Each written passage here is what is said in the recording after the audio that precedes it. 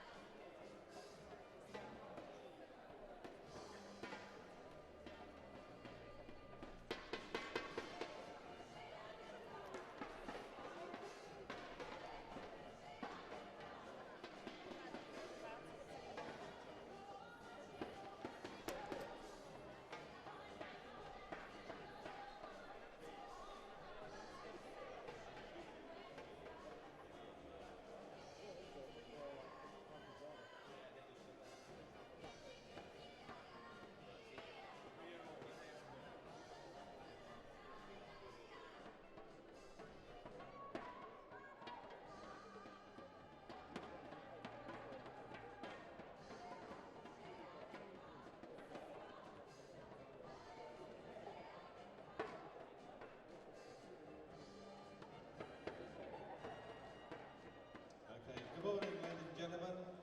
First 2 matches on this morning will be the women's doubles semi-finals. If we can first of all welcome the umpires, service judges and court officials. First of all on to court 2. And we have umpire Martin Davis and service judge Ian Johnston.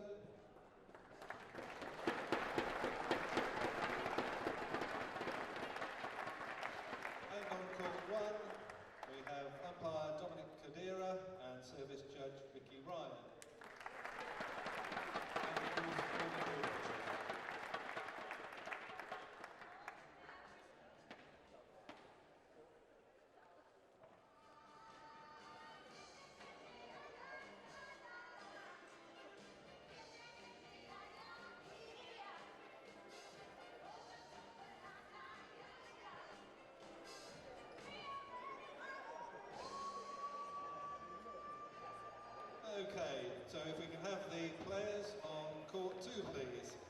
Abigail Holden, Elizabeth Tolman, Jenny Moore and Vicky Williams. Give them a round of applause.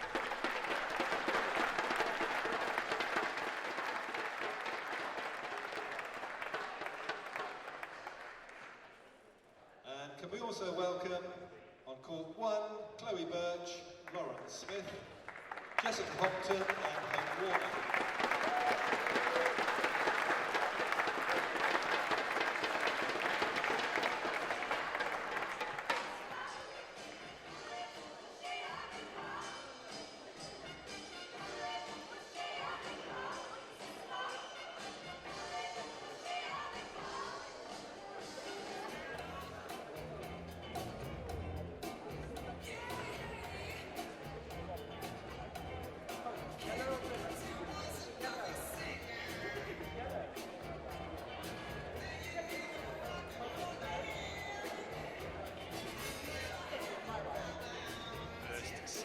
National title.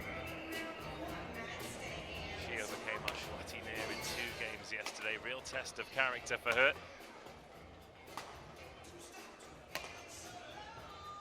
Then it'll be the mixed doubles final. Max Flynn and Fitang Liu against Tom Wolfenden and Jenny Moore.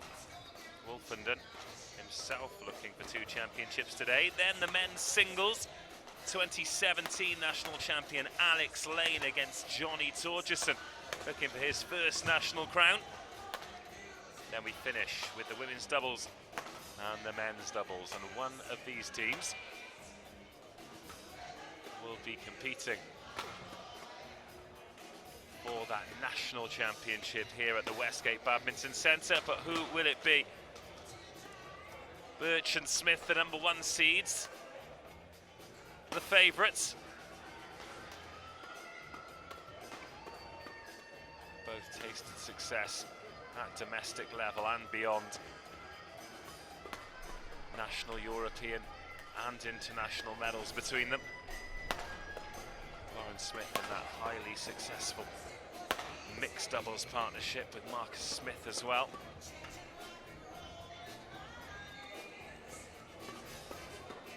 But this match #1 of the day, Birch and Smith in the red jerseys, black shorts, Hopton and Warner all in black.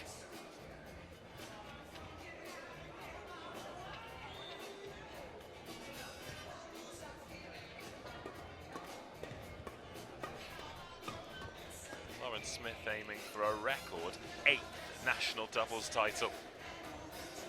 That'll put her level with Gillian Gowers. She's not lost at the Nationals since 2012. She won the mixed doubles in 2018 with Marcus, and she's got 5 Commonwealth medals. It's quite astonishing record, really.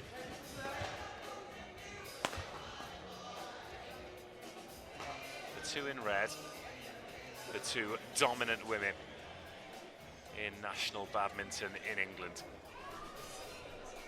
Final preparations then ahead of the first match of the day, the first live match of the day. Chloe Birch and Lauren Smith against Jessica Hopton and Hope Warner for a place in the women's doubles final.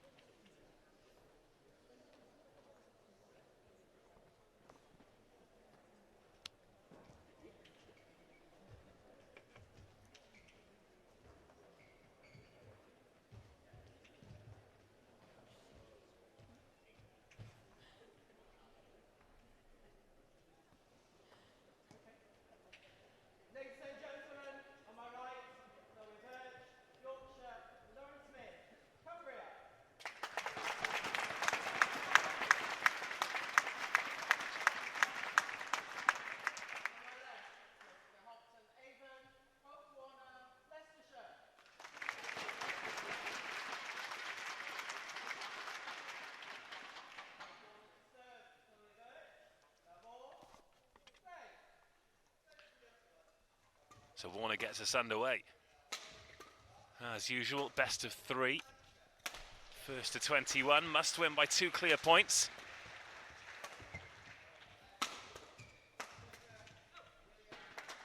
And Chloe Birch picks up the first point.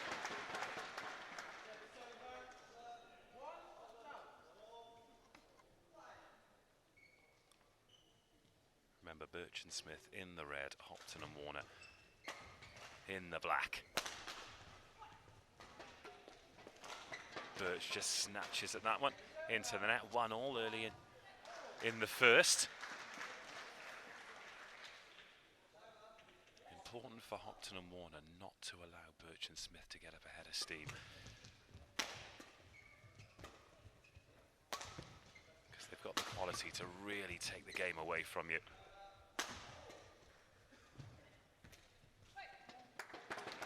Warner thought she saw a gap there, but Smith was all over it. Couldn't execute the shot either. Very difficult angle over the net. Birch Smith 2, Hopton Warner 1.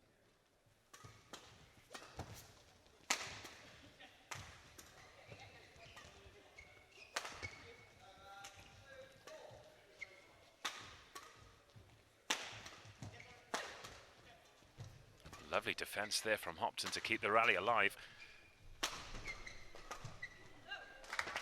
But Smith just targeting Warner to open up a 3-1 lead.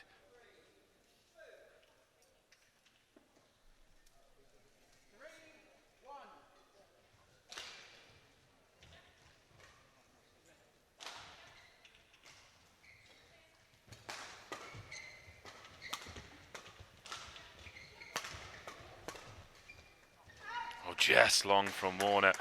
It was the right shot. There was space in behind Chloe Birch.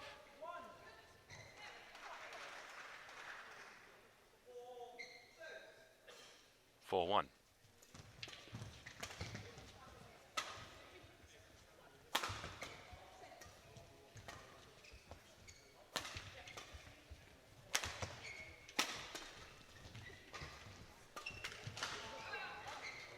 Oh, unlucky Warner.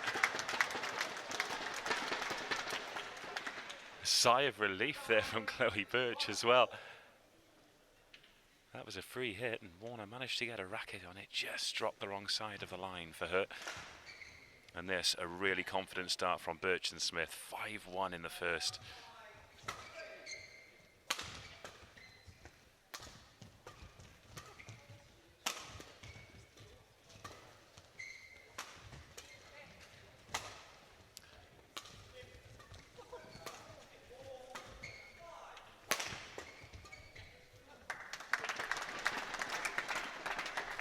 Little apology there from Jess Hopton.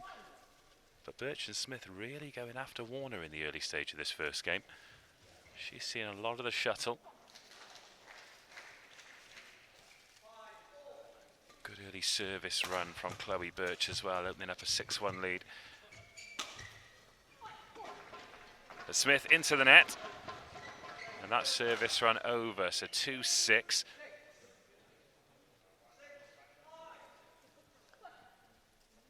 I hope Warner serve into Birch.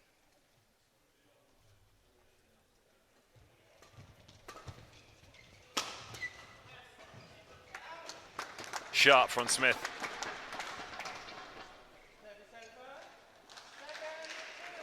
Again in that rally, most of the action going to Warner, 7-2.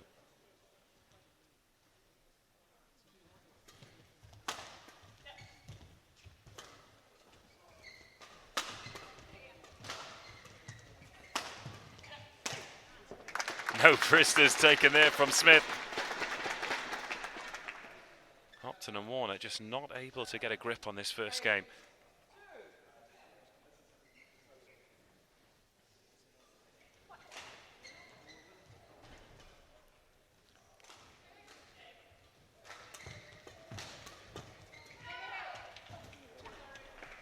Hopton hits a lovely winner. It's a little bit better from the pair in black over on court number 2. Holden and Tolman 6-8 down to Moore and Williams in the first. Much closer affair over there.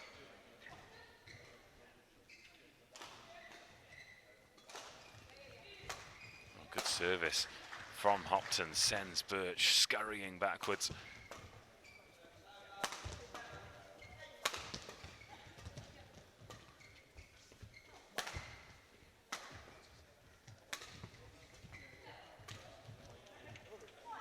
Oh, that one drops in.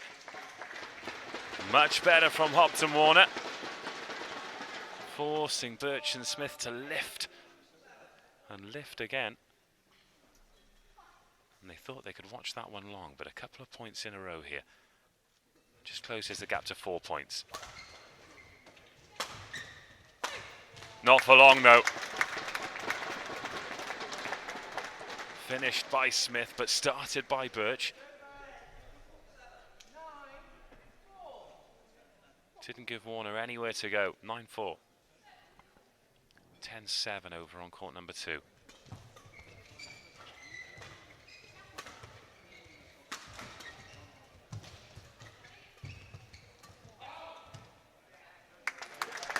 Lovely drop shot by Smith.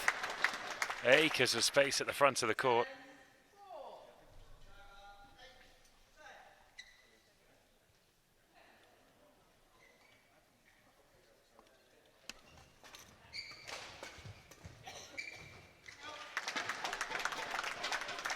Again, Warner perhaps guilty of trying a little bit hard to force the angle. That one drops wide, so we go to the first interval. Birch and Smith leading Hopton and Warner 11 points to 4. Over on court number 2, they've reached the interval as well. Moore and Williams 11.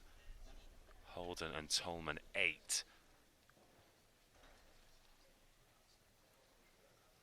So theoretically, they'll have a little bit of recovery time before the final, because that's the 4th on. The first final scheduled for a 12:30 start, but Chloe Birch will be in that final, so she's going to have a very busy day indeed. Provided they get through this one, it'll be 3 competitive matches for her today.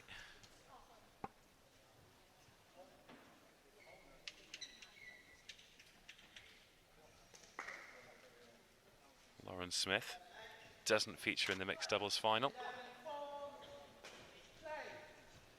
So we will have a new champion over in that competition.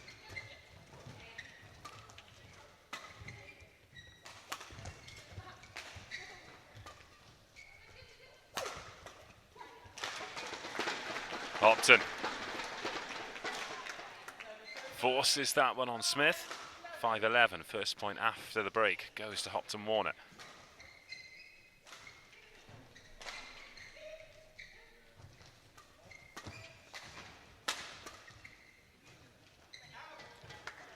Again, that power off the right hand of Smith, just a little bit too hot for Hopton. Felt as though she had time there, but perhaps too many unforced errors. But they know every shot has to be executed well, otherwise it'll be punished.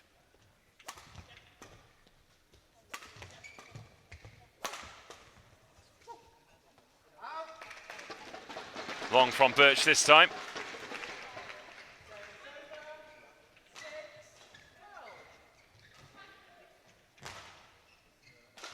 Better from Hopton Warner. Slowly closing that gap. You feel as though they might just run out of points in this first game. Oh, especially with shots like that. Beautiful from Smith. Both of the opponents in the left-hand side of the court, so she finds space at the right. 13-6.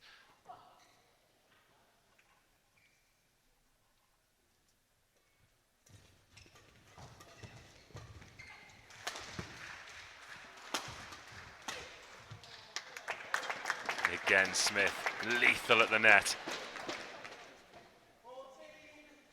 Not taking any chances, not missing any opportunities.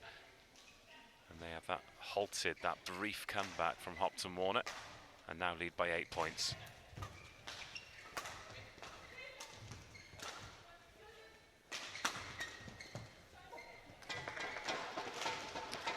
Much tighter over on court number 2. It's 11 apiece in the first game there. These two games going along at around about the same speed. 21 points, 23 points respectively.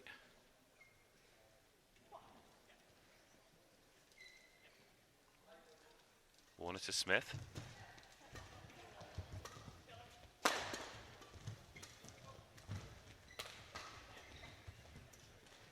Oh, lovely touch from Warner. The crowd like that. Perhaps the first time in game number 1 where they've really caught their opponents flat-footed. 8-14.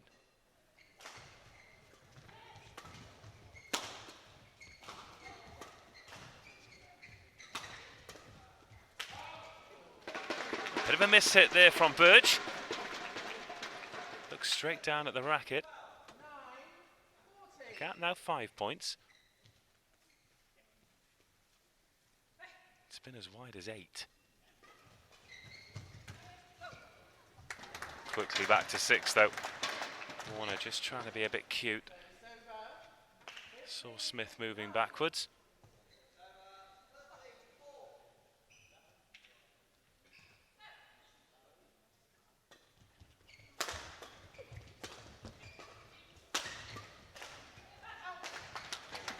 Again wide from Hopton. Moving into the second game as this first game seems like it's slipping away from them. That's something that Warner and Hopton are going to have to do if they're going to get a chance of getting back into this. They've hit too many shuttles wide.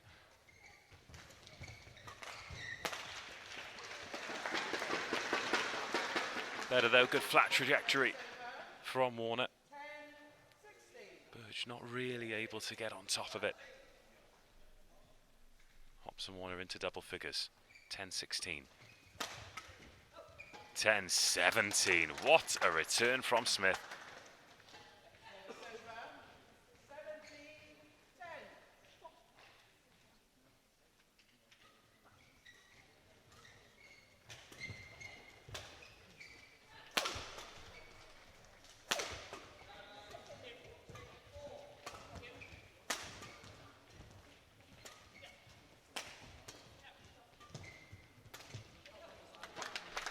In there, a little hop of frustration.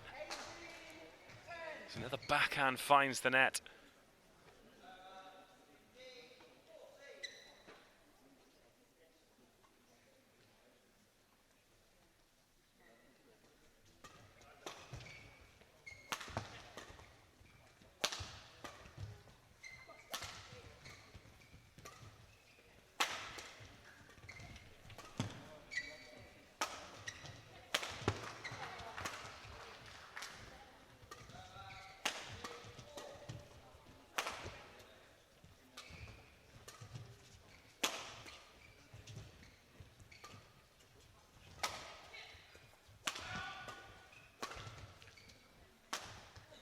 This the rally of the match so far.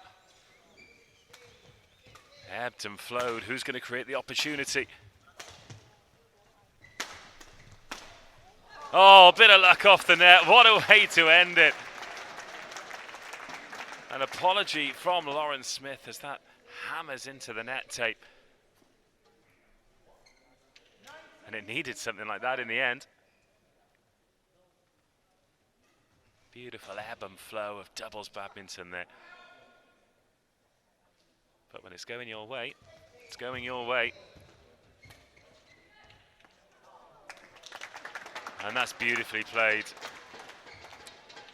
Lovely way to bring up game point. Very precise, 20 points to 10. And bags of opportunity here to take a one-game lead. And a step closer to the final, but they don't need long. Smith takes the bodyline tacked on. Hopton, sorry. And the number one seeds, the defending champions, take a one-game lead, 21 points to 10. It's convincing from them. Over on court number 2, it is 19-16 to Moore and Williams, the number 2 seeds. And we'll be back shortly with game number 2.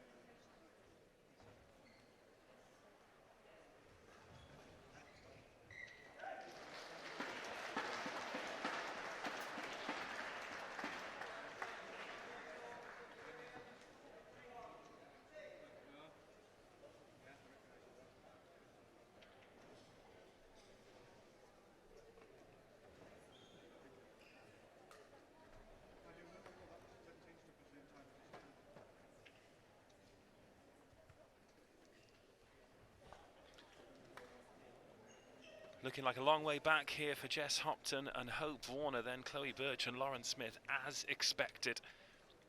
Clinical quality from the defending champions. Moore and Williams have gone one up over Holden and Tolman on court number 2, 17-21. They are victorious over there, so it's looking like a very real possibility of a repeat of last year's final. Smith and Birch will be looking to get this one over and done with very quickly as we have the first service error of the match. Smith just leaves that one short. Well watched by Hopton. When you think it's short, it's always a gamble because you've got no time to respond. But the pair make up for that service error with a great return, pinpoint. But yes, Chloe Birch in particular will want this one over and done with quickly, and that's not going to help. 2 serves, 2 service errors from Smith and Birch.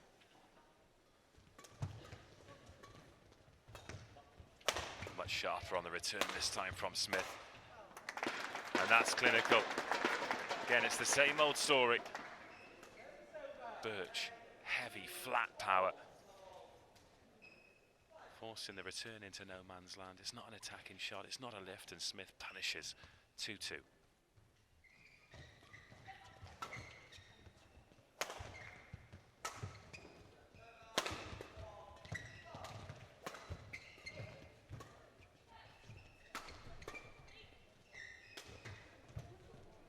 Oh, again, beautiful shot. Big gap left by Warner at the back of the court. Hopton couldn't get there. And Birch and Smith lead for the first time in the second game, 3-2, and by 1 game to 0.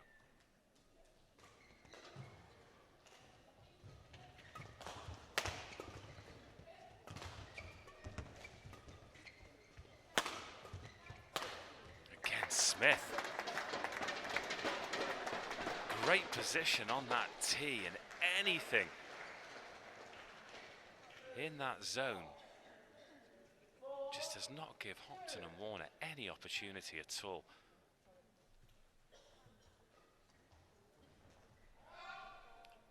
And there have been a few similar chances on the other side of the net that Hopton and Warner haven't been able to take advantage of.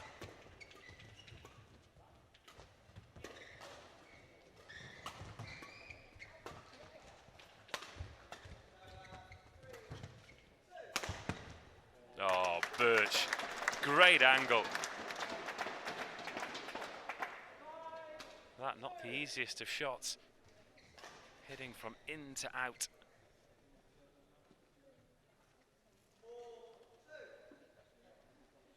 (5-2) in game 2. Both of Hopton and Warner's points coming from service errors. Smith and Birch with 1 apiece.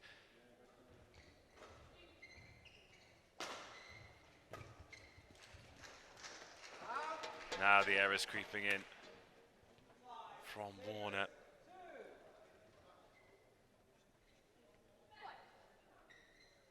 Can't afford any free points against the #1 seeds. Now Hopton needs to keep an eye on Hope Warner here. Just goes off over to offer a hand of support. Can't let her head drop.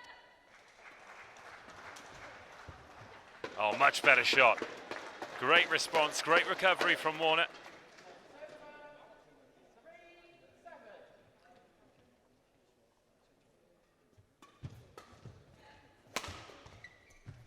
And better defense as well, forcing the mistake from Smith.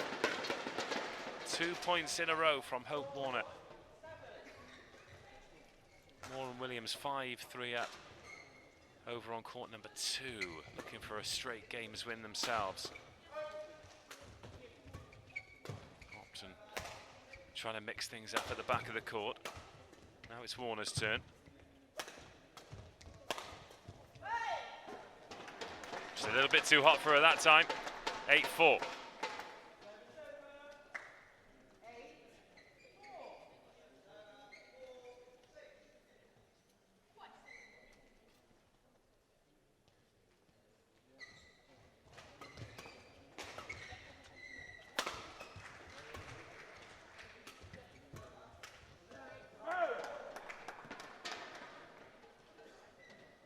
just reaching for that one.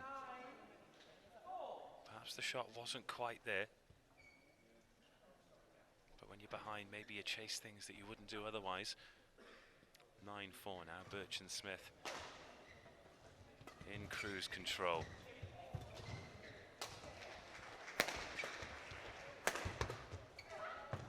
Oh, Smith missing it that time. Very well done from Birch. Now, can they make it count? Yes, they can. And Hopton frustrated with that one. There's a smile on her face, but it's definitely a wry one.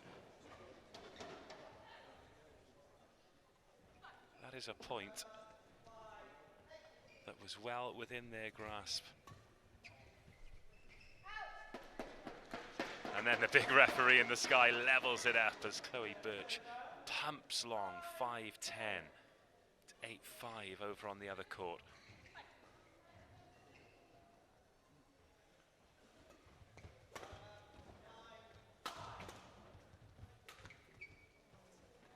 That's 2 in a row into the net now to take us into the interval. It's Birch and Smith in charge again. They lead Hopton and Warner 11 points to 5.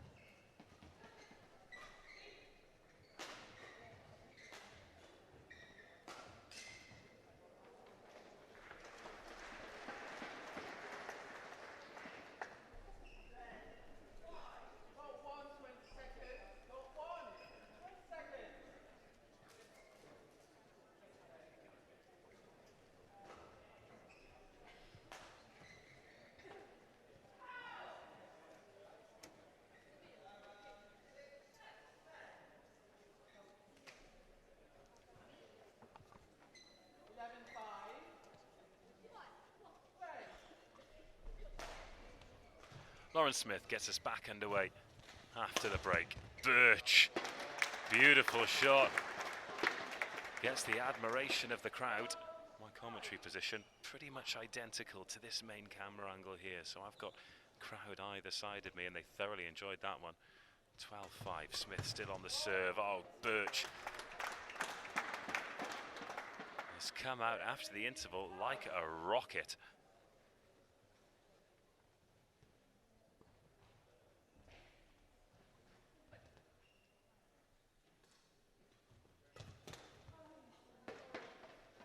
Smith onto that one a bit quickly.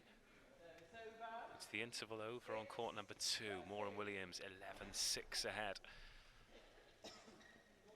Getting ever closer to another final berth.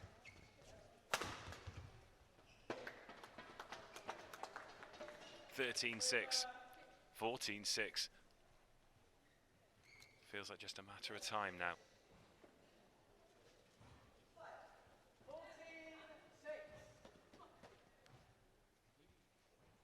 Birch to Warner.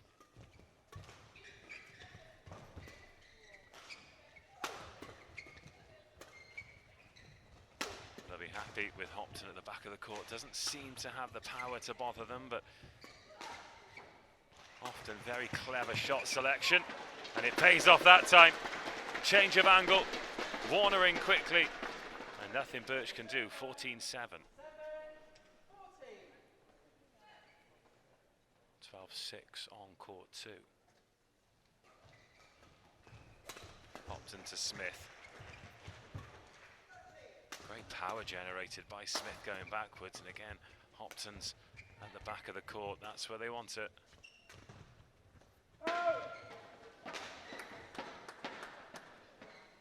And Warner so frustrated that she keeps missing. Gestures to her coach exactly how close it was. Just takes a second to reset herself here. Hopton to receive from Smith. 15-7, another service error. Well watched by Jess Hopton. Well watched indeed.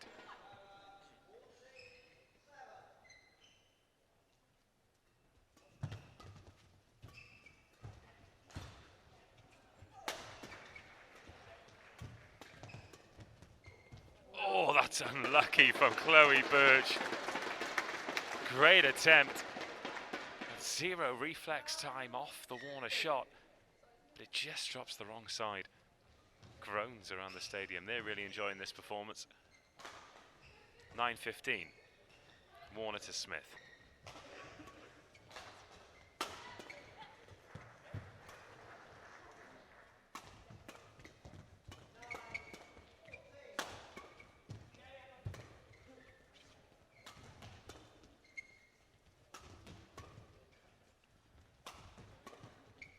Birch just happy to lift Hopton to the back of the court.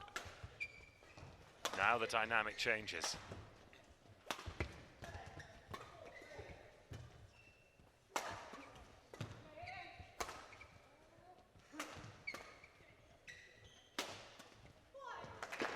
Nicely done by Warner at the back of the court. Important they stay in the rallies. Perhaps in other rallies they'd have been guilty of trying to force the issue a bit sooner, but not that time. 10:15. Moore and Williams still leading over on court number 2, 14-11.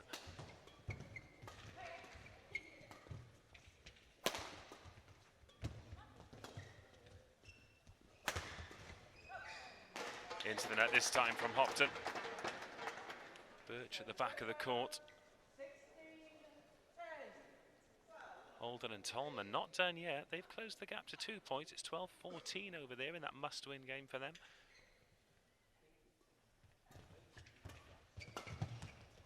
Warner trying to sell Birch with the eyes there.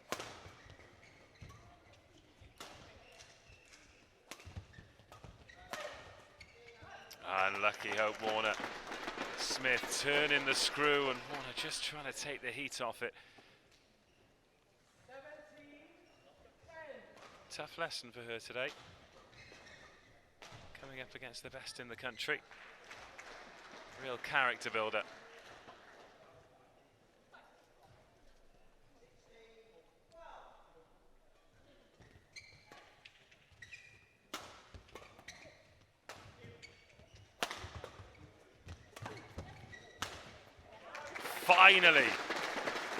Finally, Hopton finds the floor.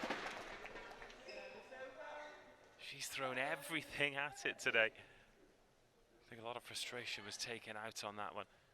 Lauren Smith did well just to keep the shuttle alive.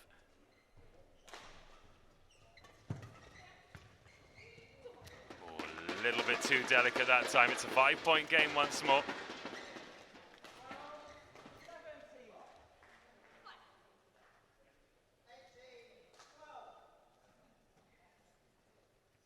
Sooner had Holden and Tolman mounted somewhat of a comeback on court number 2 that Moore and Williams have taken control again. They're 18-12 up, as are Smith and Birch now.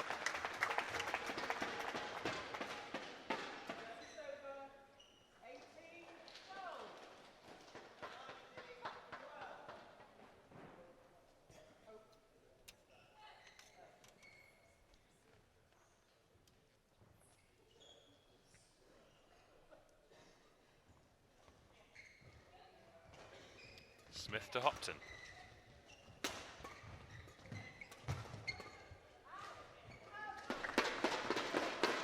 (13-18).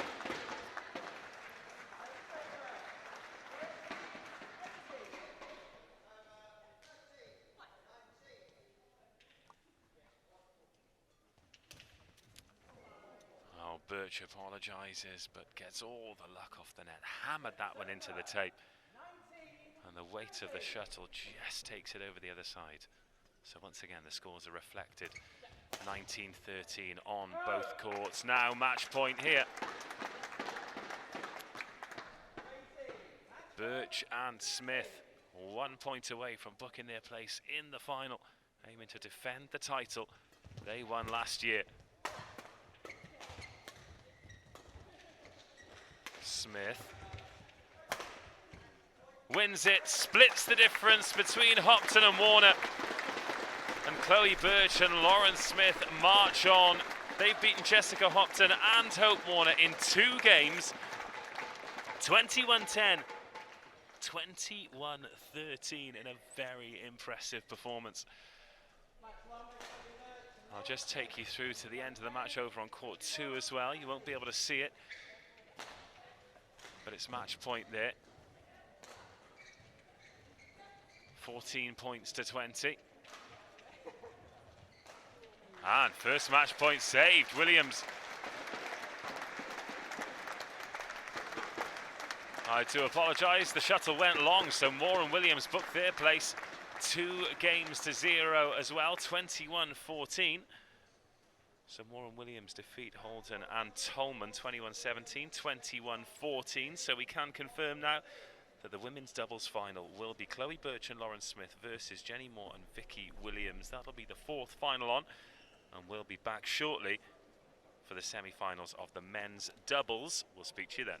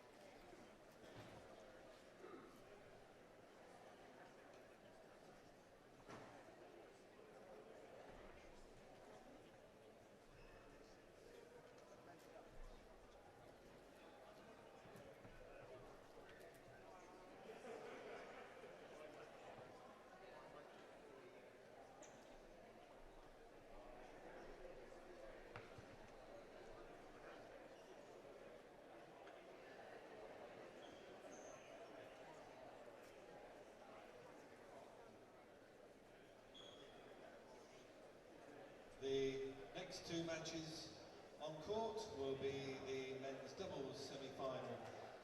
So we can welcome the umpires, service judges and court officials. On court 2, the umpire will be Paul Buffon and the service judge Sushil Rapatoir, if we could welcome on court. And on court 1, the umpire will be Nick Reed and the service judge Simon Dart.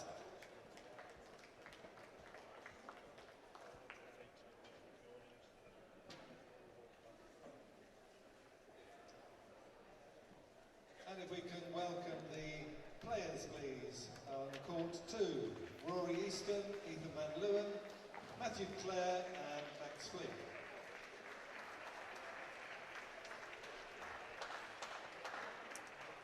And on court 1, Zach Russ, Stephen Stallwood, Greg Mayers and Tom Wolfenden.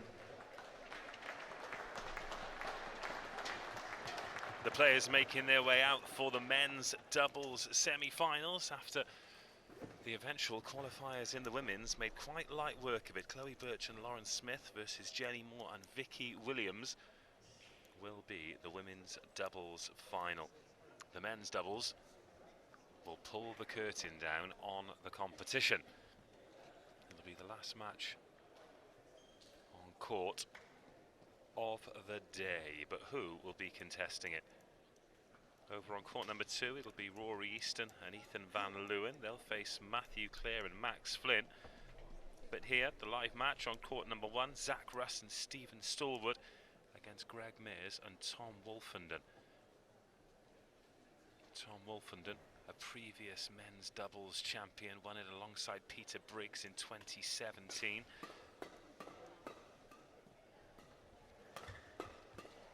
Matthew Clare has been a champion as well in 2018. He partnered Michael Rowe and they were victorious. He goes alongside Max Flynn on court number 2.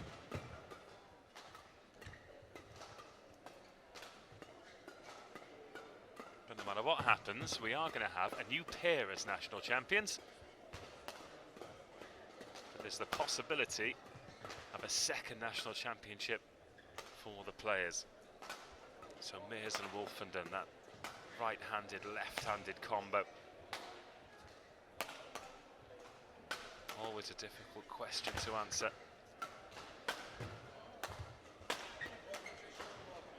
Well, after this live match, there'll be a short break in proceedings and the finals will begin at 12:30. At least that's the schedule. It starts with the women's singles. 3-time champion Chloe Birch going against Freya Redfern. Then it's mixed doubles. Max Flynn and Fiteng Liu against Tom Wolfenden and Jenny Moore. The two of them aiming for 2 national championship golds. Wolfenden in this semi-final. Jenny Moore already booked her place in the women's doubles final alongside Vicky Williams. Then the men's singles final, Johnny Torgerson aiming for his first national championship against Alex Lane, the 2017 champion.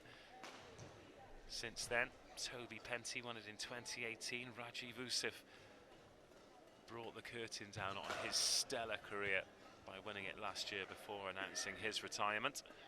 An incredible record for Raj Usif. Won his first national championship in 2008, then 9, 10, 11, 12, 13, 14, 16 and 19. Quite staggering, really.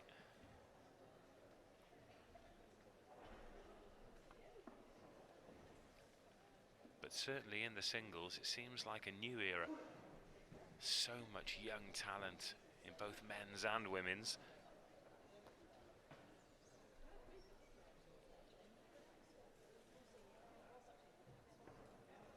So Zach Russ and Stephen Stallwood in the white jerseys, black shorts, Greg Mears and Tom Wolfenden, all in black.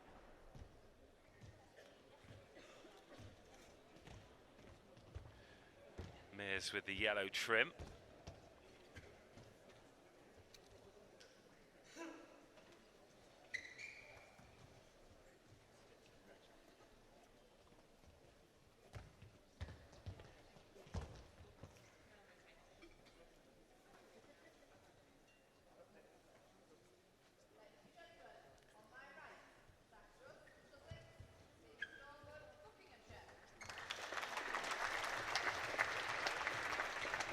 Men's doubles semi-final time, Wolfenden and Mears against Russ and Stallwood. Big opportunity.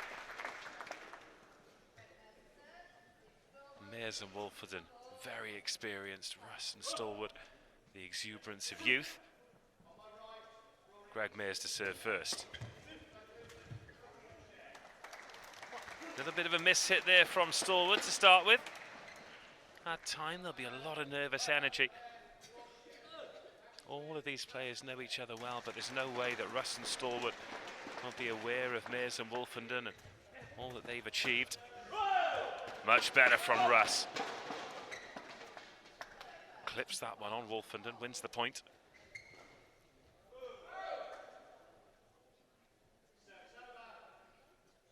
And Russ and Stallwood as well.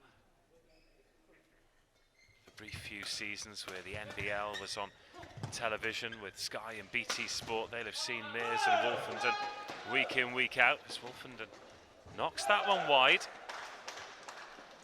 But Russ and Stallwood seated above their more senior counterparts over the other side of the net. So really we'll see this as an opportunity. Maybe a changing of the guard in terms of the national hierarchy. But a little service error there makes it 2 apiece. Easton and Van Leeuwen 2-1 up in the early stages over on court number 2. Mears backcourt left-handed. Wolfenden makes it stick.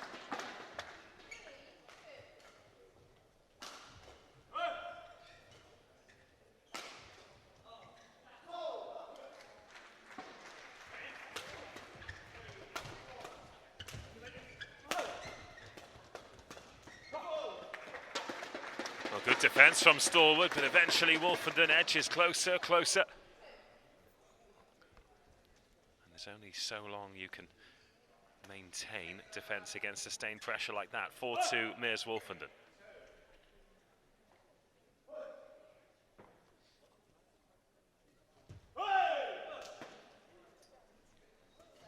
Russ very pleased about Wolfenden putting that one into the net. 3-4.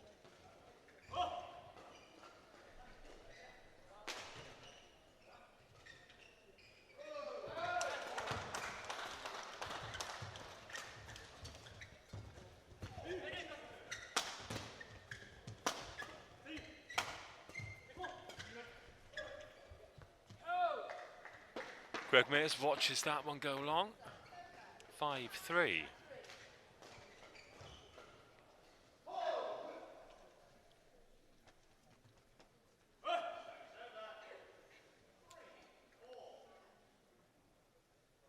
Missed a serve.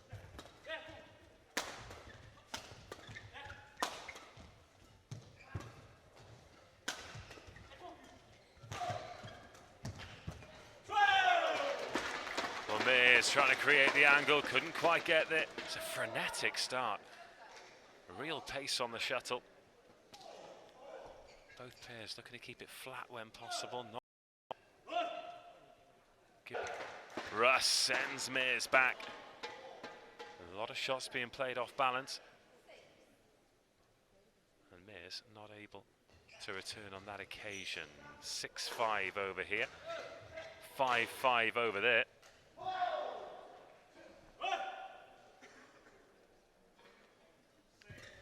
Mears on the reception. Hot from Russ on Wolfenden. That was what we were talking about with regards to keeping the shuttle flat. Any extra height, no surprise to see it punished. Mistake-free badminton, a must at this level. Oh, full-length dive from Mears. Now, can he make it worth it by winning the point? Oh, not this time. Oh, and a steer through the net from Russ, you know. Is it getting a bit tasty out there?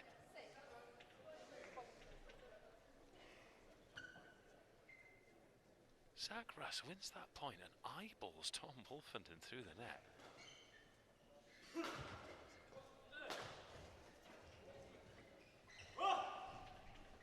7-6.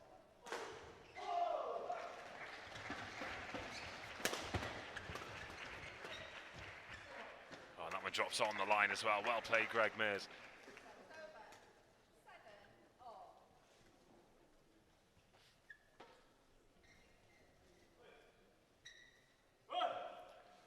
Seven here. Clare and Flynn.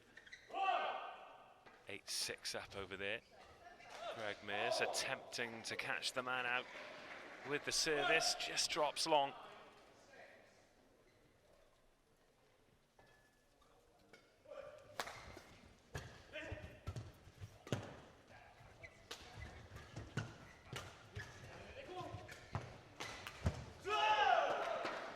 Mistake this time from Wolfenden.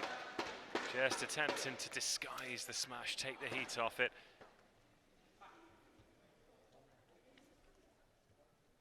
Now Russ and Stallwood 9-7 to the good. To that good start, Mears and Wolfenden had the lead in the early stages.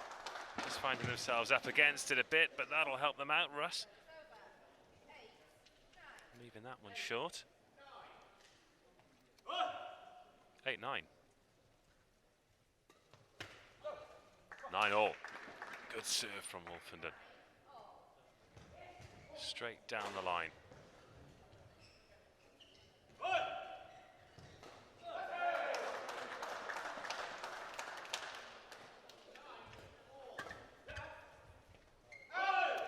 And then Stallwood watches that one drift wide. Two really good semi-finals here. 10-9 here, 9-all over on court number 2.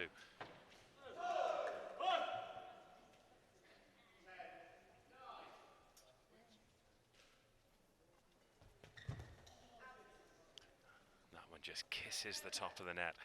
It's another service error. They're frustrating, but high risk, high reward in the service game.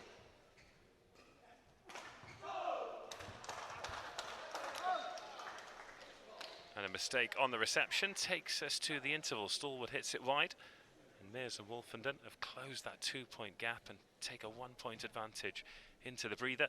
They lead 11 points to 10. Over on court number 2, Easton and Van Leeuwen lead Clare and Flynn by 11 points to 9.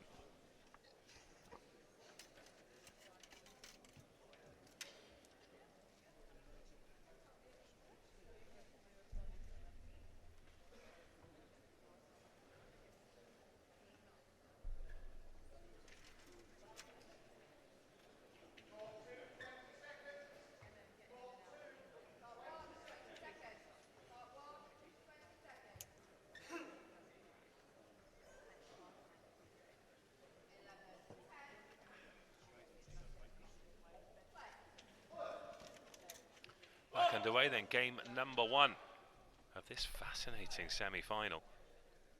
Mears to serve.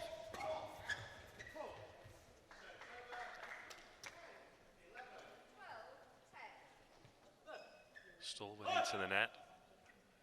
And this one ebbs and flows. No one's really been able to grab this one by the scruff of the neck.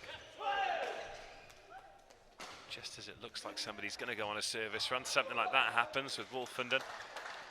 Putting it into the net. He's got a really long wingspan, Tom Wolfenden.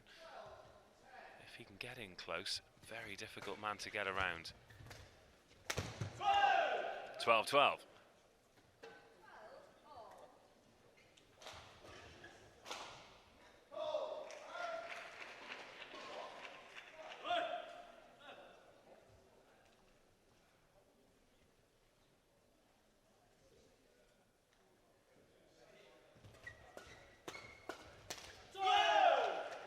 Wolfenden finding the net. That's twice since the break. And 10-12 becomes 13-12.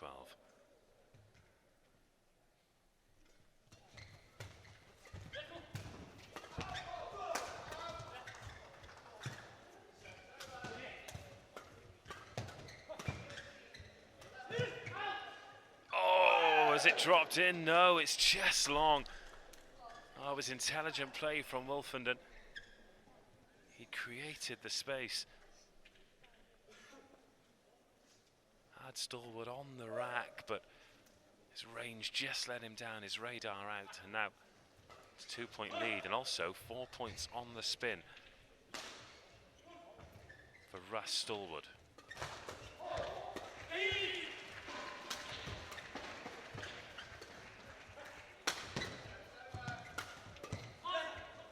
Slightly mistimed jump there, but the shuttle's still alive. Now it's a frenetic rally.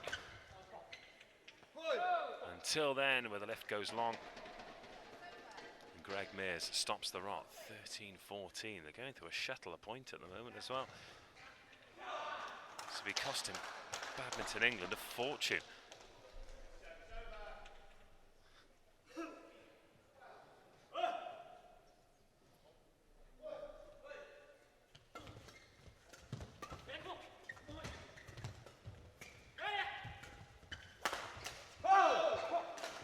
All, here we go.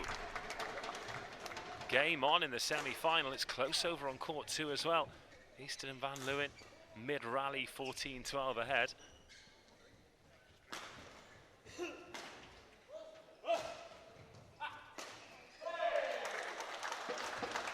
Wolfenden with the service. Oh, lovely shot. Splits the 2 from Stallwood. Timed the jump correctly this time.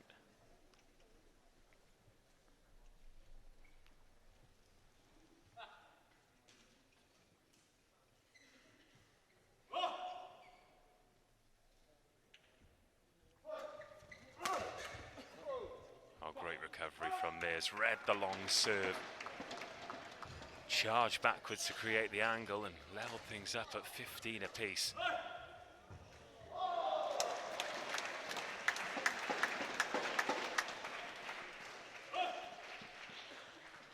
Mears to serve.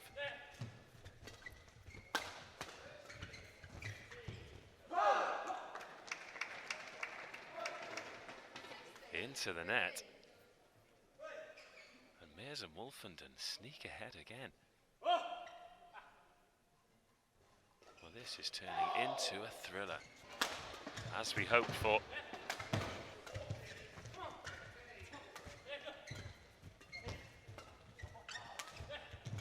Well, Mears persistent with the drop shot, then puts some power on it, changes the pace. Smart play from Greg Mears. Now it's a 2-point lead, and Russ and Stallwood with some work to do here. Mears and Wolfenden 4 points away. Easton and Van Leeuwen 15-14 to the good over on court number 2. This an incredibly important point. And it goes to Mears and Wolfenden. Zach Russ into the net. Obviously Greg Mears got the budget in mind, sticks with the shuttle for 1 more point.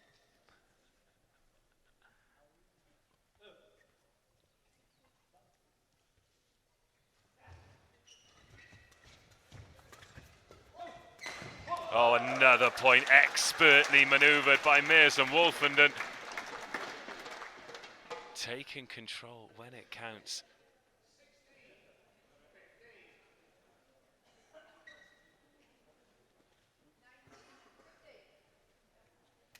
Oh, maybe a little bit of mind games here.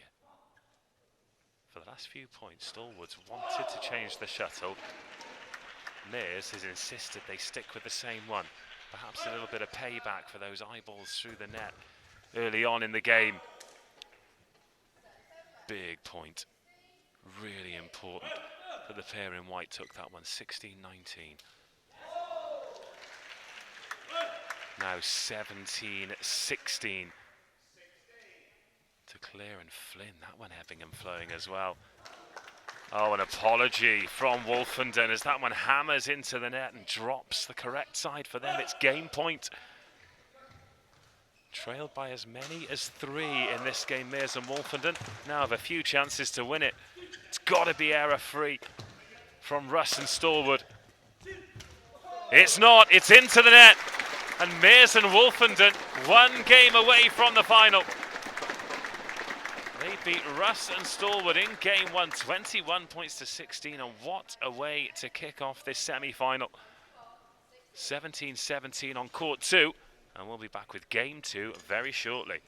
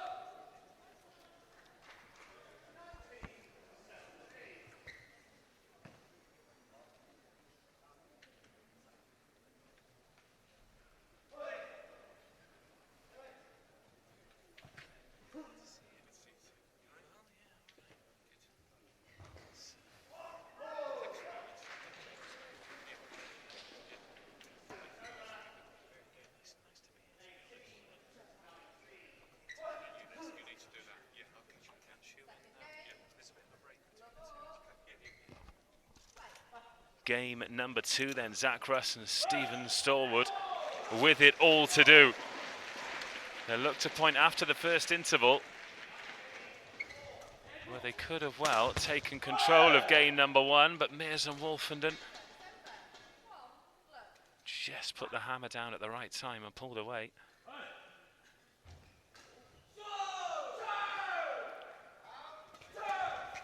We're entering the latter stages of game number 1 over on court number 2. As Wolfenden drops it short again. Mears at the back of the court. Russ and Stallwood having to defend, but Wolfenden taking no prisoners. Easton and Van Leeuwen with game point at 20-19 over on court 2. And they get it. So Easton and Van Leeuwen beat Clare and Flynn 21-19 to take a 1-game lead.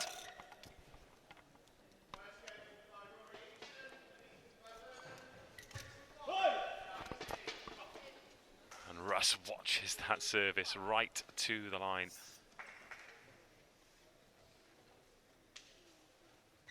Oh, and it's given as an ace by the umpire.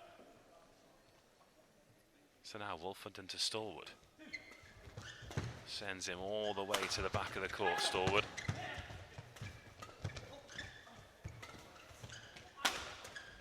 Oh, Mears again, great power off the left hand.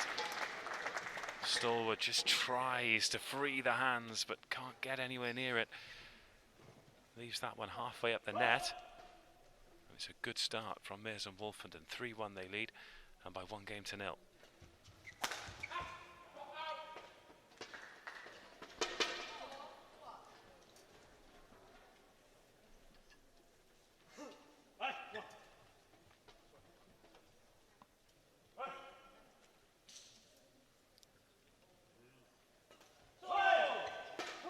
Well, no doubt about it that time. Heavy into the net from Wolfenden. And he stands to receive from Stallwood. 2-4.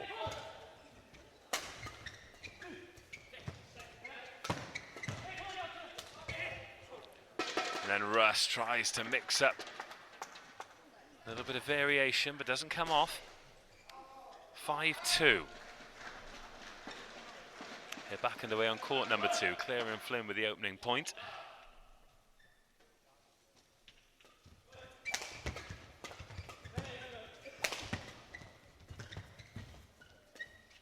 A lovely touch there from Wolfenden, but Stallwood now attempting to be in the ascendancy as Russ pumps it long, and the game just deserting them at the moment, the young pair.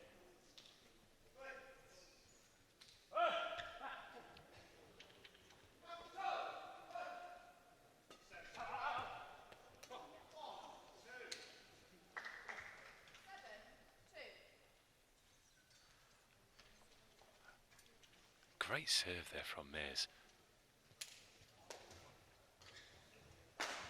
The call was to leave it, but drops it in. If you can win a few of those free points. Oh, and a miss hit from Stallwood, and he can't believe it. Just look at that reaction. Important now that Zach Russ just catches hold of his partner, because if one of the players' heads drop, it's a very difficult game to get back into psychologically. Oh, this is wonderful defence from Mears. And he makes it stick because Russ punches it wide. But that was all about Mears finding a way to stay in the rally, and now it's 9-2. And this one slipping away from Zach Russ and Stephen Stallwood. There's to be some comeback from here. It's a 7-point lead. Mears and Wolfenden flying. 10-2. And the men in white just have no answer at the moment. 3-3 over on court number 2. Much closer affair over there.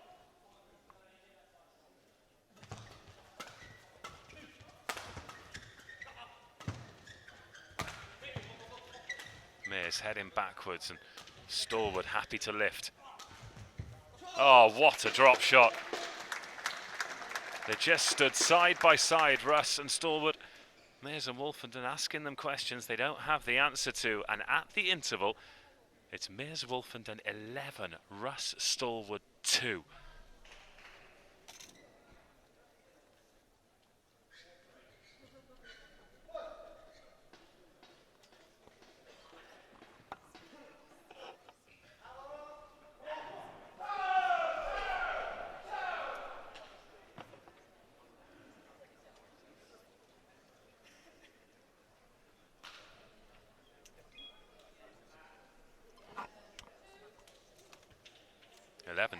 Greg Mears to serve to Zach Russ.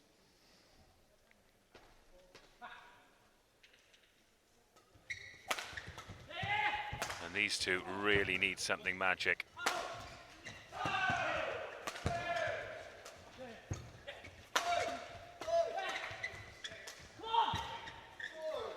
Well disguised that time by Wolfenden.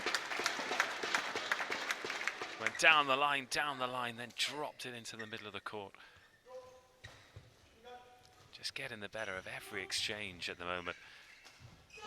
Easton and Van Leeuwen leading 6-3 over Clare and Flynn in the second semi-final as Russ hits the net again.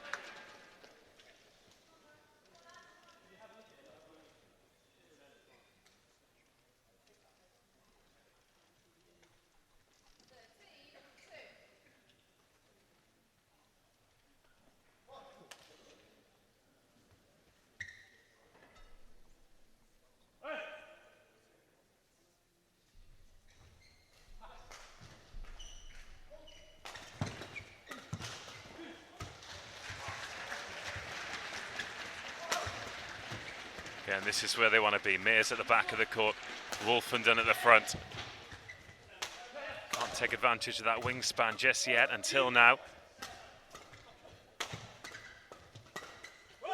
Better from Stallwood.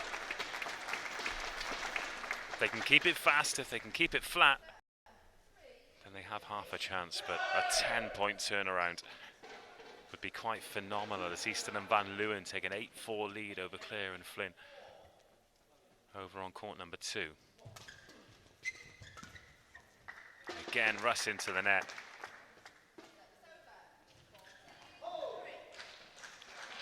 They keep highlighting the mistakes that Russ and Stallwood keep making, but it's relentless pressure from Mears and Wolfenden. They're hardly making any mistakes.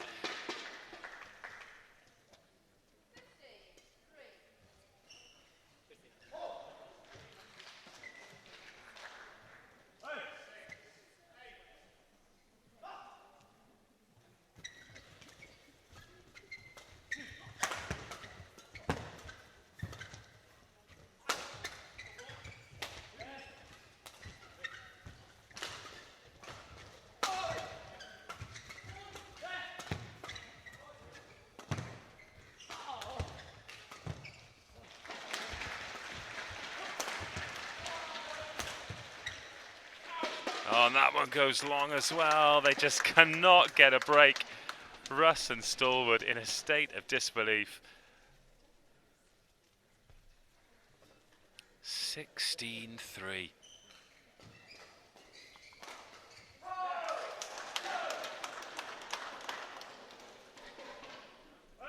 So Wolfenden to Stallwood. Very much feels like we're going through the motions towards the end of this one. Finally a mistake from Wolfenden. So that one drops long, 4-16. 9-7 to Easton and Van Leeuwen. 10-7 as one goes into the net. And we're back underway here. Mears back court to Stallwood.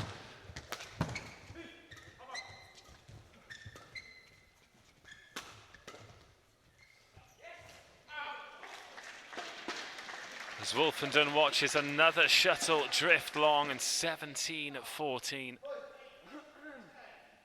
And Russ and Stallwood are going to have to wait at least another year.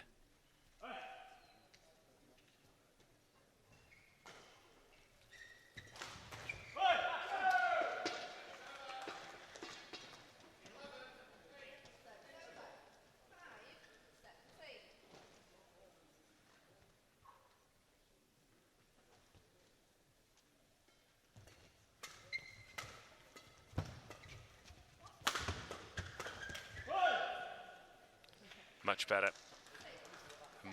better from Stallwood. Perhaps too little too late. But glimpses of what we saw from them in the first game where we thought it would be a lot more competitive than it has been.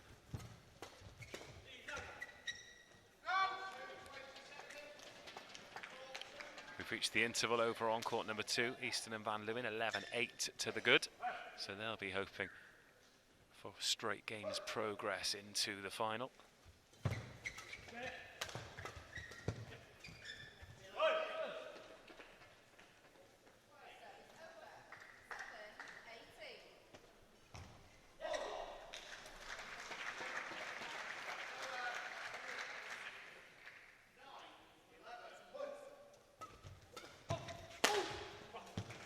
Wolfenden unleashes not just the power but the angle as well. 19-7.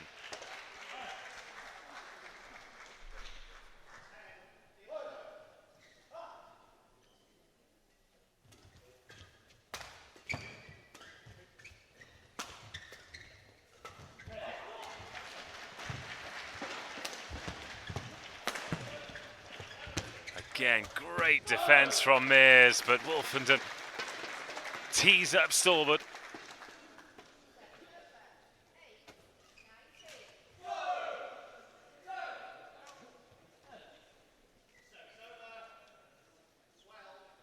Russ to Wolfenden.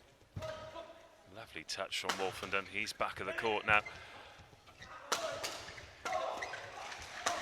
Oh, and Mears finishes the job to bring up match point for a place in the final. It's a bit closer over on court 2. 12-12 as Clare and Flynn look to find a way back.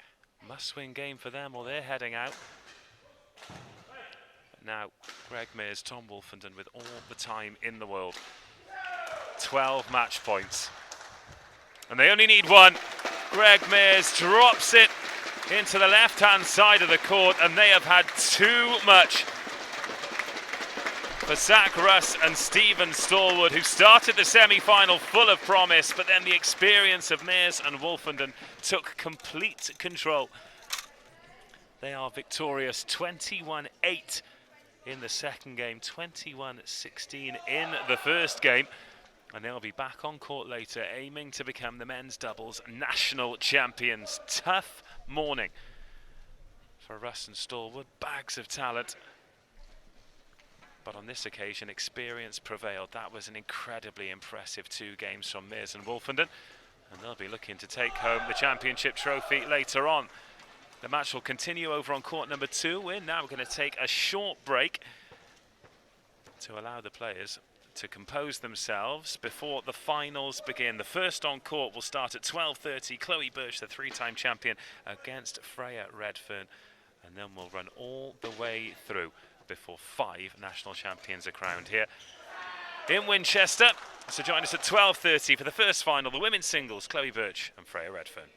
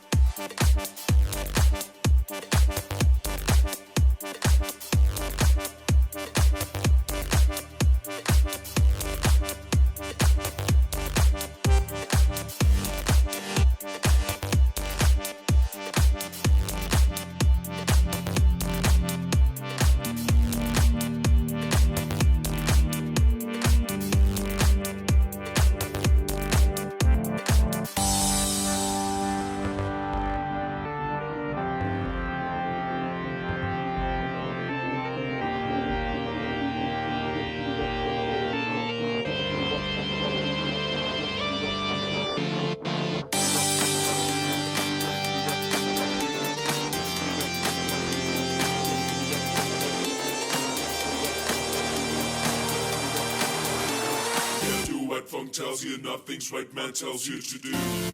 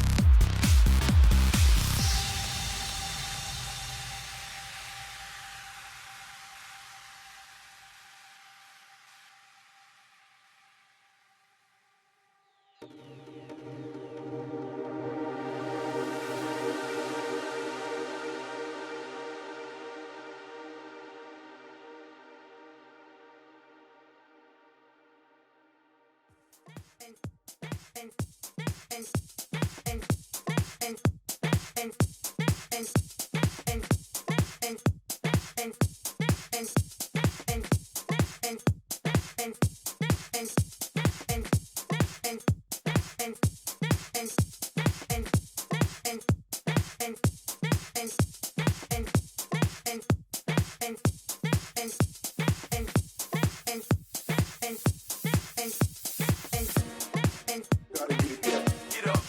Gotta get it there. Gotta get it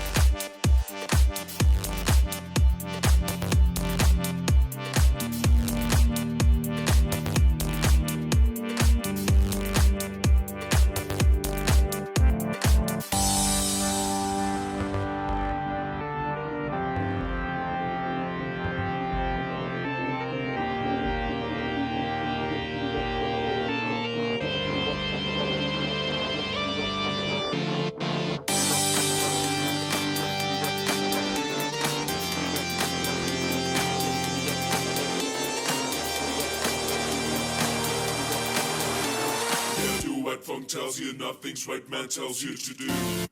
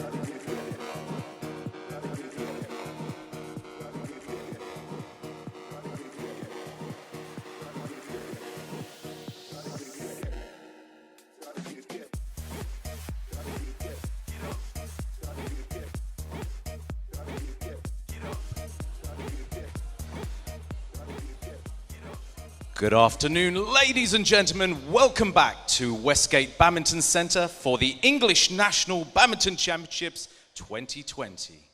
These championships are brought to you by Hampshire Badminton County Association with the support of Badminton England and with the kind sponsorship of Yonex UK, Cartridge Express, Southampton Solent University and Winchester Wellness.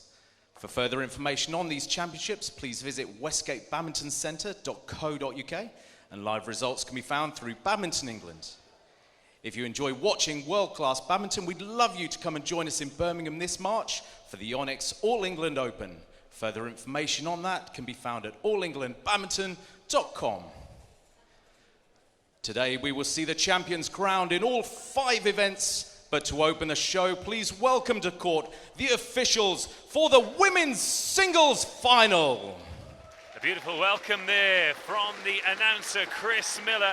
They're led to court by umpire Vicky Ryan, service judge Paul Buffum and the team of line judges. From Winchester, 5 champions will be crowned and history could well be made. The first match will be the women's singles final. Chloe Birch versus Freya Redfern. Chloe Birch looking for her 4th national championship title in a row.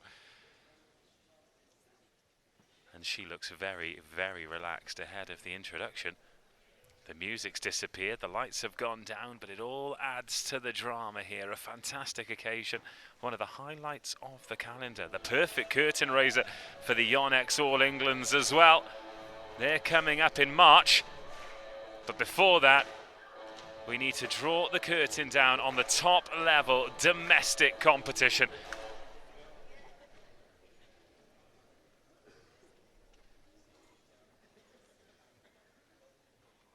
And now please welcome our #1 seed from Yorkshire, Chloe Birch. The second game of the day for Chloe Birch in what is an incredibly busy, but ultimately she hopes successful campaign. Already a women's doubles semi-final winner today. She'll have the final later on, but she's the #1 seed. She's the defending champion and she's looking to become just the 4th English player to win 4 national titles in a row. Standing in her way, Freya Redfern, incredibly impressive in her semi-final victory yesterday against Ashwati Nair. Took a little while to get warmed up, but eventually won that in 2 games, 21-17, 21-17. Just 19 years of age, previous national junior champion, looking for her first national senior championship. And what a place to do it, and what an opponent to do it against. She got away with a few mistakes yesterday, did Redfern, but Birch will not give her any room for manoeuvre whatsoever. This is the first of 5 live finals. The women's singles, Freya Redfern of Middlesex against Chloe Birch of Yorkshire.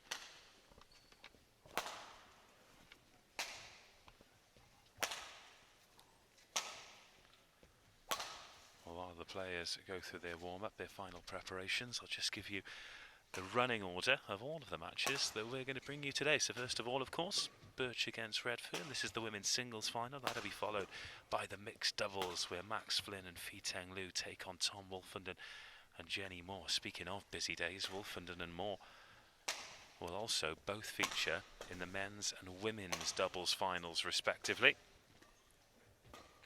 Wolfenden alongside Greg Mears and Jenny Moore alongside Vicky Williams, as both pairs came through their respective semi-finals earlier on.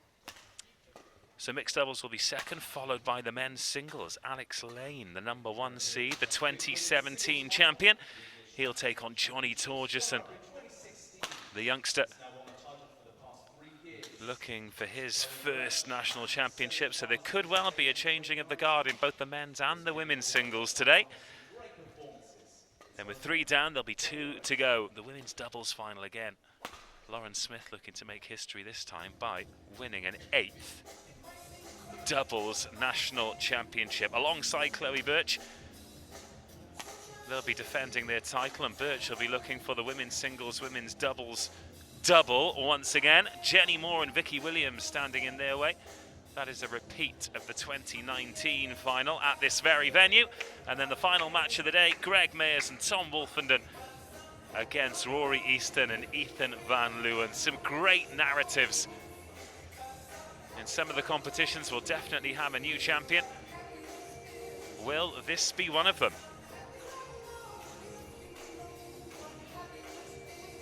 After the matches finish, we'll be looking to get live reaction from the winners as well. So do stick with us, and thank you very much for joining us wherever you're watching. This is the Badminton England National Championship Finals. The first match, the women's singles final, Chloe Birch in the black top, white skirt again. Black skirt. No change to the scoring for the final. It will be best of 3. Ladies and gentlemen, on my right, Chloe Birch, Yorkshire.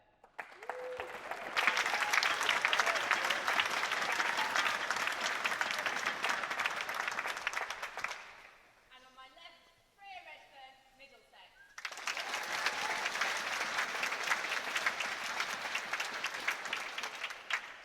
Chloe Birch to serve. Love all. Play. Birch to get us underway in search of that 4th consecutive singles nationals championship. And Redfern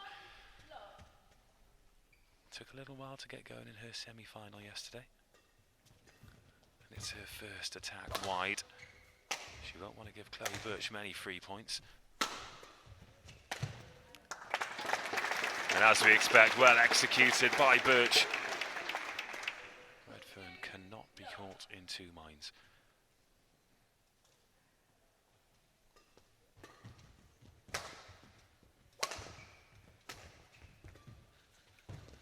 Lovely touch from Redfern, and Birch caught a little bit short on the return, so Redfern off the mark, 1-2.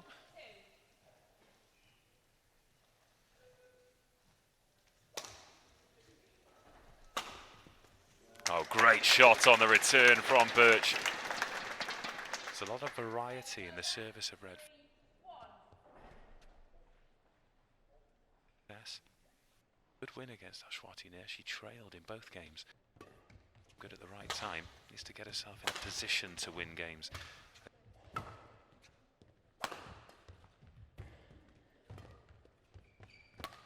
few years now.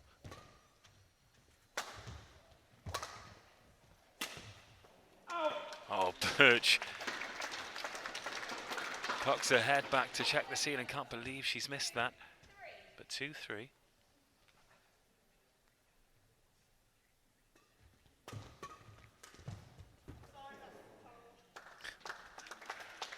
Well, that one off the frame for Chloe Birch, and a very audible apology.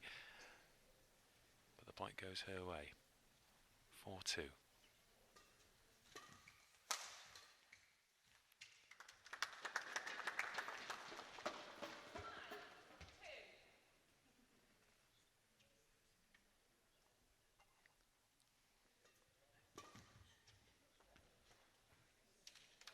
Well, that one drops in. Bit of a misjudgment from Birch. Had the opportunity to make the return,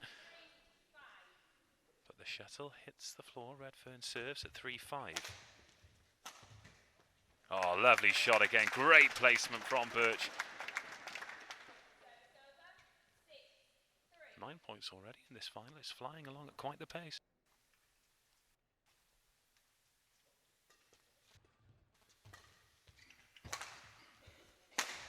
Oh, again, the power of Birch just explodes.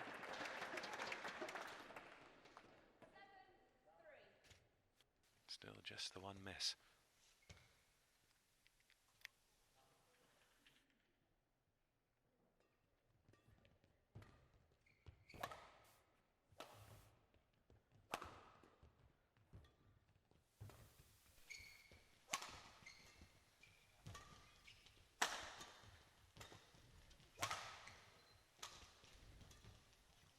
Oh, lovely shot from Redfern. Stuck in the rally that time.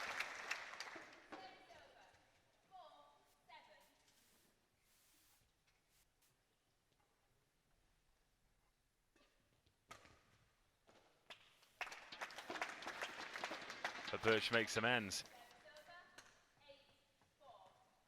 Finding the space on the court very well in the early stages of this final and has an 8-4 lead.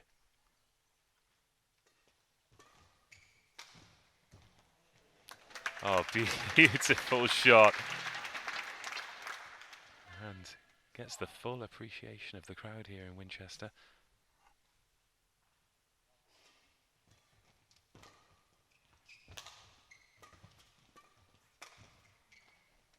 And again, just finding the space. Redfern not really able to impose herself on a lot of these rallies. Birch not giving her a chance to lift to the back of the court. And Redfern finding herself in no man's land. And 10-4 down, but this time she gets the luck off the net. Drops down on her side to make it 5-10.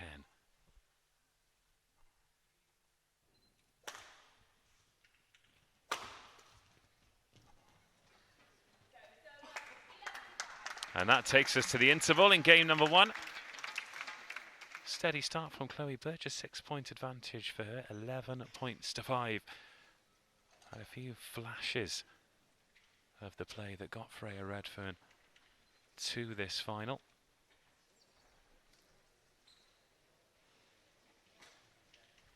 Alas, she's not really been able to get a foothold in this game at all. So at the first break, Birch 11, Redfern 5.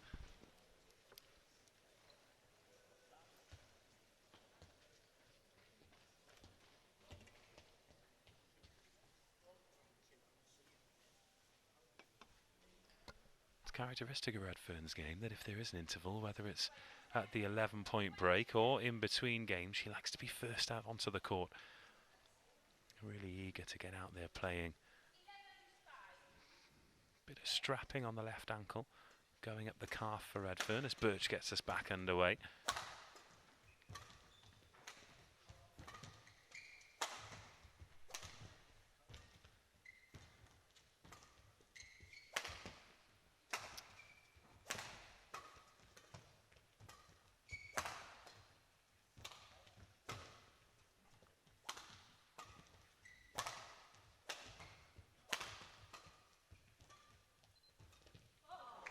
Another great rally that Redfern comes out on top of as Birch doesn't quite get the angle right. Difficult shot. Going back against the direction of the shuttle, 6-11.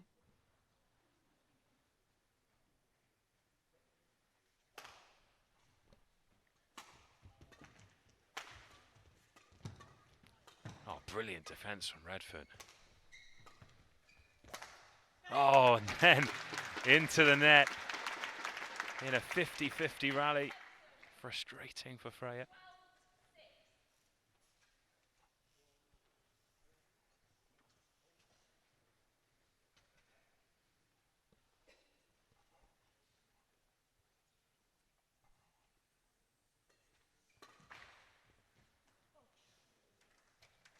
Oh, and again, Birch watches that one drop. It was well in from Redfern, so she picks up a couple of points straight after the break. Oh, a few more. Closes the gap now to 4 points. She was 6 points down at the interval.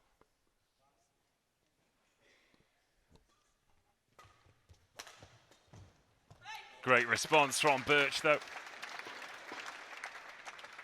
Snapping back overhead.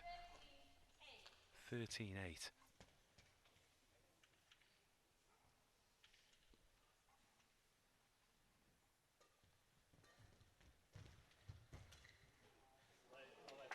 Very unlucky there from Redfern.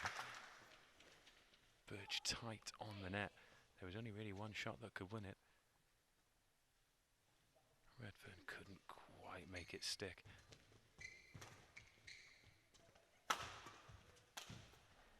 Brilliant again from Birch. Just that extra power, so Redfern can't get on top of the shuttle, can't get the lift as deep as she'd like. And then Birch is there at the net to punish the loose shot, 15-8. Too flat that time.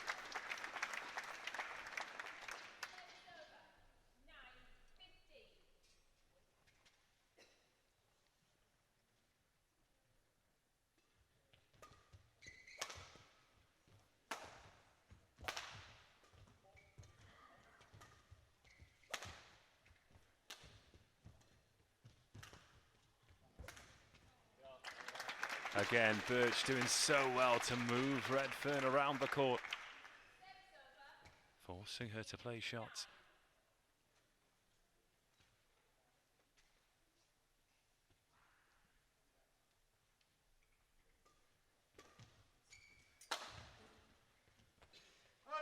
Too much on that one. Freya Redfern up to double figures then, 10-16.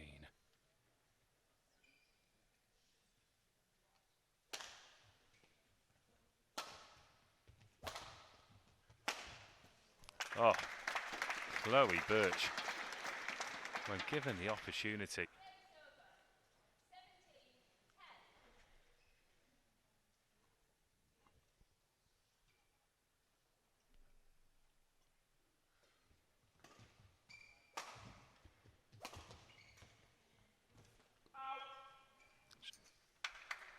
Attempt at the variety this time, 11-17.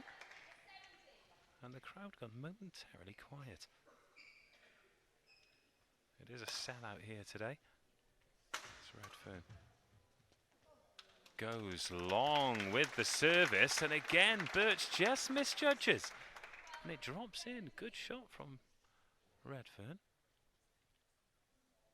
There is a bit of movement. It's a warm hall today, not nearly as warm as it was yesterday, as that's a great shot from Redfern, but then she misses with the entire court at her mercy. She'd set that up beautifully. But yesterday with 3 courts in perpetual motion. Lots of players, supporters, coaches moving around. It was very warm in here yesterday. The temperature a little more palatable today as Redfern does finally put one long and Birch makes a good judgment. And now she's just 2 points away from a 1-game lead.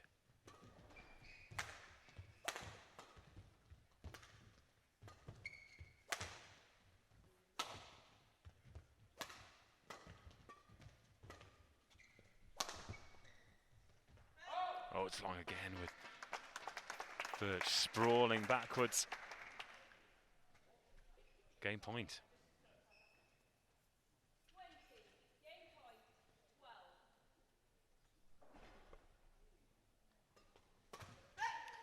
12. Into the net from Redfern, and a real statement of intent there from Chloe Birch. She is not willing to succeed her crown to one of these young pretenders. She takes a 1-0 lead. First game, Birch 21, Redfern 12.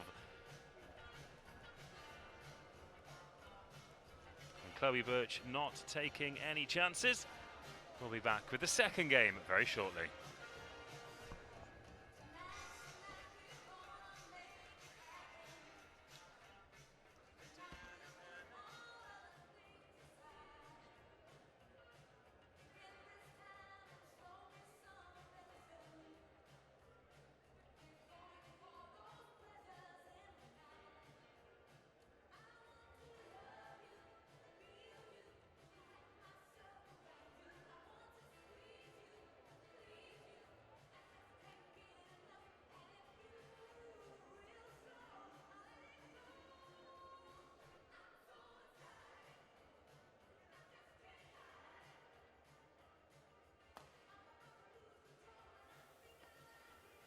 Just out and ready to go.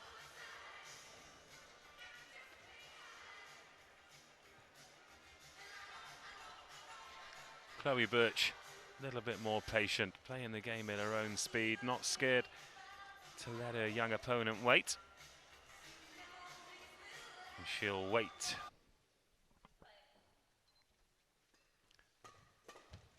Birch with the first service, and Redfern will be desperate for a good start, and that's not what she'll want. That one does drift out.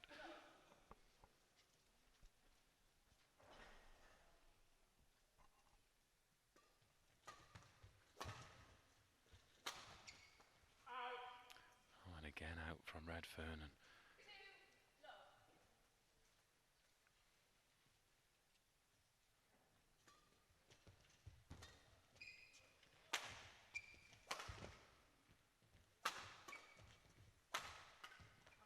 And the miss hit from Birch, better from Redfern. First point in the ledger for her in game number 2, 1-2.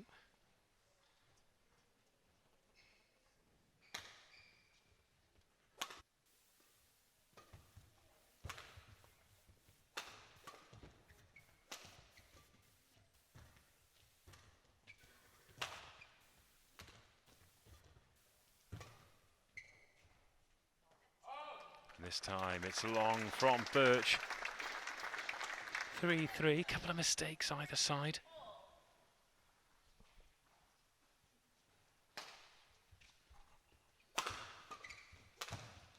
Oh, lovely shot from Birch on the backhand. Finds the net tape.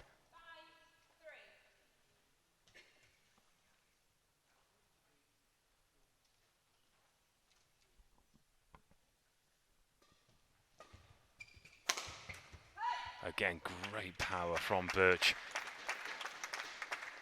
Redfern getting plenty of racket to it, but unable to direct it. 6-3.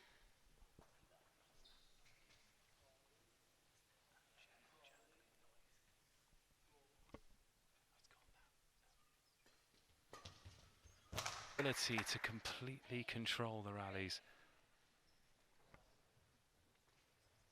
And then has the composure and the quality to finish them when the time's right.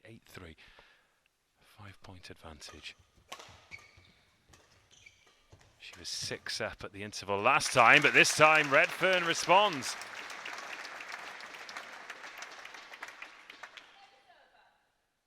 For those now where could have gone wide, could have gone long. Instead she's watched it. And it's dropped the wrong side of the white line for her as the court mopper comes out. Got a brilliant group of volunteers here in Winchester. And as I say that, they got called back out. Chloe Birch just making sure the court's completely dry beneath her feet. As Freya Redfern has closed the gap to just 3 points in this second game. Birch sends her back.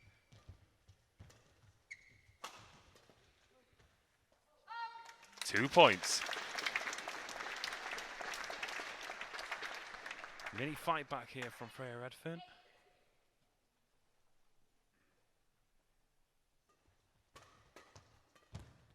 Oh, gorgeous shot. That's the shot of the day so far from Chloe Birch. Had to be perfect.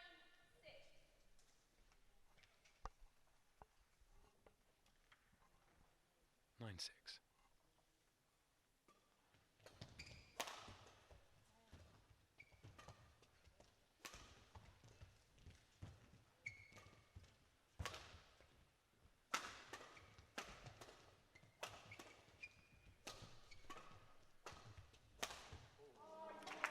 Nine seven.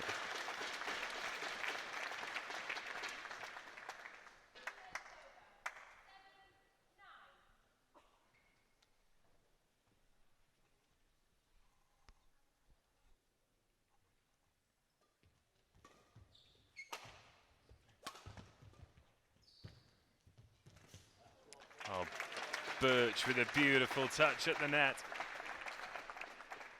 We praised her power. But you can't win this many national championships without having a complete game.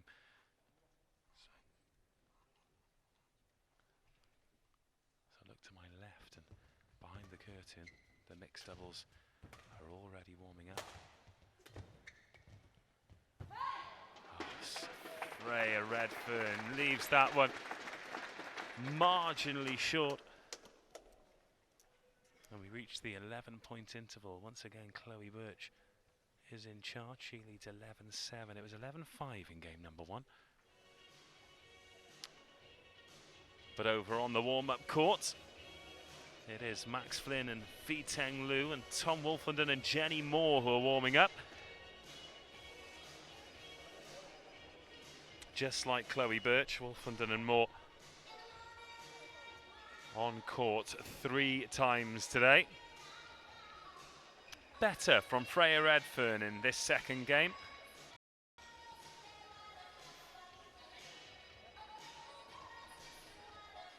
She managed to find the floor more times than she did in the early stages of game number 1.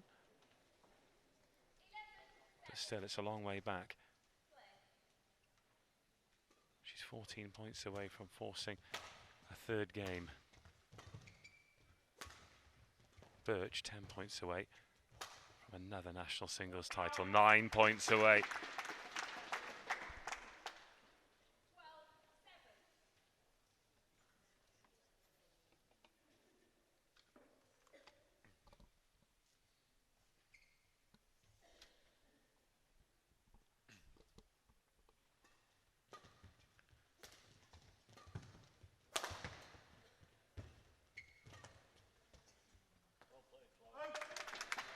Again, well played, Chloe Birch. Because it's not going to happen today. Oh, that one's dropped on the line, though. Lovely shot. Chloe Birch still not happy with that particular area of court.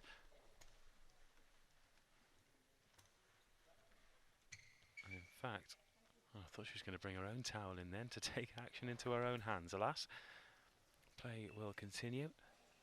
8-14, Redfern to serve.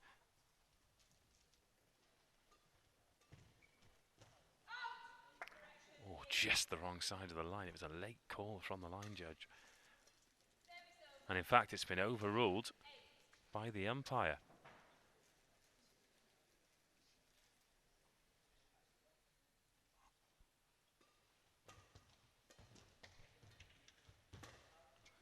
Birch sends Redfern back again. Big chance.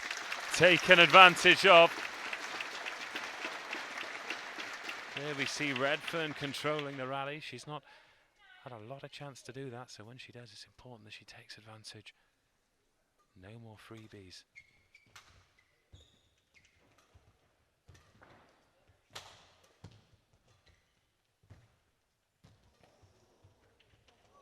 Oh, beautiful shot. Just the wrong side of the net from Redfern, but Birch winning those battles at the net. It's got to put your opponent in a position where they've only got one option. And if it comes off, it's fantastic. But if not, it's a high-risk shot. And it's either high reward or no reward at all. And that's the side that Redfern found herself on that occasion. 16-9.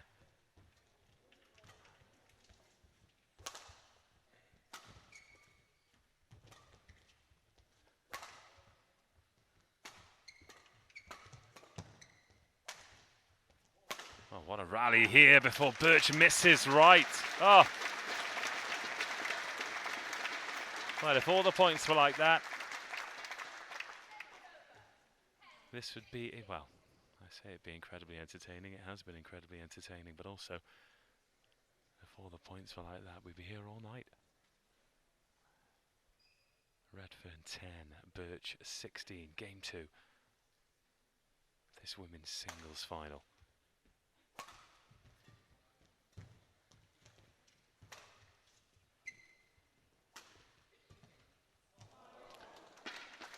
Another apology from Birch, but there's really no need. That one was inch perfect.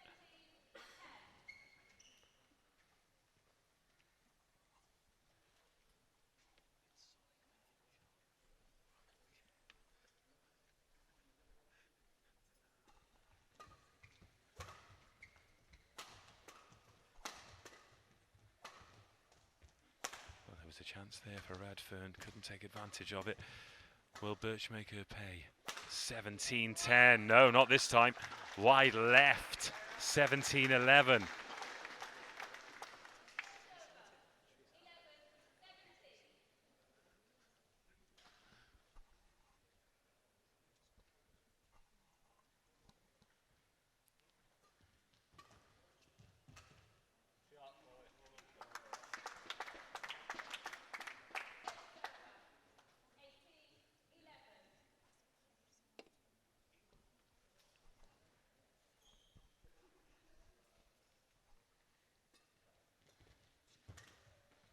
Into the net then from Birch, so Redfern still hanging by a thread in this final, but it does feel like just a matter of time before Chloe Birch is the women's singles champion again, especially with services like that.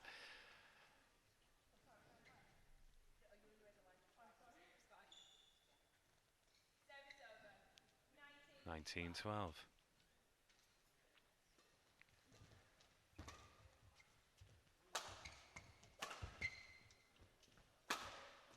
Lovely shot from Redfern.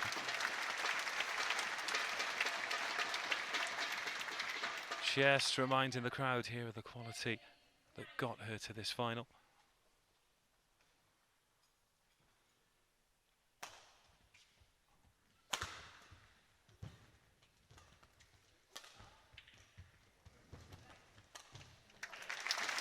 Two lovely points in a row then for Freya Redfern.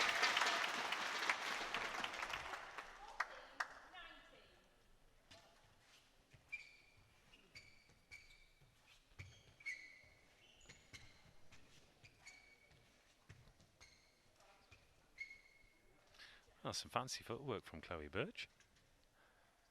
Celebratory dance moves, perhaps.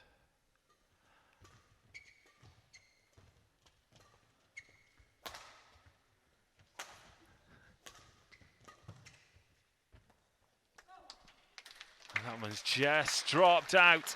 Or has it? No, it's in again. Well, Chloe Birch has watched a few onto the line. She's got a few points to play with here, though, 15-19. And now or never for Freya Redfern. Well, Redfern is playing her best badminton of the final. What a drop shot, sprawling Chloe Birch.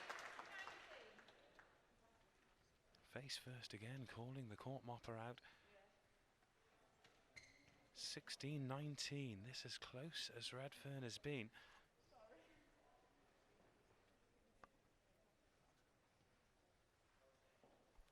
It was 11-7 at the interval, so a 4-point deficit then, a 3-point deficit now. And a real confidence-building service run here for Freya Redfern, if not for this final. Certainly moving forward as Chloe Birch gets her groove on again.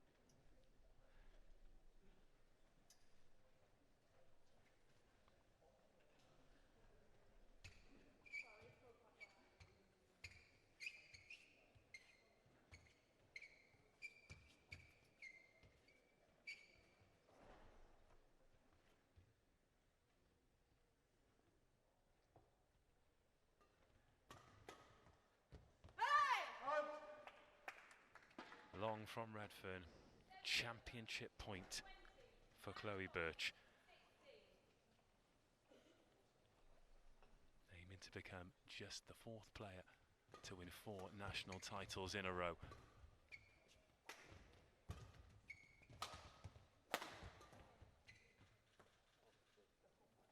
First championship point saved.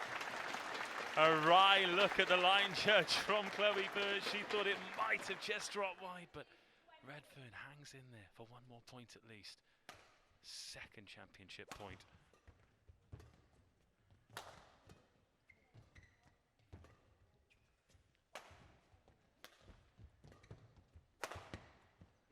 And what a way to win it. Power down the line.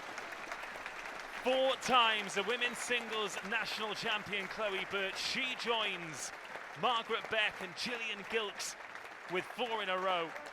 Julia Mann is in that club too. 7 in a row, the ultimate target. Will Chloe Birch get there in 3 years' time? It is another dominant performance at domestic level. And Chloe Birch wins the final without dropping a game. 21-12, 21-17. A tough one for Freya Redfern, but little glimpses of the quality that got her to this final. She is certainly a talent for the future. Will this be a rivalry that builds and builds and builds? It's now time for the medals and the trophy to be presented. And I'm going to head down and try and get an interview with our champion. So don't go anywhere, as Freya Redfern will be presented with her silver medal, Chloe Birch with the gold and the trophy. And then it'll be time for the mixed doubles.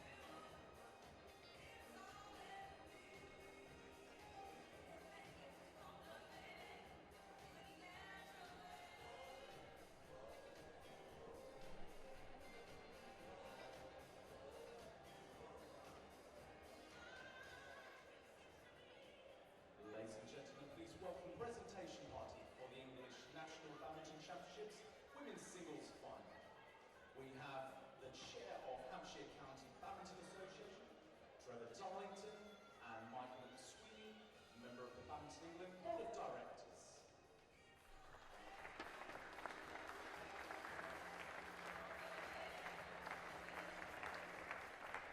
We now invite Michael McSweeney to present the runner-up medals.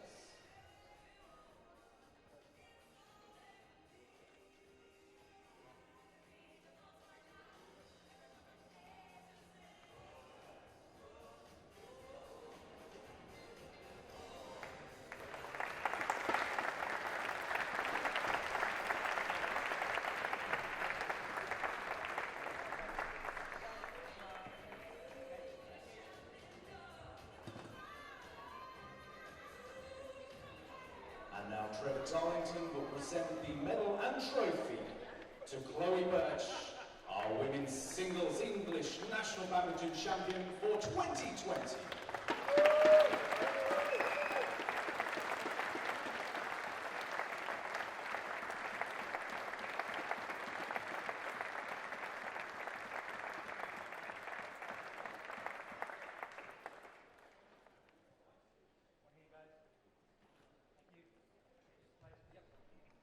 Ladies and gentlemen, please make some noise for our women's singles finalists, Faye and Chloe.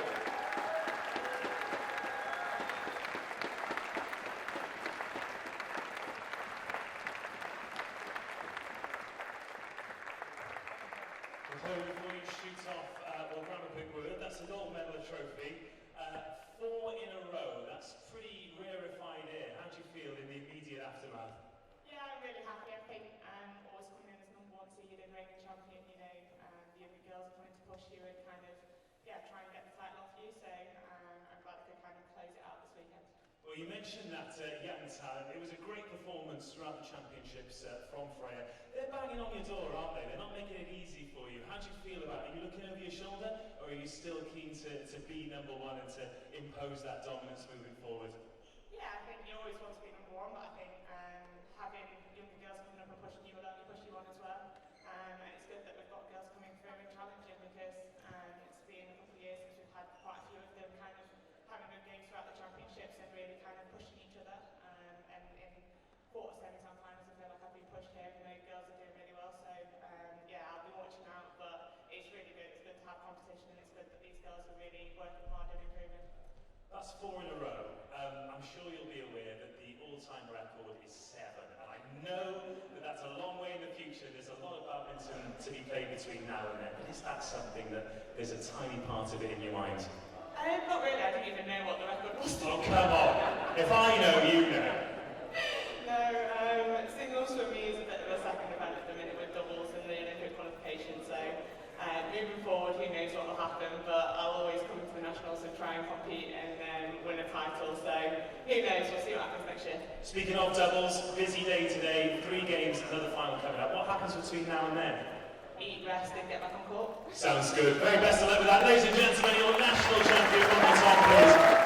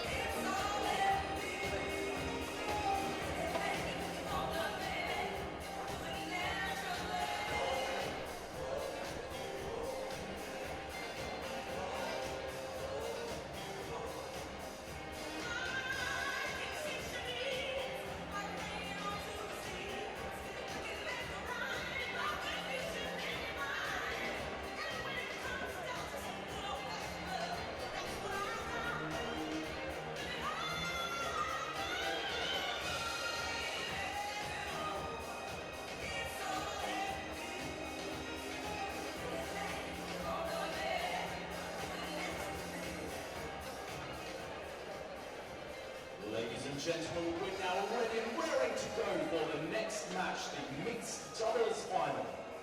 Will you please firstly welcome to court the technical officials. They're led by Ian Johnston, umpire, service judge Shushil Ratwa, and a team of line judges.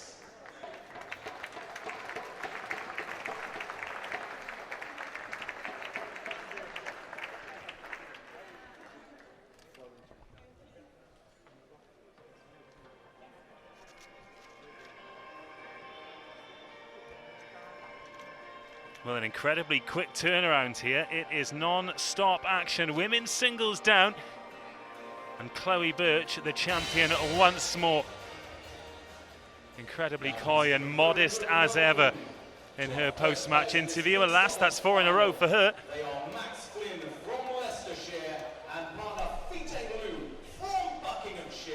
But now it is mixed doubles time. Max Flynn and Fiteng Liu aiming for their first national championships as a pair. And their opponents, the number 2 seeds. Both with huge futures. Fiteng Liu just 21 years of age. And his opponent from And Flynn, 20. Tom Wolfenden and Jenny Moore, more experience between them. In fact, they first played together at national level back in 2012 as juniors. Both of them went to the World Junior Championships that year. Both veterans of the National Badminton League as well, for those of you who remember that fantastic foray into the shortened format of the game. Fiteng Liu had some appearances in that tournament as well. But the lights come back up and we can reveal that Wolfenden and Moore in red for the final, Flynn and Fiteng Liu in blue.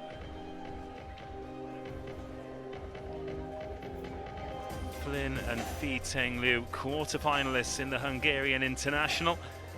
Got to the round of 16 in the Italian International. Wolfenden and Moore, busy day for them. So often the top players in England are competitive at singles, doubles. And Wolfenden and Moore will play in this final, and then we'll be going straight into the men's and women's doubles finals after Alex Lane and Johnny Torgerson in the men's singles.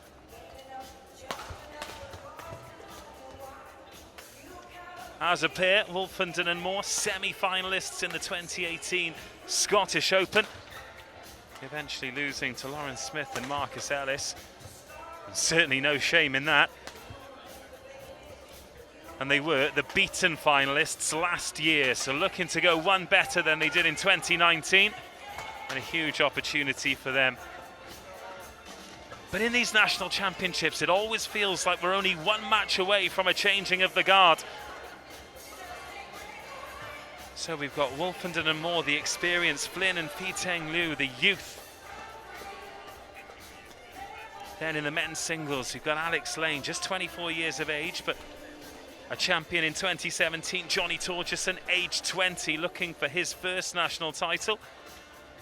The future very, very bright indeed for the game in England. And then two really, really strong pairs in the women's final. Chloe Birch and Lauren Smith, of course, aiming for that Olympic qualification. Jenny Moore and Vicky Williams, finalists last year. In fact, that is a repeat of last year's final.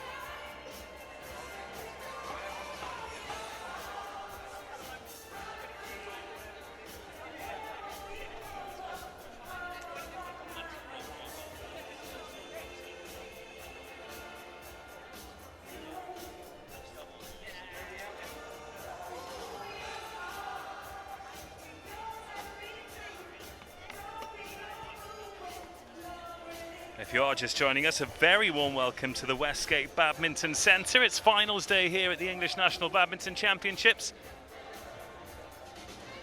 You have missed Chloe Birch becoming the women's singles champion, a straight games victory over Freya Redfern in her first senior women's singles national final. 21-12, 21-17, a spirited fight back from Redfern, but ultimately Chloe Birch too fast, too strong.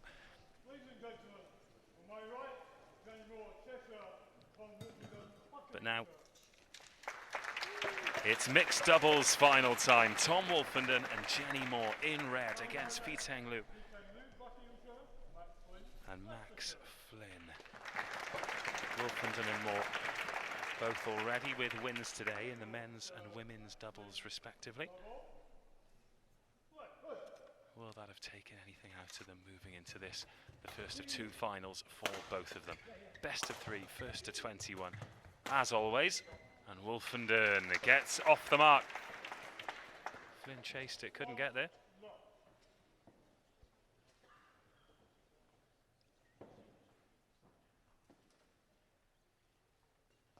Waterloo. And Flynn, early out call from him.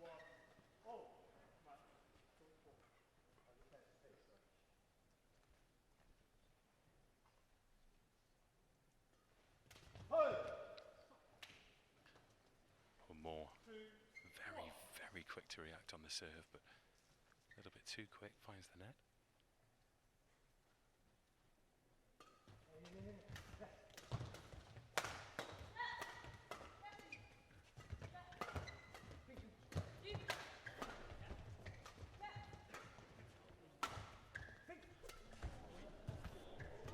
Bit of a breakdown in communication, and Flynn does very well to keep the shuttle alive. What a rally on the go here. And then a miss hit by Flynn. Wolfenden and Moore. Narrow lead, 3-2.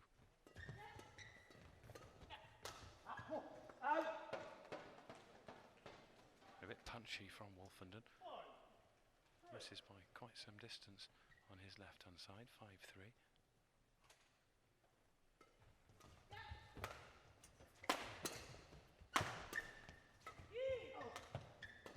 Flynn just missed time in the jump, but not that. Oh, and then a breakdown in communication. Moore calling for Wolfenden to take it. Fiteng Liu finds the floor, and this is a very, very handy lead, 8-3 in game number one.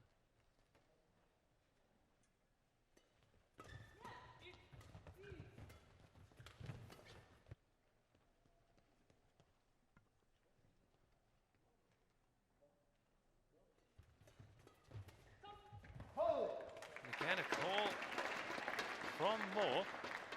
Wolfenden doesn't respond. That's twice in the last couple of points, and the 5-point lead is restored.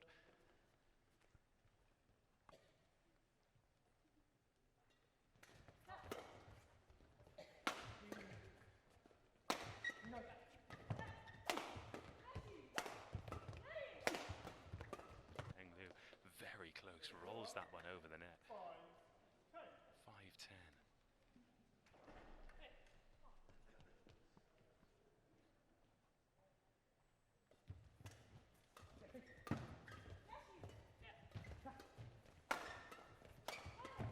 Oh, brilliant defense from Flynn, unlucky in the end.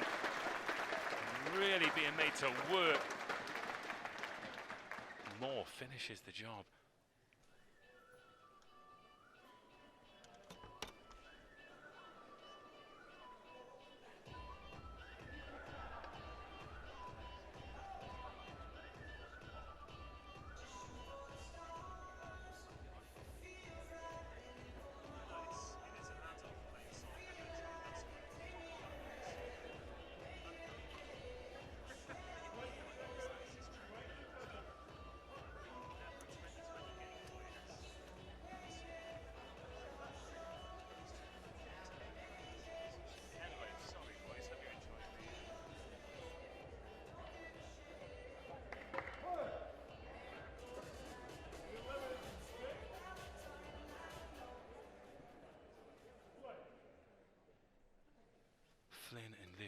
great start to this final. Looking for their first gold medal, their first national championship as a pair.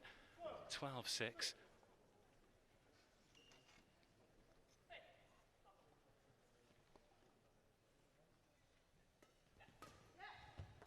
Oh, and that one's dropped bang on the line, has it? Oh no, out's the call, 13-6. Well, you wonder if it's going to be time for Wolfenden and Moore to hit the reset button. As game number one gets away from them, as I say that, Flynn finds the net, still looking to push the pace, push the angles.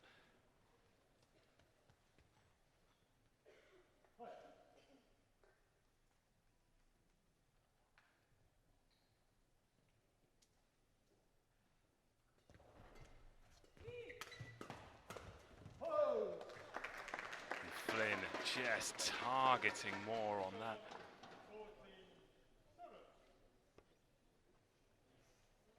Increasing the lead, it was 5 points at the interval, it's 7 points now.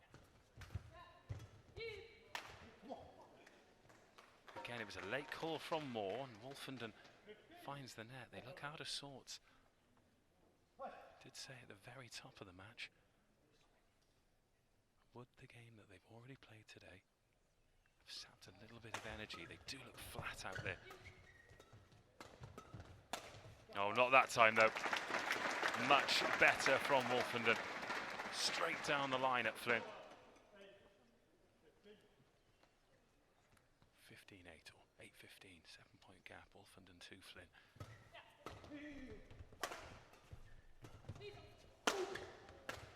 Oh, and another miss from Moore.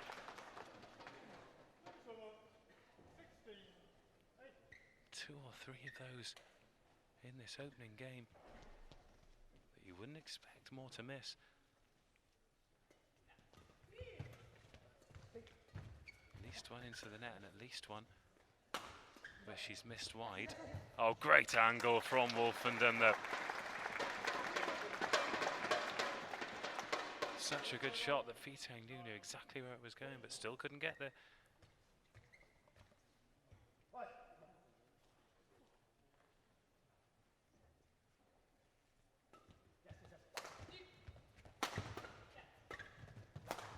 Oh, great shot, Flynn. Straight through Moore. 17-9. What a performance from the young pair.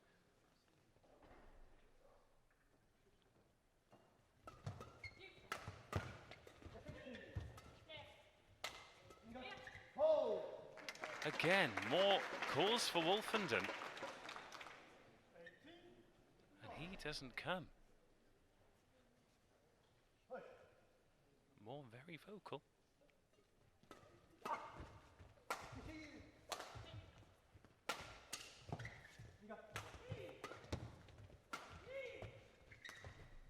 Oh, lovely shot, well disguised. Max Flynn, 2 feet off the ground. Shaped to smash down the line, but just drops it short of Moore. That is a 10-point lead, and they are just 2 away from taking this opening game in this mixed doubles final.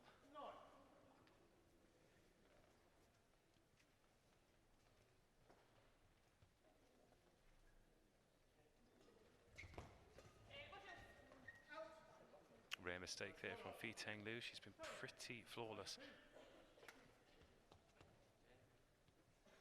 this opening game.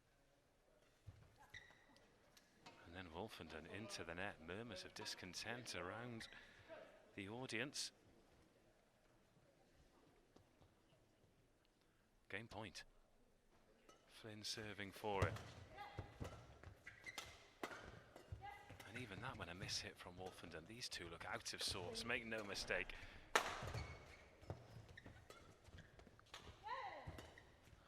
Disguised shot there from Wolfenden as he sends Flynn back, and then the backhand into the net. First game point saved.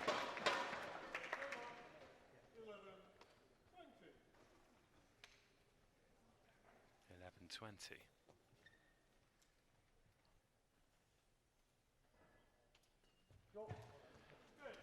Well, that pretty much sums up the first game. Moore serves into the net. It's another error from the pair in red.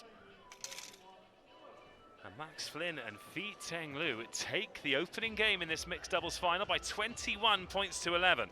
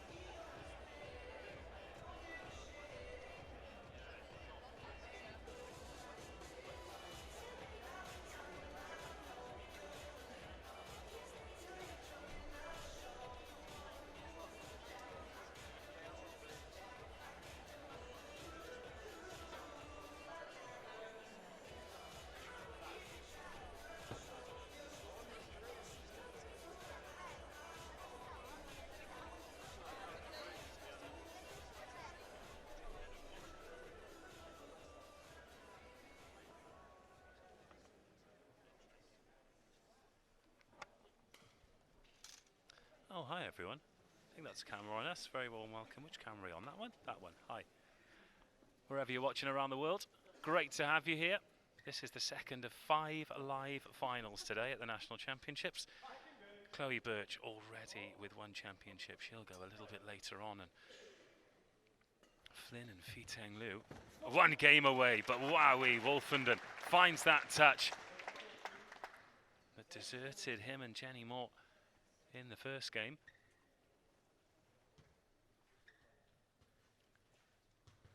Expect a reaction from this pair. Defeated finalists last year. They will not want to repeat that again in 2020. But outplayed and outclassed in game number 1.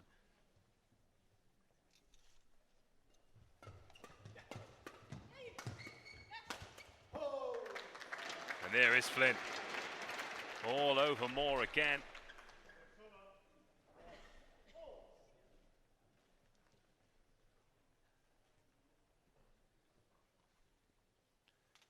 Flynn to Moore.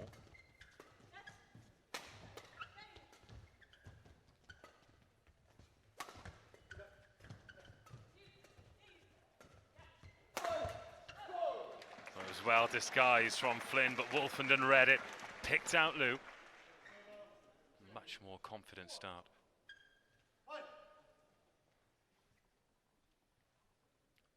Two 1.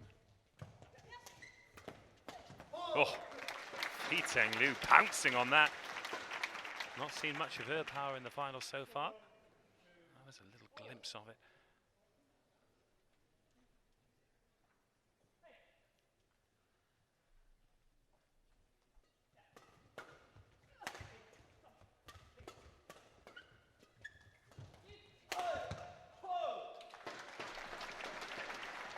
Well, Moore and Wolfenden at the start of this second game, unrecognisable from the pair.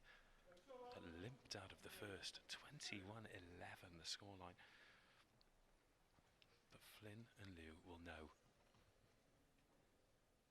that they cannot take this for granted as Moore sends Flynn backwards. It's dropped in.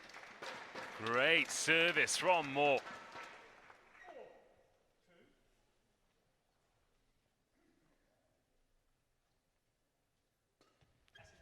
Goes long. Lu starts the rally.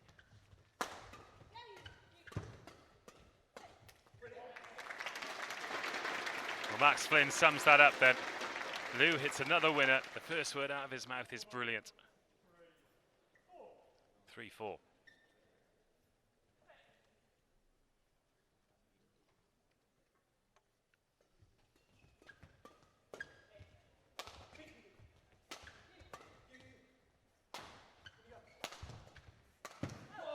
Free court for Wolfenden. Fei Teng Lu knew she was out of the rally, just hunkered down on her haunches, hoping that Flynn could pick it back up, but no such luck this time. 5-3.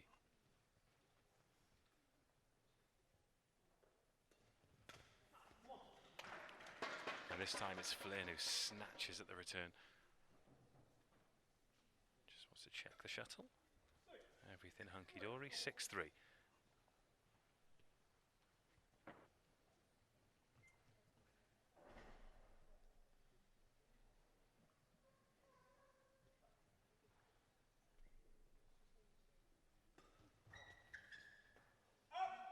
And Moore tried the same trick again, but a bit too much on it this time. So 5-7.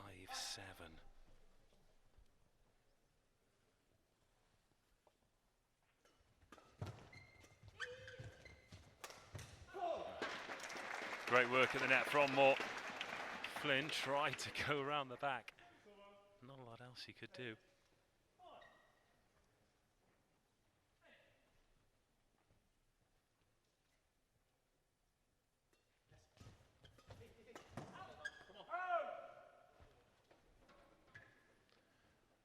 And a few mistakes creeping in then from Flynn and Liu.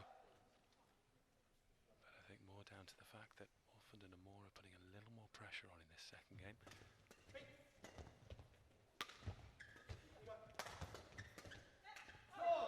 Moore again. She looks a different player in this second game. Feet planted. Straight at Flynn, making him play. And the return from Liu. Great shot. Wasn't a lot of space on the court. She managed to find it though. Cuts the gap to 4.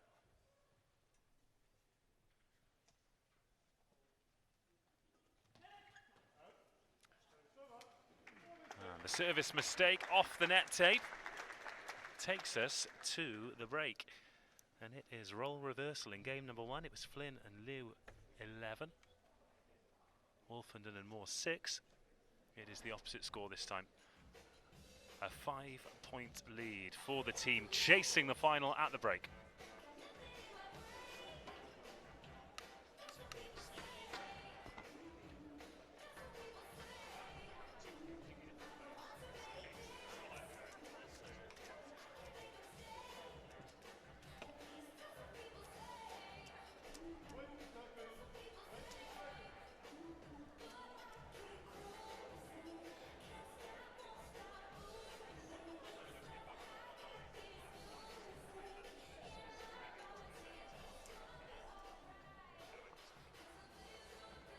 Wolfenden and Moore finding a way back into this final that looked beyond them about 15 minutes ago. Much better from last year's finalists.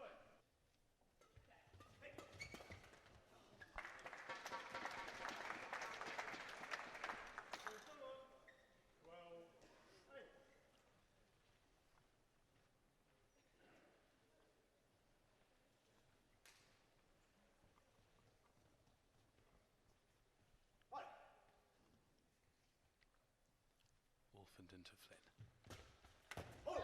Who gets in early again. He's pounced on 2 services after the break. Obviously spoken about upping the tempo. Oh, service error called.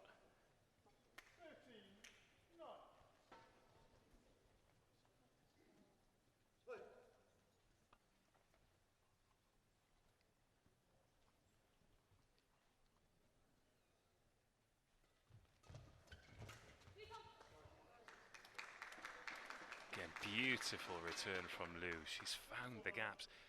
She's apologised for that, but again, it was quite vocal between Moore and Wolfenden. Jenny wanted Tom to come and he didn't. It's a 3-point game.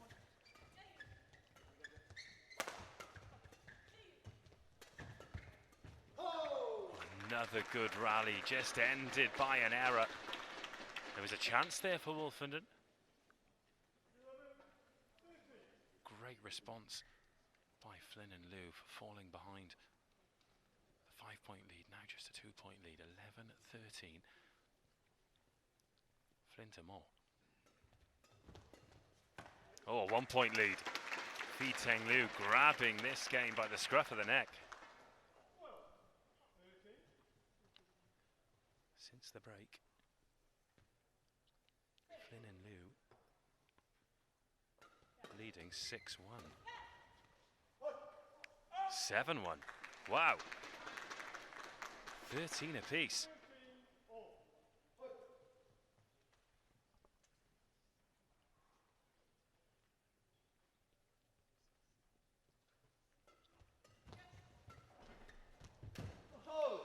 Well, Moore and Wolfenden needed to end that service run, and that is some way to do it. Lovely disguise from Moore. Sends Max Flynn full length. And we call on the court moppers.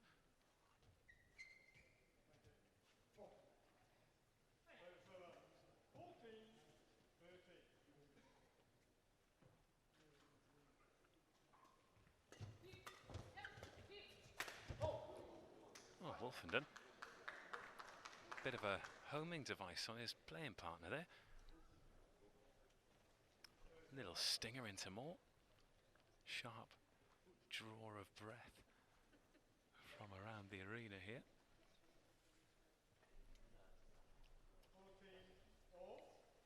And trust me, they do sting, only briefly. 14-14.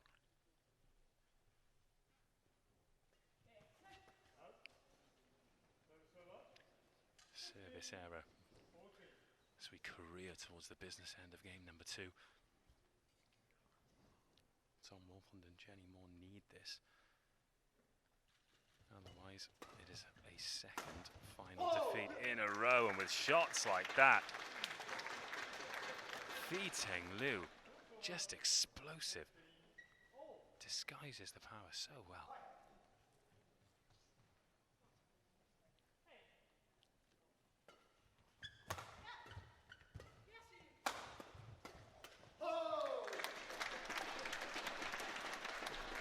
And they're back in the lead. Ominous signs for Wolfenden and Moore, and Flynn and Liu have just put their foot down since the break. They lead by 10 points to 4. In that interim period, 11 points to 4. Wow. That is brilliant from Flynn.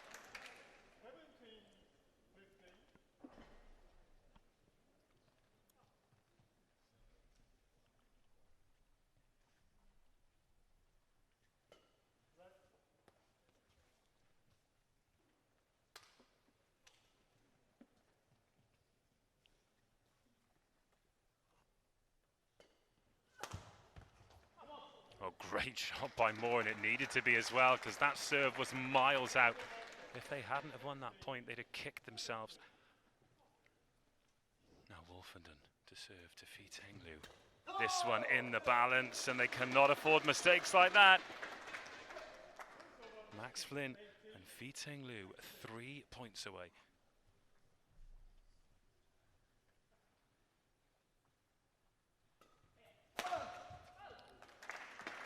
What a time to come up with a shot like that. Wolfenden punishing the loose serve, 17-18.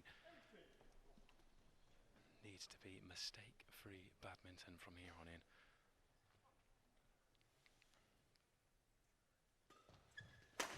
Will this get the third game that the neutrals want, as Wolfenden dives forward and keeps the shuttle alive? Battle at the net, and Fei-Teng Liu sends it long. Now the chance that she doesn't waste, and Fei-Teng Liu takes the team a point closer. 19-17.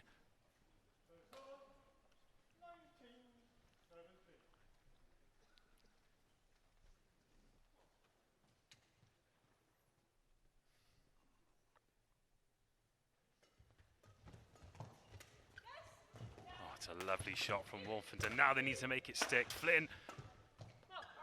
Oh, it's just long. It's just long, and they'll have to wait at least 1 point more for championship point. Wolfenden and Moore hanging in there, trying to climb back up, but they're still really up against it here. Ace service, great service. Nerves of steel from Tom Wolfenden. Fei-Teng Liu took the gamble And we're all square. Now Wolfenden to Flynn. Oh, it's an ace! Oh, it's been called out. It's been called out. Championship point. Murmurs of discontent around the crowd who can't quite believe that. Championship point, and they've won it. More into the net. Flynn and Fiteng Liu are national champions for the first time. They've defeated Wolfenden and Moore in straight games. 21-11, 21-19. It was a valiant fight back from Wolfenden and Moore after a disastrous first game. But for the second year in succession, they are defeated in the final. I'm sure they'll be asking questions about exactly how close that Wolfenden serve was. There were imploring looks at the umpire's chair. Alas, Max Flynn and Fiteng Liu, deserved winners in the mixed doubles. They held their nerve. And this will be the trophy to defend in 2021. Once again, the trophies come out, as do the medals. We'll be back shortly with the presentations, and I will be catching a word with the winners.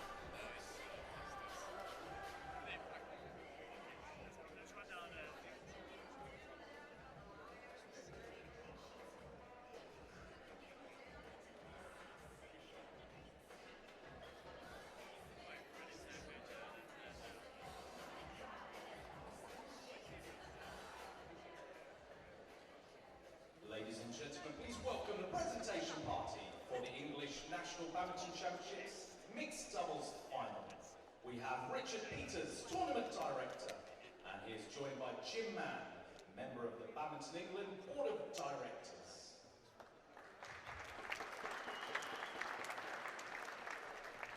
We now invite Jim Mann to present the runner-up medals to Tom Wolfenden and Jenny Moore.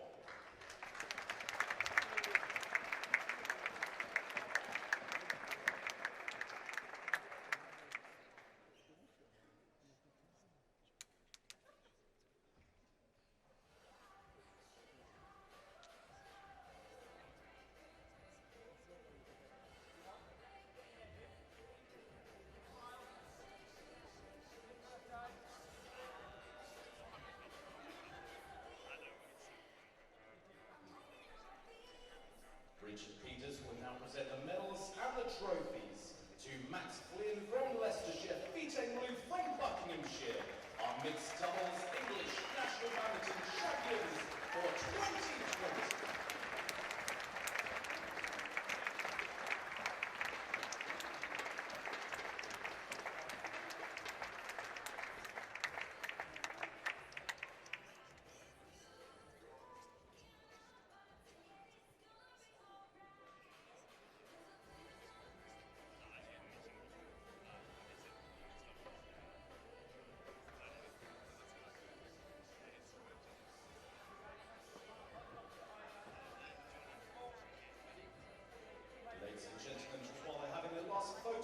Make some noise from mixed doubles finalists and our national champions, Max Flynn and Fiteng Liu.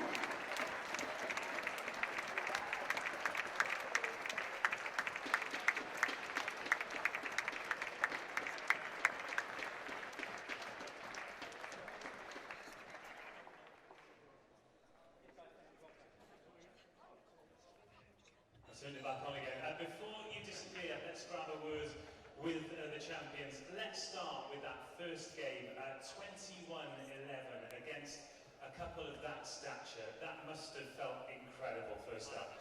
Yeah, I mean, we played so well. I think yesterday we played quite well in the semi as well, so we just tried to keep that level and bring it forward to today. Well, you must have expected a reaction, and you got it. That second game, I think it's a standout from the championship. Your reaction at the end there, I thought you were going to disappear through the wall. That meant a heck of a lot to you, didn't it? I have to firstly say thank you to Dave Lindley, who's been a massive help to us in Loughborough over the last 6 months. He's been amazing, so yeah, thanks to him. Appointed. How close was that serve? Honestly, because we were watching it there and there were murmurings of discontent from the fans. It's those kinds of margins in games like that, didn't it? What was the relief when the umpire called it out and you thought, goodness me, we've got championship point here?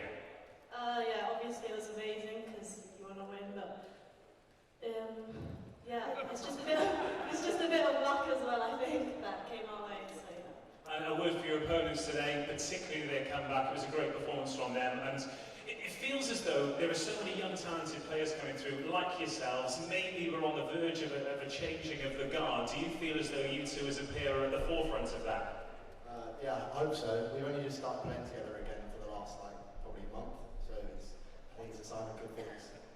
Well, huge congratulations, ladies and gentlemen. Please, one more time for your national champions, Max and Vita. Very, very best of luck. Congratulations.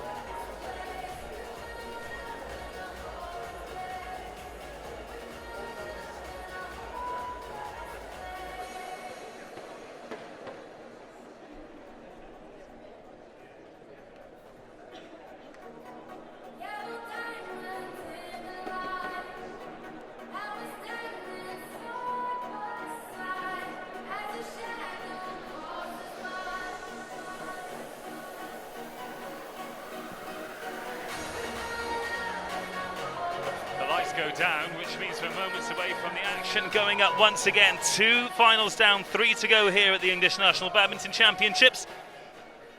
Chloe Birch, the women's singles winner, Max Flynn and Fiteng Liu getting their first national championship final.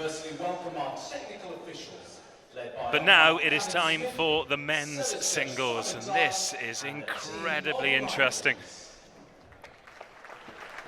This men's tournament now wide open since the retiring of the great Raj Youssef. And it's amazing to think of Alex Lane as the experienced finalist, just 24 years of age himself, but already national champion in 2017. Johnny Torgerson looking for his debut win.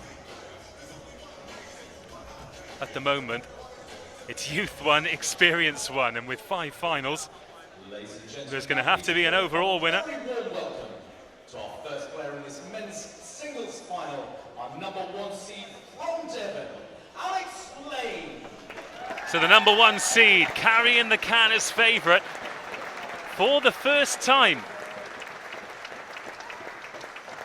Negotiating the seating and the feedback as well. Obviously the volume being given some here. All creates the atmosphere, a sellout crowd in Winchester. It's a great venue. National Championships here last year as well.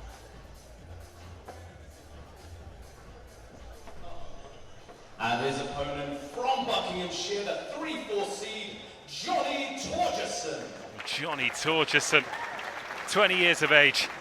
Plenty of experience though, and he's done it in front of the cameras before. Made his debut in the National Badminton League a few years ago. Underneath the bright lights of the BT Sport cameras.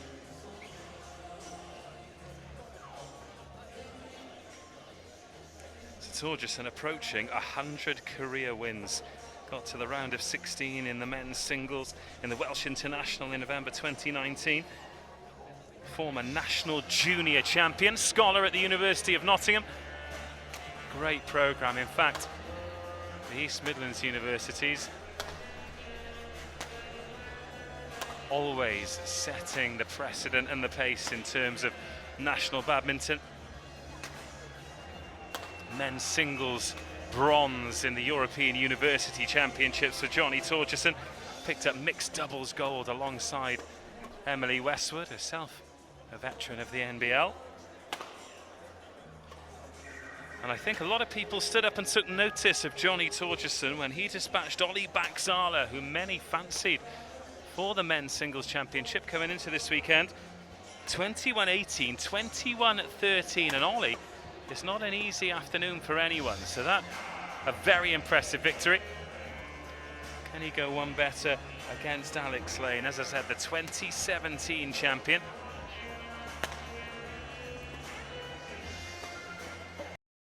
He was succeeded by Toby Petty, his one and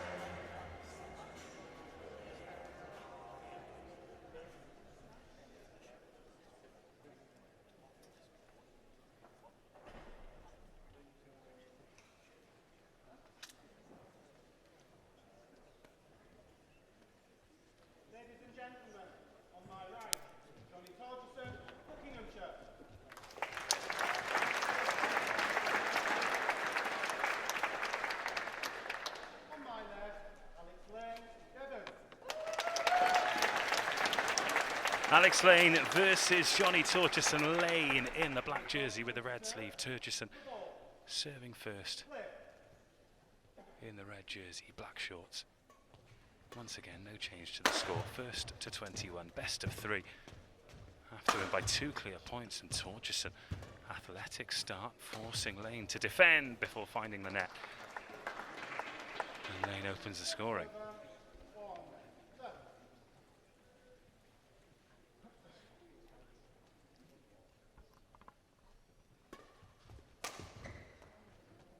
That's 2 into the net from Torgerson. Don't want to give Alex Lane too many free points.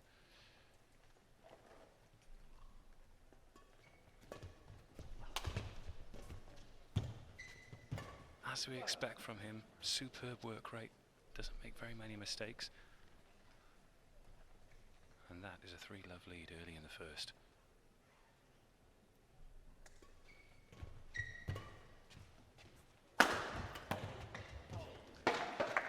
That absolutely flew off the racket of Torgerson.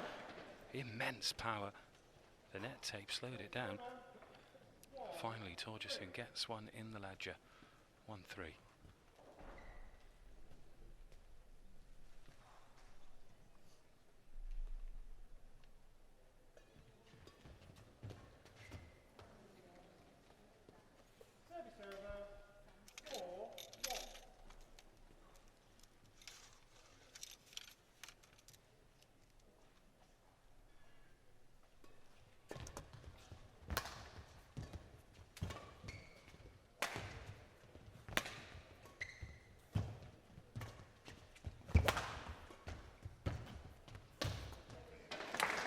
Two, 4.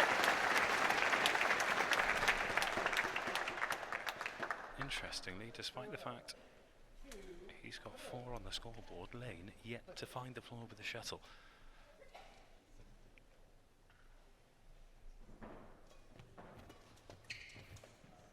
Just wide as Lane looks to push the pace early.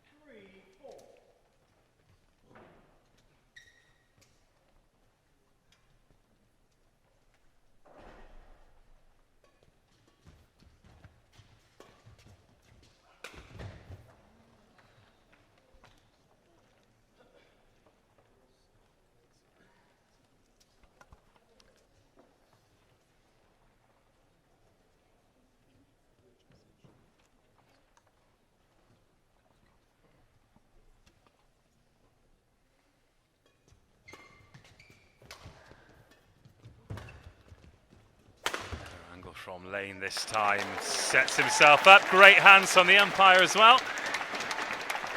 Take catches, win matches. Good hands, ump. Lane 7, Torgerson 6. A bit of variety on the serve this time from Lane. Great shot, Johnny Torgerson.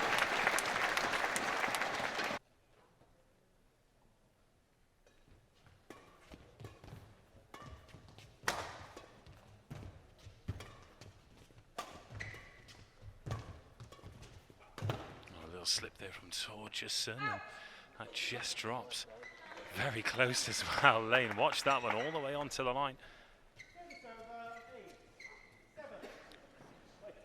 8-7.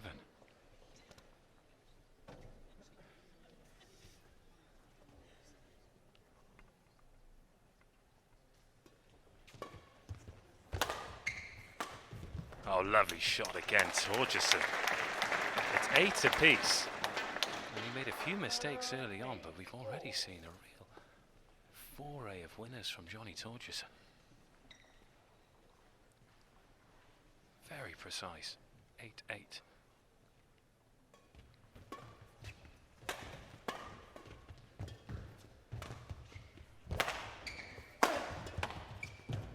Again, Lane defends so well and watches it long again. Oh, Alex Lane. Johnny Torgerson must be wondering what he has to do to get through.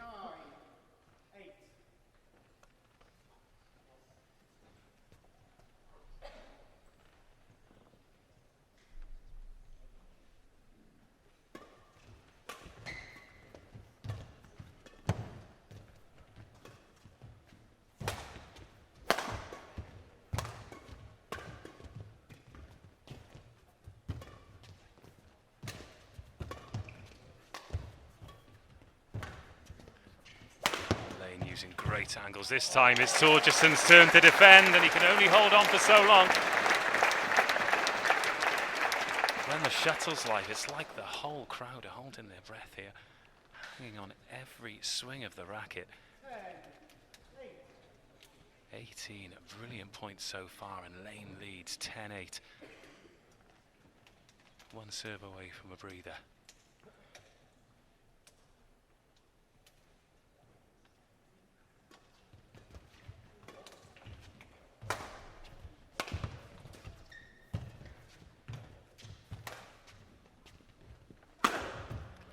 Torgerson unleashes again, the second time we've seen that power. Undefendable. Just watches it onto the racket, closes the gap to 1 point.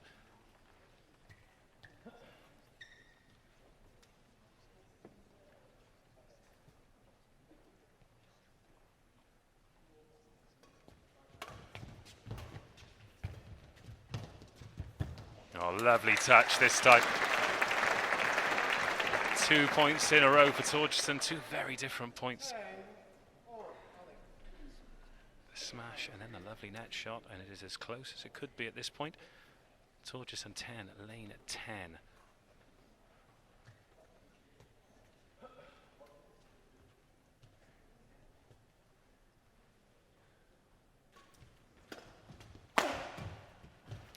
And it's Torgerson who'll lead at the interval. 3 points in a row for him. Oh, wow, they take a short breather. It's Johnny Torgerson 11, Alex Lane 10.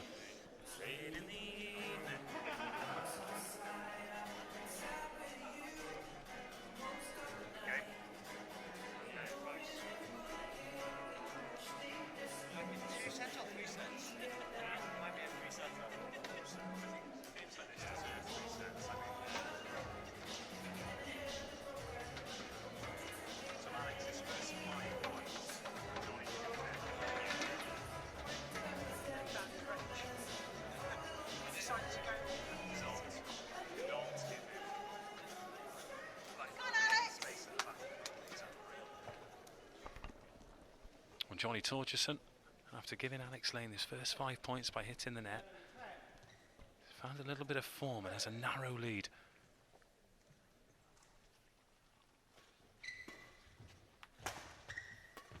But that's where Lane wants to put the shuttle, keep it away from that big swing, but then just leaves it short at the net.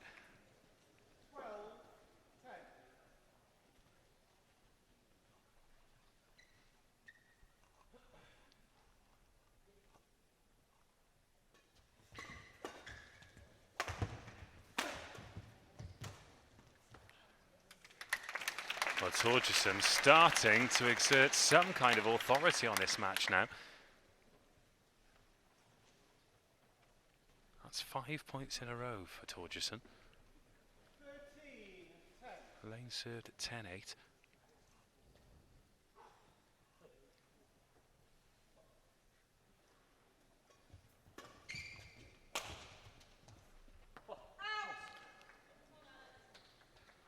A bit of relief there for Lane as he watches another one onto the line. He's been very precise with that.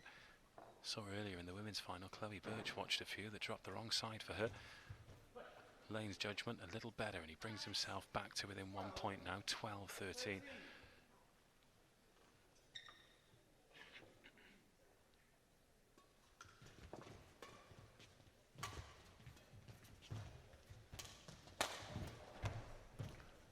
Lovely defence again from Lane. Really is the master when it comes to defence and forces the mistake. Much better from Alex Lane as he draws level, 13-13. Going on a mini run himself this time, from 13-10 down to 13-13.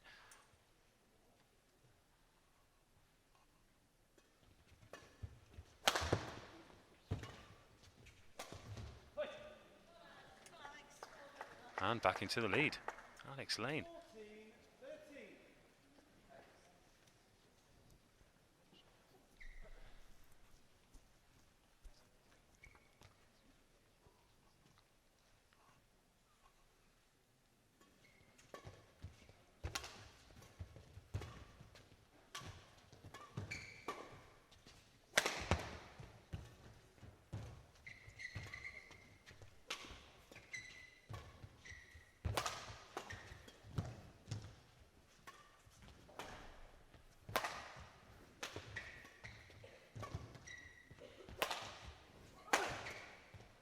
Brilliant defence again from Lane. Just keeps himself alive in rallies. Now who can make it stick? Well played, Alex Lane. Johnny Torgerson just ran out of answers. And could this be the game-defining points run here?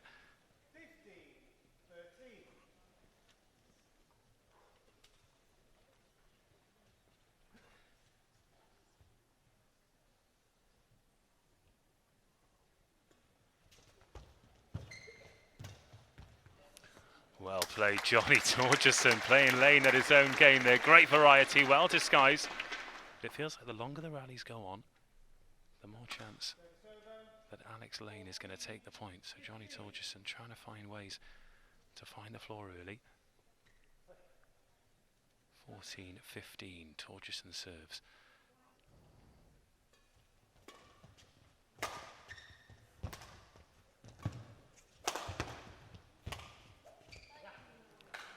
Bang on the line. Early claim from Torgerson. Eyes to the umpire, imploring for it to be called wide, but both the line judge and the umpire had a great view of that. Clearly landed on the white line. 16-14 lane.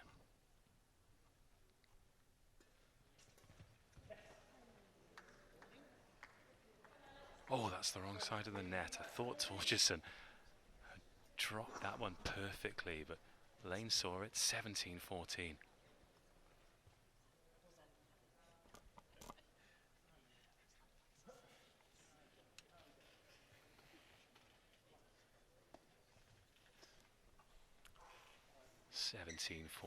Lane, just taking a moment, playing at his own pace, using his experience. Again, keeping the shuttle away from Torgerson's power. Here's the chance, and he makes it stick. Really good shot again. Well played, Torgerson knew that the lift was coming. Sets himself bang in the middle of the court and stops the run. 15-17.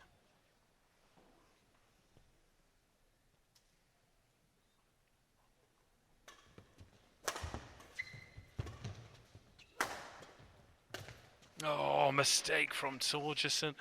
Cannot afford those. And he knows it as well.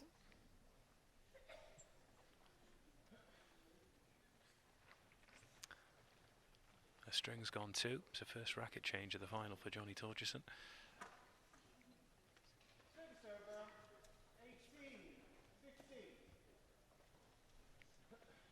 The slightest of mishits.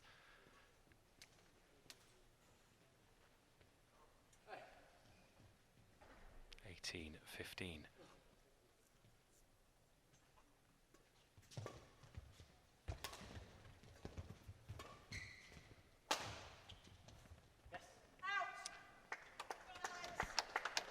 Alex Lane 2 points away.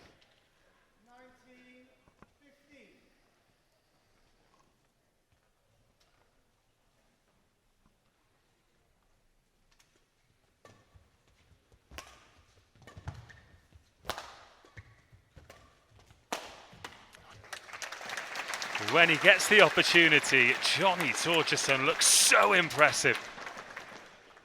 Comes off the racket head like a rocket. 16-19.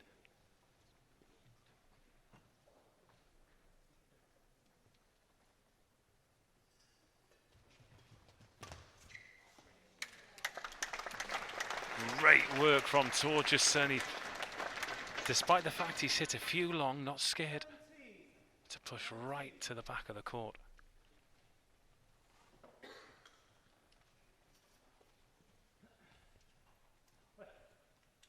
He's staying alive here, Johnny Torgerson. Big point. Again, Lane defends well. Another chance for Torgerson, but takes the heat right off it.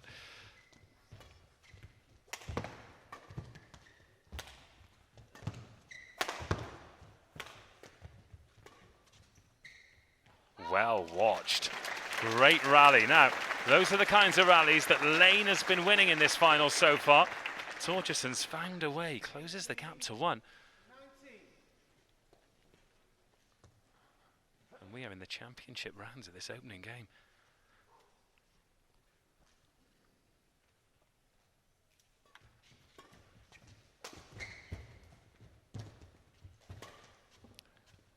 Lane sends it up, he knows what's coming. Game point, Alex Lane took the gamble with the lift. It was the only shot on offer. Game point.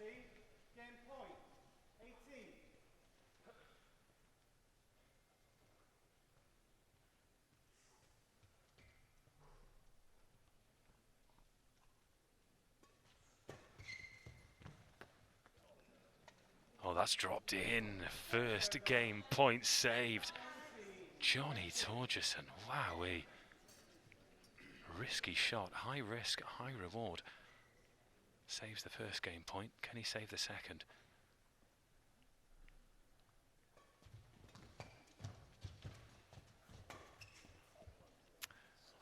Oh, and it's out this time. Alex Lane, as calm as you like at the net, holds his nerve and takes the opening game 21 points to 19. But a sumptuous start to the men's singles final. We knew it was going to be tight. We knew the quality was going to be high. But Johnny Torgerson now has it all to do. Alex Lane, one game away from a second national singles title. He leads 1-0.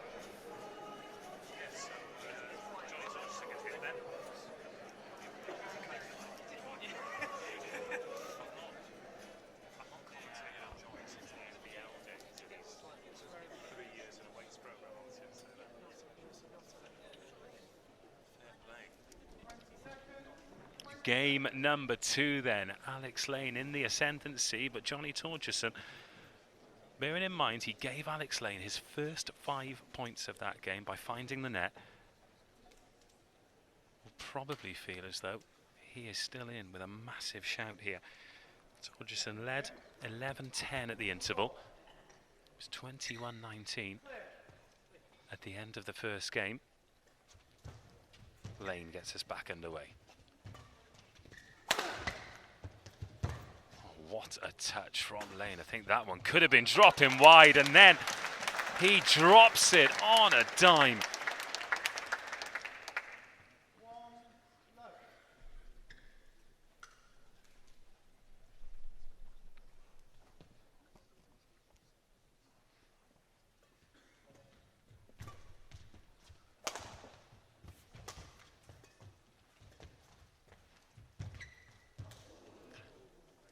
Well, what a battle at the net.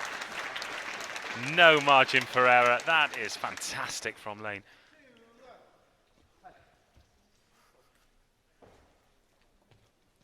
Very, very little Torgerson could do about that.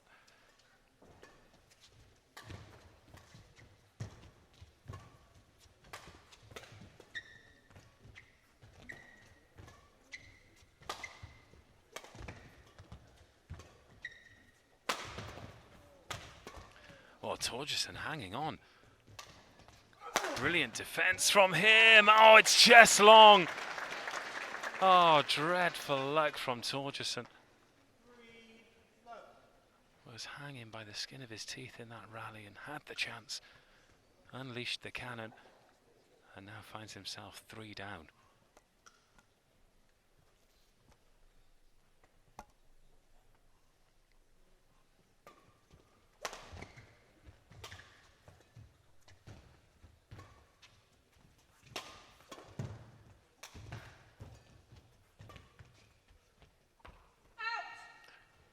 This time he goes long from Lane.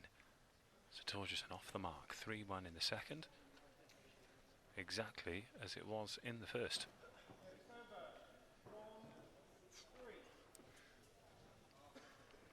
Alex Lane just taking a moment. The temperature definitely gone up in here. We're 2.5 finals in now. full house. Up on the balcony where we are, you can see that there's no room to move. And a silent hush in between points as well. Now Lane leaves that one. He was spot on in the first game. Maybe the shuttle flying slightly differently towards the far end of the court, and Torgerson closes the gap to 1 early in the second game. A must-win game for Johnny Torgerson if he still has ambitions of being national champion, as Lane changes the angle. Second time he's gone in that direction in this game.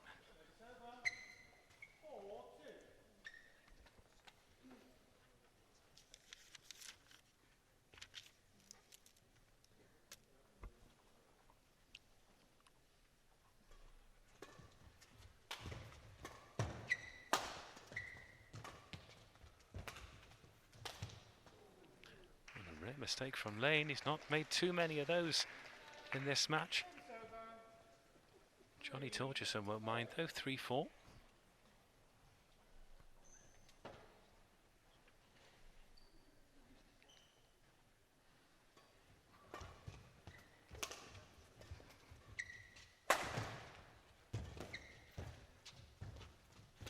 And did that time.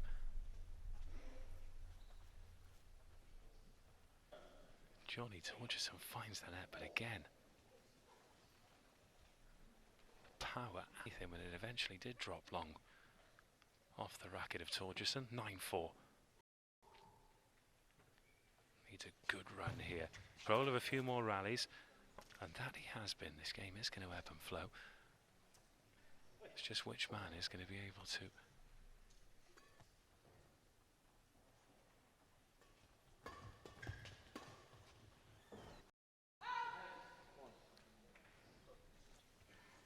all come for the best viewing spot in the house. It's a great place to watch badminton here in Winchester.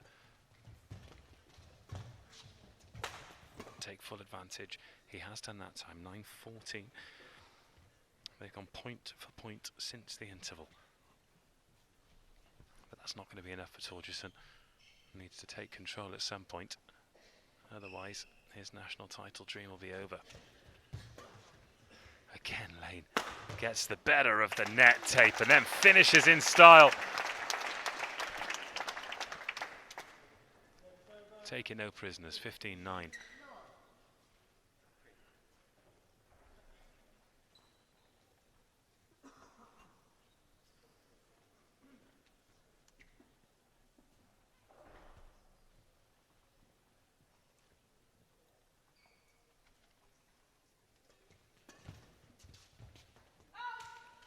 Just long. God, that was close. But it was towards the line judge. She had a great view of that. 16-9. And Lane just 5 points away.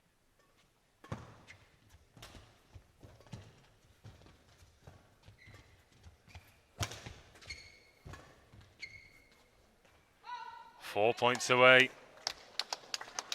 Johnny Torgerson, can see him marching around the court there. His body language has changed. Frustration as much as anything.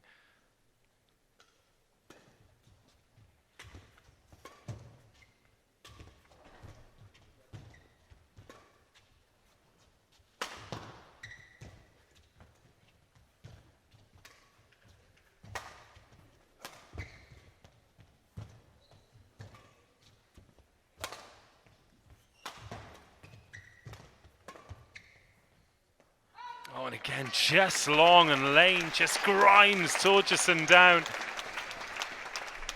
Just starves him of opportunity, and eventually, as has so often been the case, it's Torgerson who's pushed too hard and made the mistake. 18-9.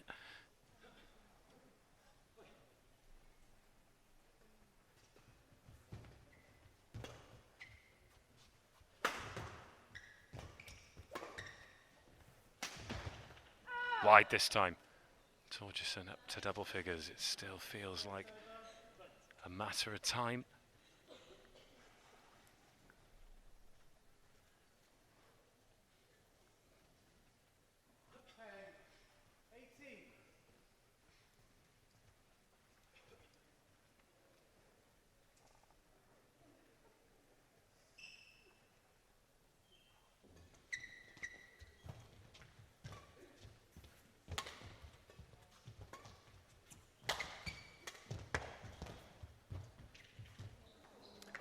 Torgerson having to take all of the risks, but just not coming off. It's not been his day today, but Alex Lane has been pretty flawless.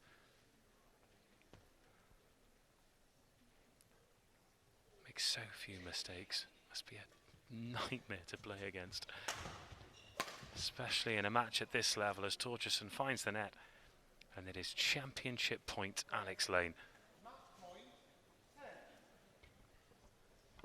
It was a real battle in the first game, but Lane has taken it away from Torgerson in the second, and now is 1 point away from his second men's singles championship. And how apt that Torgerson blasts the shuttle long,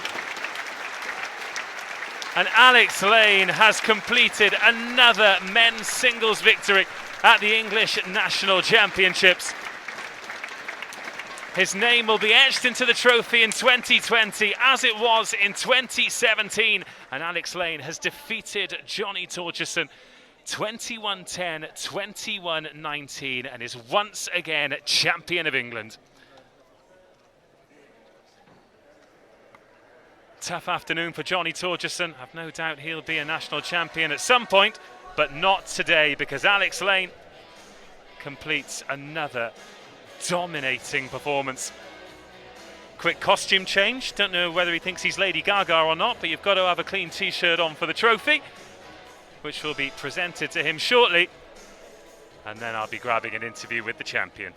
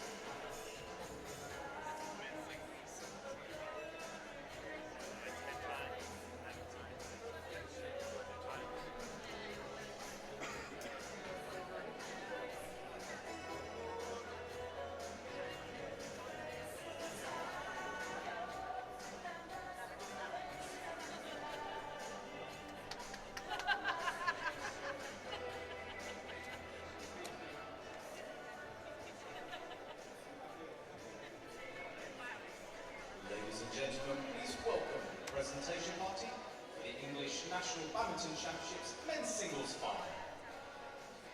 Firstly, please welcome former Men's Singles National Champion, Mr. Rajiv Usek. And he's joined by Malcolm Smith, member of Badminton England Board of Directors. We now invite Malcolm Smith to present the runner-up medal to Buckinghamshire's Johnny Torgerson.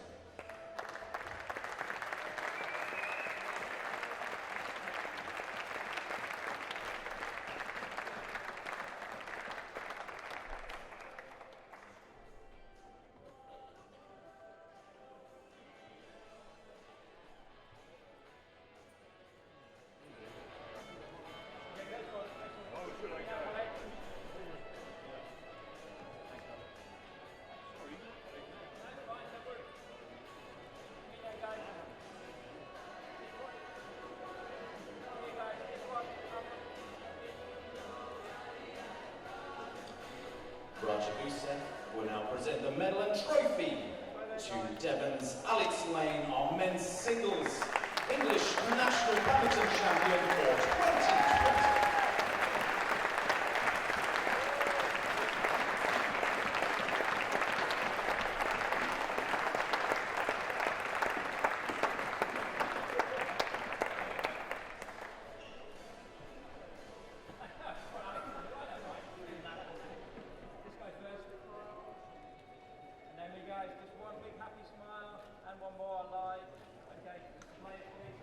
Ladies Ladies and gentlemen, please make some noise for our men's singles finalists and our national champion, Alex Lane from Devon.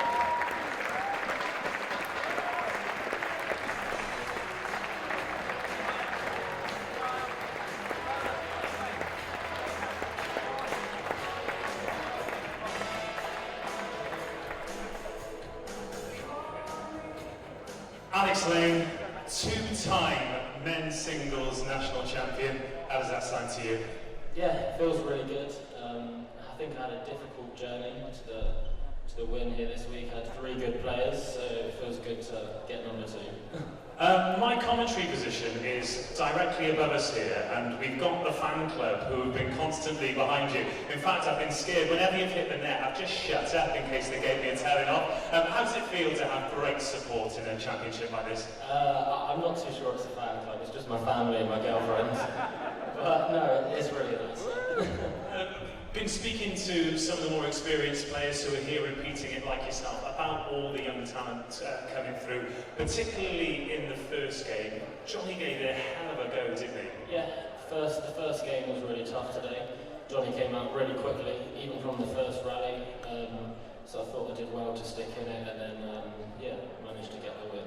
Well, I will leave you bask in the celebration. Ladies and gentlemen, one more time please, your national men's singles champion, Alex Lane. Well played, huge congratulations. Whether you're watching at home or you're here, don't go anywhere, still 2 finals to come, women's singles up next and then men's singles to follow.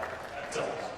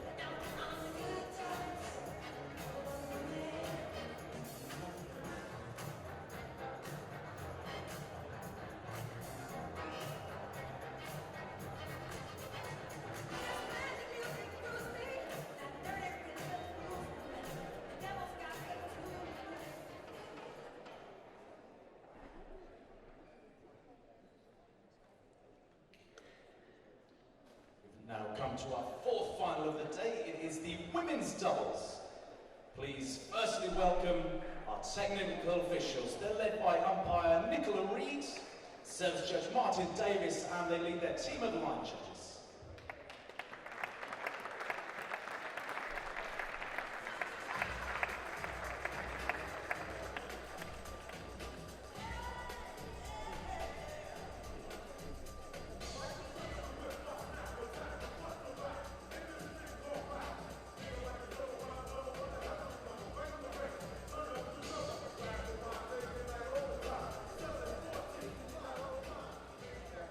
Now to the stars of our show, we have a familiar face. Please give a warm welcome, our are number 1 seeds Chloe Birch from Yorkshire and her partner Lauren Smith from Cumbria.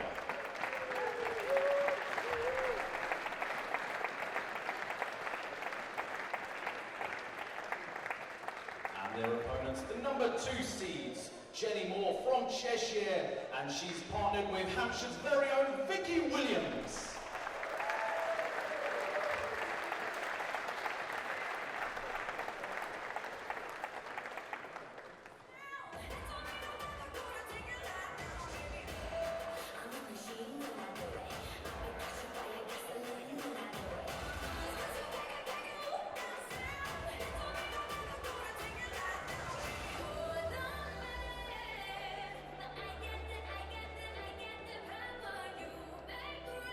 In 2019 winners of the Slovenia International, 2-time runners-up at the Irish Open, winners of the 2017 Polish International. They've been ranked in the top 50 as well of Moore and Williams. And both have had separate successes with Greg Mears. Mears, of course, going with Tom Wolfenden in the men's doubles final. That'll draw the curtain down on these national championships. But Birch and Smith, the number 1 seeds. Both of these pairs have already played today, had to get through the semi-finals first thing. Those of you who've been watching all day, thanks for sticking with us. You'll have watched Smith and Birch pretty flawless in the opening game. That's the crowd. It's a fantastic turnout here. The support's been great, as we expect at this level. Second successive year we've been here at the Westgate Badminton Centre, home of the Hampshire County team. And while you're watching, why not get online and get yourself some tickets for the Yonex All Englands as well. They're in Birmingham again in March. Best players from around the world. One of the premier competitions of any sport that we're lucky enough to host in the UK.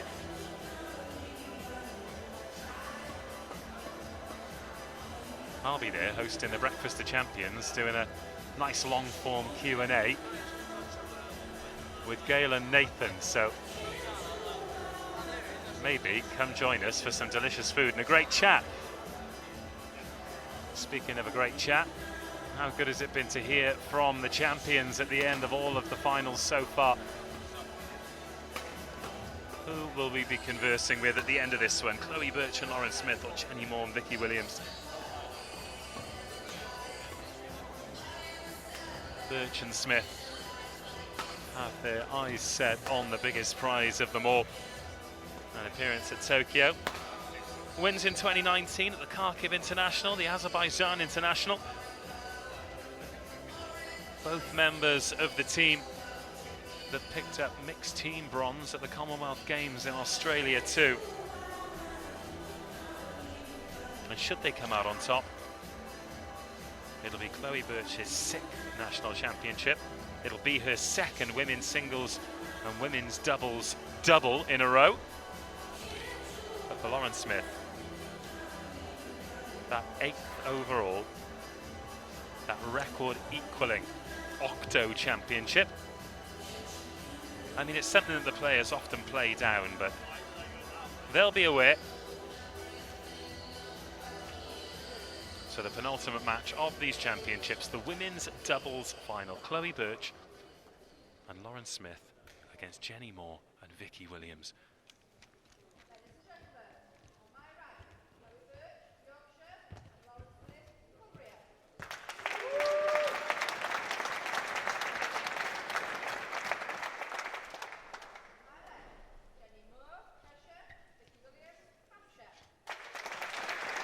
But Jenny Moore hasn't had long to dust herself down after that defeat in the mixed doubles final, but a chance to put that right. Moore to serve first.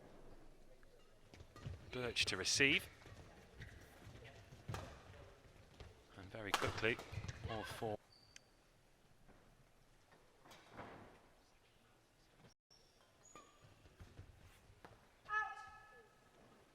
was a late call out as well. As soon as it hit the deck, Moore looked imploringly over at the line judge. Made the decision eventually. 1-2. Williams to Birch, who sends it long early.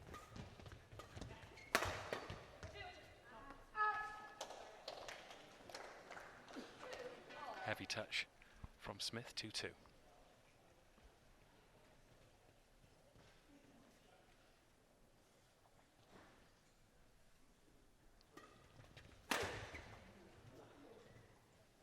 Well, Smith caught hold of that one. I mean, it found the net, but great contact off the strings. And even though they won the point, that's a bit of a warning sign. Great from Williams, though. 4-2, 4 unanswered points for Williams Moore.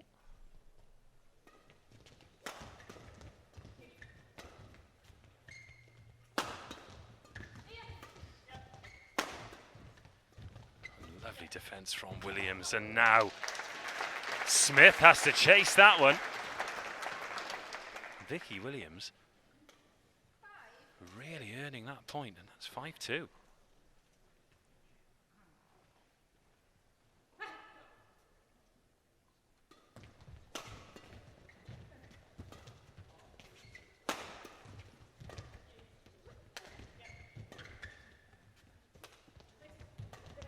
Recovery from Williams to keep that shuttle alive there. Smith having a couple of bites at the cherry, and Birch eventually finishes the job.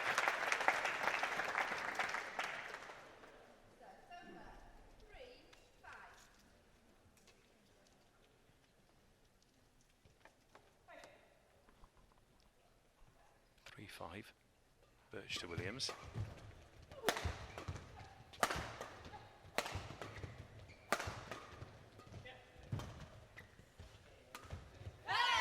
Moore leaves that one short. A unison cheer from Smith and Birch.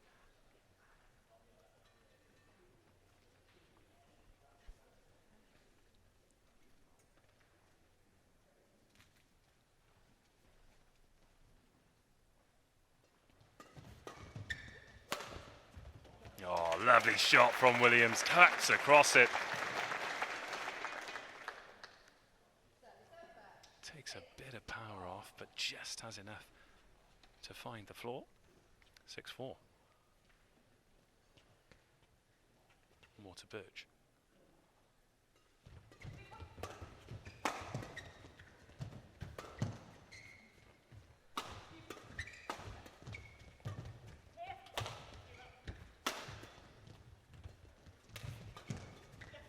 Oh, Williams. She has started this final brilliantly. Dominating at the net, 7-4.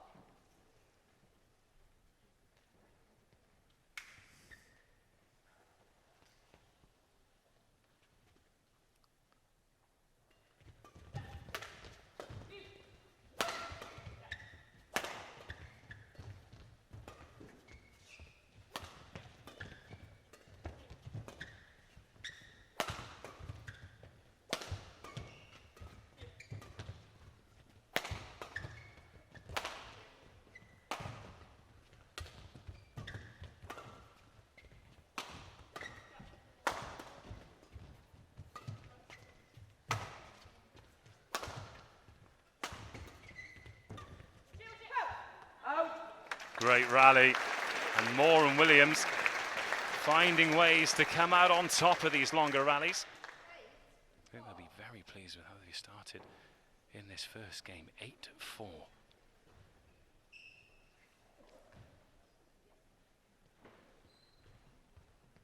And Vicky Williams in particular, exuding confidence. Oh, and again, what a shot from Vicky Williams. Happy to let Lauren Smith swing and then pick the gap at the back of the court, 9-4.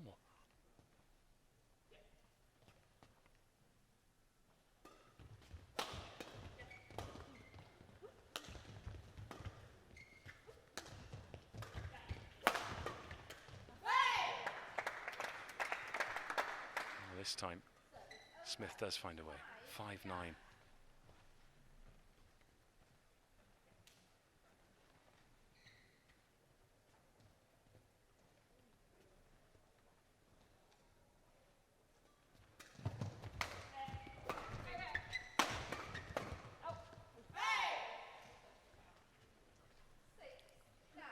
Split the gap that time.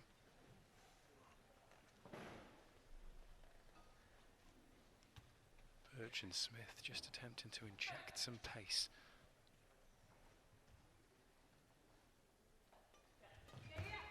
Oh, Williams pounces on the service.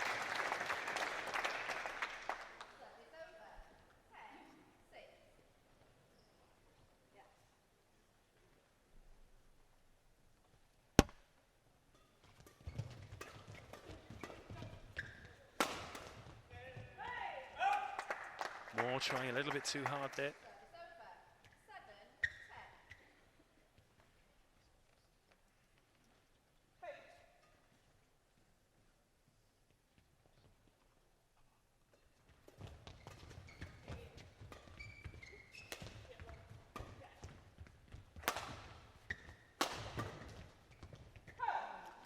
Well, Birch picking up where she left off in the women's singles final.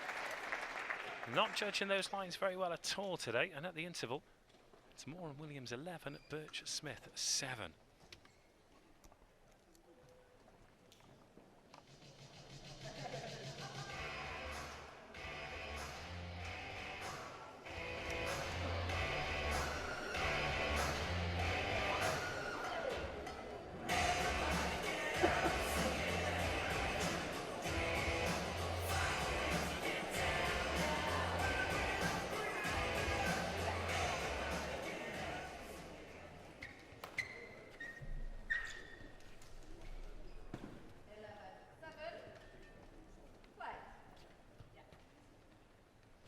Seven. More to get us back underway. Birch to receive. Now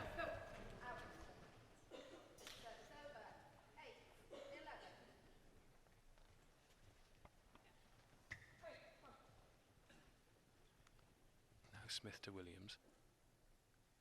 It's been hot on the service, and Smith sends it long as a result and hammers that one into the net, and it drops just the right side for her.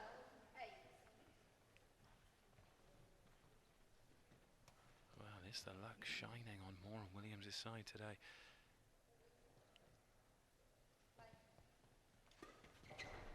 Not with serves like that.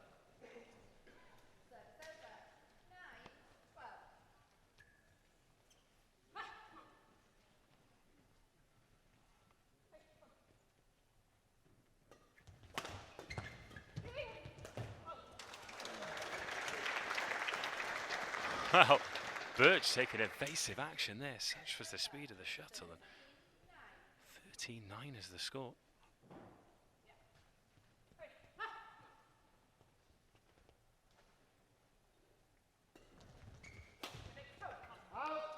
And Moore sends Birch long this time, and she looks to push the pace. Wide, her radar just a bit off today. Chloe Birch.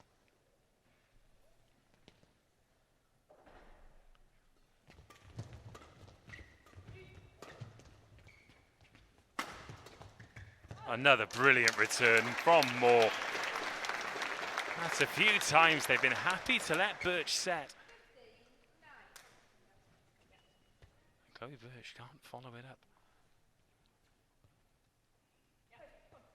Williams and Moore look more than happy to deal with the power, and that's a 15-9 lead. Then the mistakes come in. Moore looking a lot more comfortable alongside Williams than she did alongside Wolfenden in the mixed final.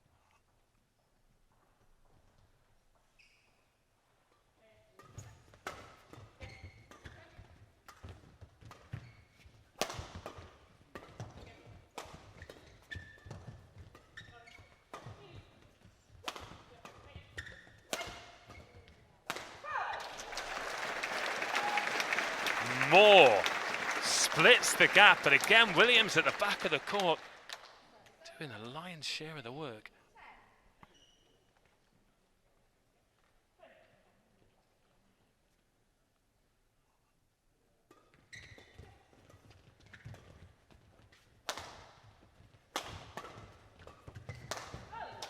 Williams is playing out of her skin here. She is dominating this number 1 seeded pair. 17-10.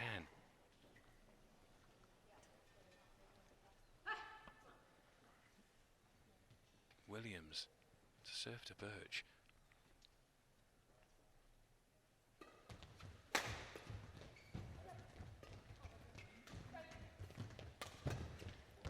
And again, Williams' defence, absolutely remarkable. That's her first miss, and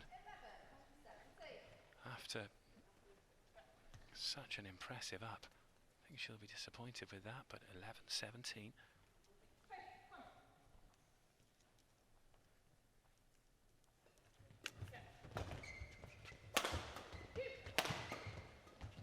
Now it's Birch's turn to defend, but she can't finish the job either. And Moore and Williams continue to turn the screw. Change of shuttle, 3 points away from a 1-game lead. And not just a 1-game lead, a very impressive one too.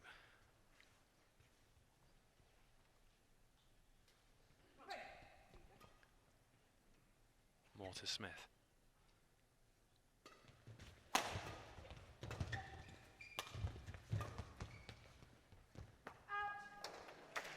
19-11.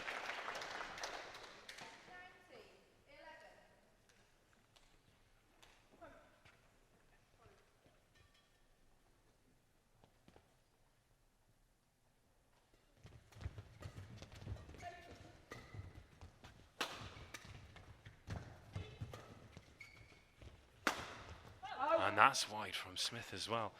Well, these two look very much out of sorts, and despite the fact they're making mistakes, Moore and Williams are playing fantastically well. Make no mistake, this is game point. And it's well earned. That one might have gone into the net, but they've still got 8 more chances.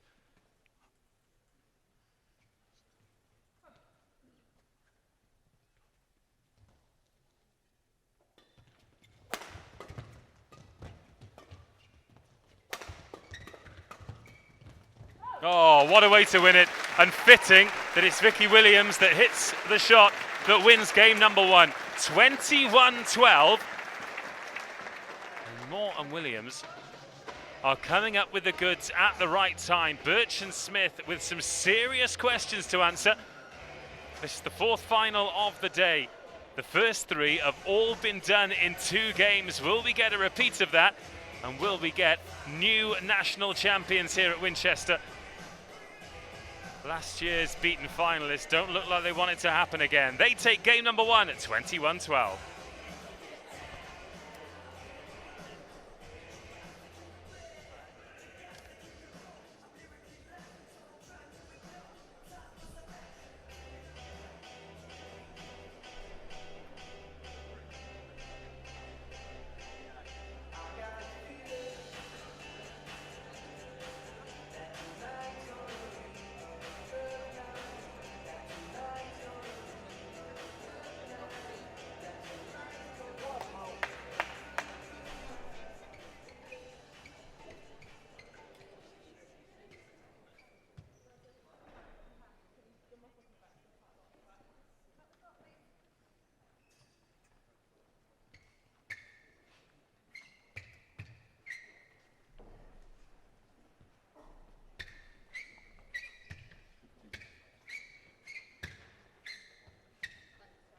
Game number 2, Chloe Birch just making sure the court's dry. She was very particular about it in the singles final earlier on as well. So much force going through the bottom half. Really important that they're sure underfoot.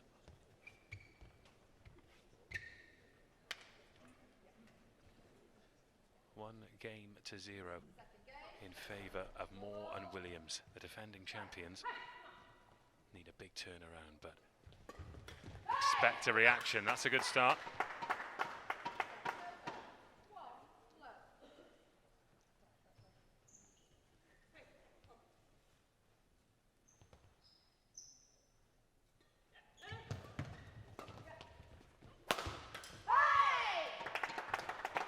Bit more enthusiasm.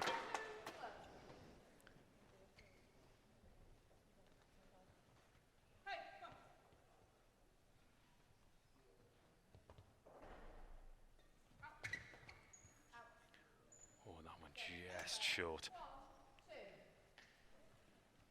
Good early call there from Williams as Moore overruns it. 1-2. Williams to Birch.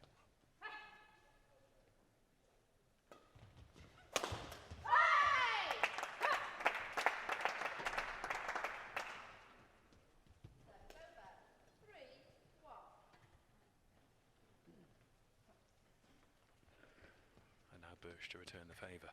She was hot on that return. Again, Williams comes diving in. And a great response from Vicky Williams. Tall, long wingspan. It's a long way over and a long way around. Needs to be very precise.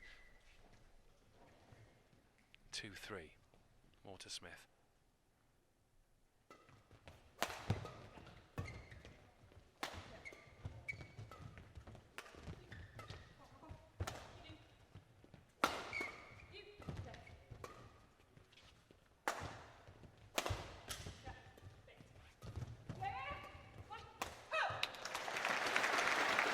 Again, it's Vicky Williams who dominates.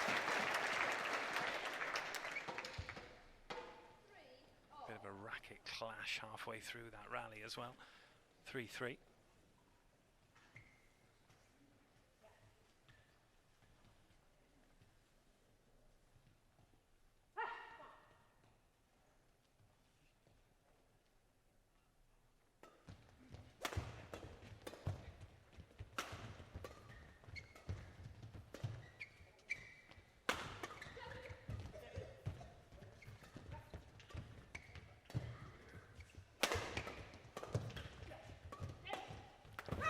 Williams again, there's just no way through it. And she creates those attacking opportunities where they don't seem to exist.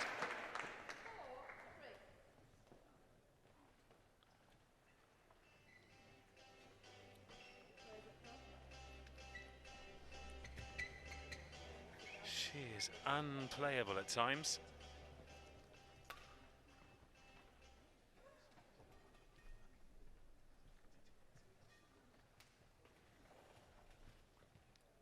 Short interval with Moore and Williams edging their way in front after a sharp start from Birch and Smith.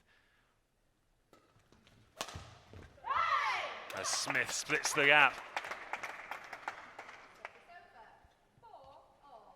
What Jenny and Vicky have done very well is they've not allowed Birch and Smith to get any kind of momentum at all. Because when they get a roll on, they're very difficult to stop. So Smith sends Moore long. Now the rally's on. What can Williams create? Nothing this time.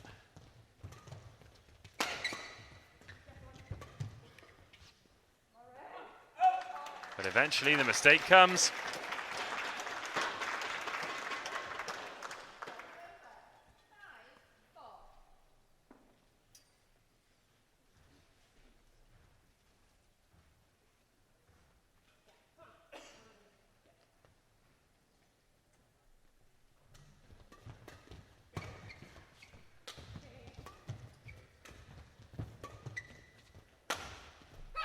Oh, this time it's Moore who finds the gap.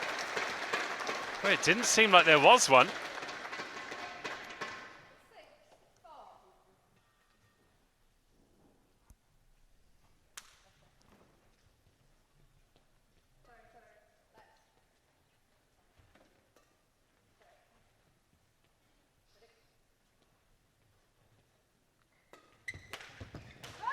Great return from Smith after the let was called.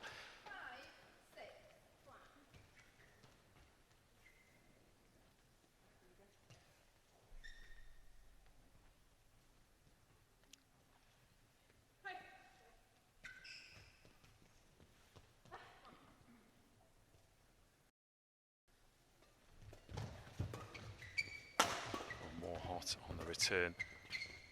Williams backcourt takes the heat right off it, and then Oh, Jess wide from Moore.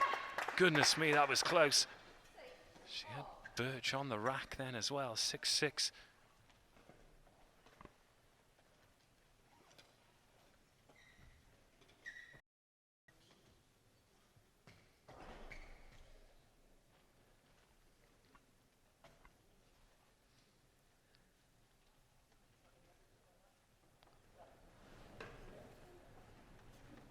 Chloe Birch having a rummage around the kit bag here at 6 apiece.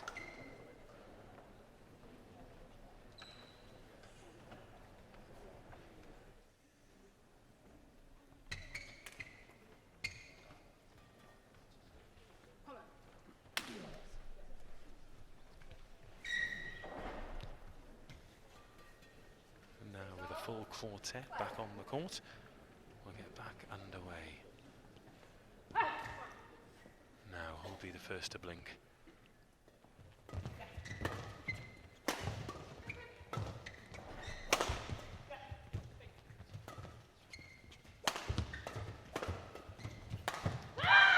And Birch flies in.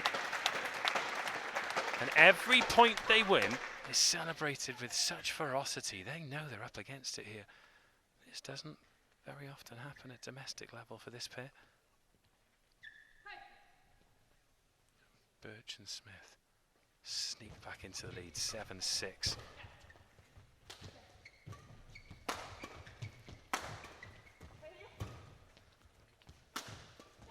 Good defence from Smith, and now have they got the opportunity to attack here. Oh, Moore has played some beautiful defensive shots as Birch sets, and this time Williams picks it off the toes and it goes wide. They spent a lot of time on the rack in that rally, Williams and Moore.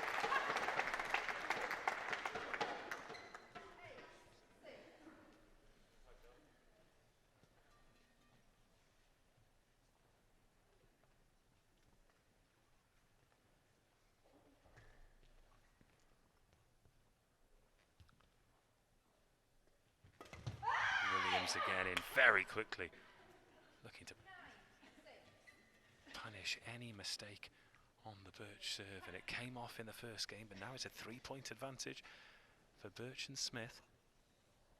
They were 11-6 down at the interval in game 1, 9-6 up here, 9-7 up here in game 2. Again, the extra pace from Jenny Moore.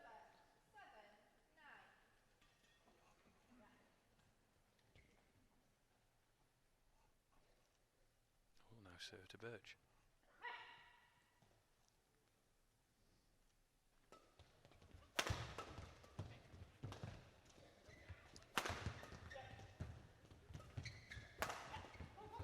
Oh, Vicky Williams.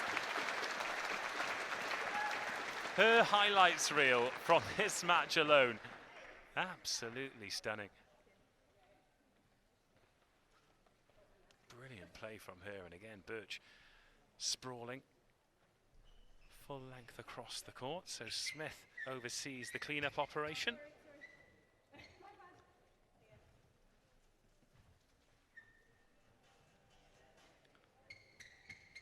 Oh, I hope they can clean the court quickly so we don't have to listen to any more black-eyed peas.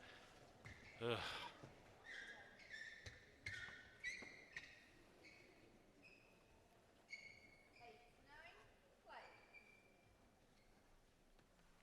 Change of shuttle, dry court, we're back underway. This second game in the balance after Moore and Williams made light work of game number 1. Smith waits to receive, does receive, and Birch sends it long.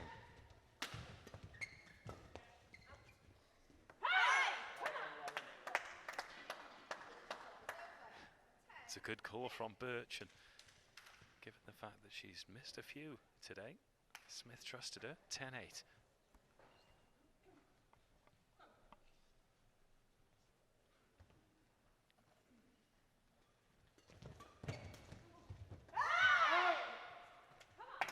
Just wide from Williams. So the tables turn at the break. It's Birch Smith 11, Moore Williams 8.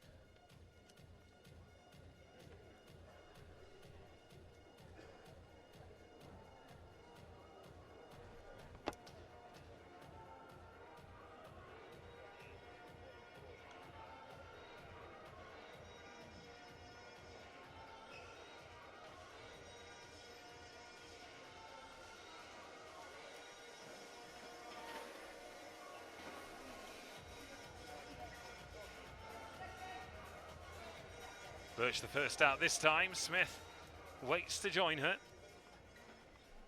The number 1 seeds chasing the final, but leading in this second game. A much better contest in game 2 after Moore and Williams. 21-12 winners in game number 1, and Williams snapping straight back. She's been absolutely sensational on that serve reception. Anything even remotely short, she's straight in. And she sends Smith long. Takes herself to the back of the court.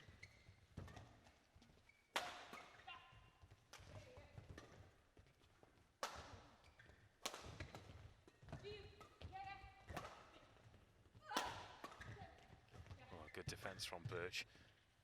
Oh, was that just on the line? No, it's just wide. 10-11. Again, that is a brave leave, given how close this game is.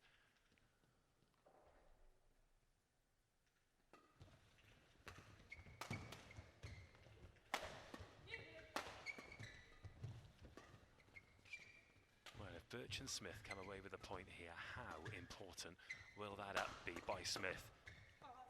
Oh, again, it's left by Birch, and the radar's miles out. It's 11-11. That must have dropped 15, 20 centimetres in. Wasn't there to be left. And that is 3 points in a row for Moore and Williams. 11-8 becomes 11-11. It's game on again. 10 points away from a national championship.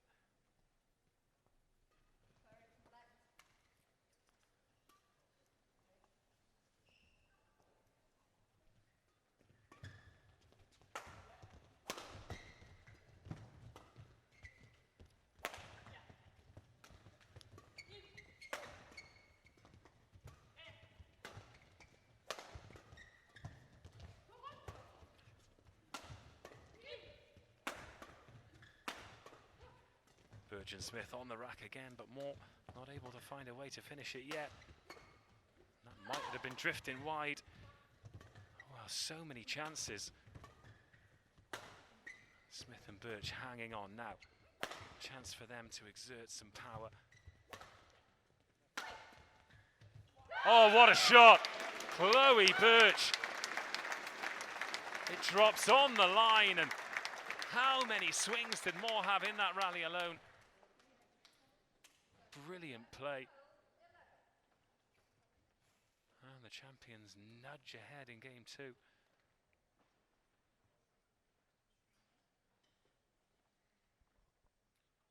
During these intervals, I've got to whisper because I'm in amongst all the crowd here, and a deathly hush falls. It is all very, very tense. I think all of the neutrals really want a third game here. It's one of those games that you don't want to end.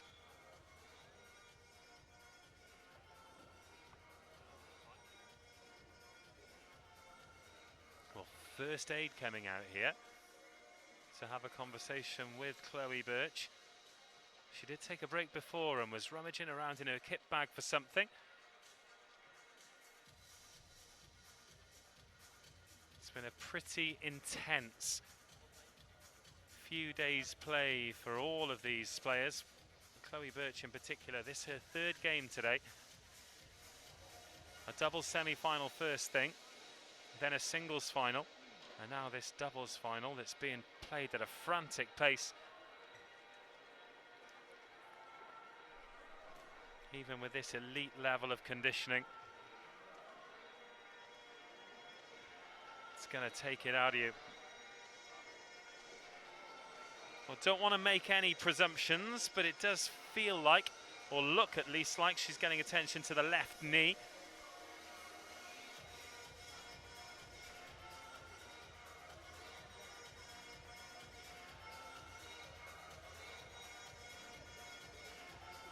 And with this one in the balance, 12-11.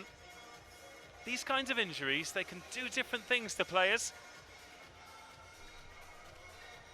think Moore and Williams are experienced enough not to go after Chloe Birch, because she can punish you. And I think when you're playing badminton or any sport professionally, you're used to always carrying a little niggle. Don't think you're ever 100% fit. Otherwise, you'd never get out there.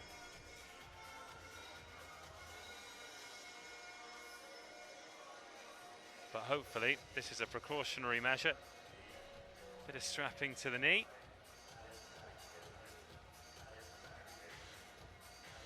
And this incredibly entertaining women's doubles final will be back underway very soon indeed. Still the men's doubles to come.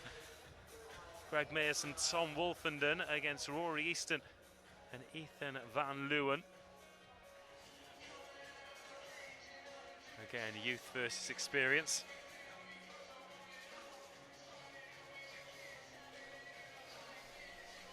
Well, Birch back on 2 feet.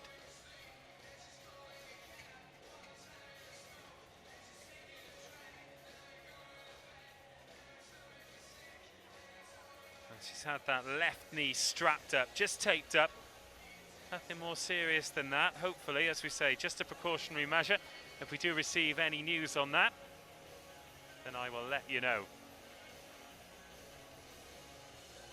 But if they are going to win this, they're going to have to go to the championship rounds to do it. Because Moore and Williams, 1 game to the good. Well, the medical staff have done some taping, and Chloe Birch is going to add some extra reinforcement herself. Lauren Smith's getting involved too. And she won't want to let this title slip. They win all over Europe, all over the world, but Lauren Smith has won 5 women's doubles titles in a row. She does not want that reign to end today. Birch gets us back underway after that medical break, and it's wild from Smith, so we're all square again.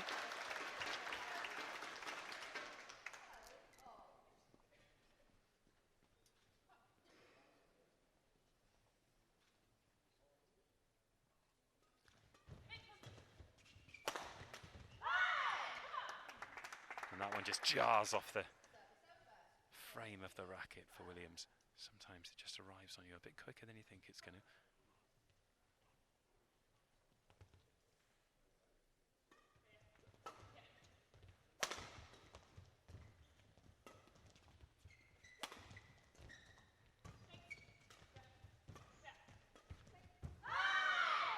And that one drops into the net, and Williams' touch just eluding her.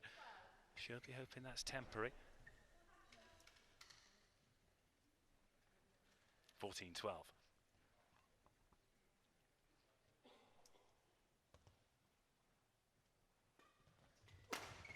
Oh, what a return. Jenny Moore smokes that one off the Smith serve.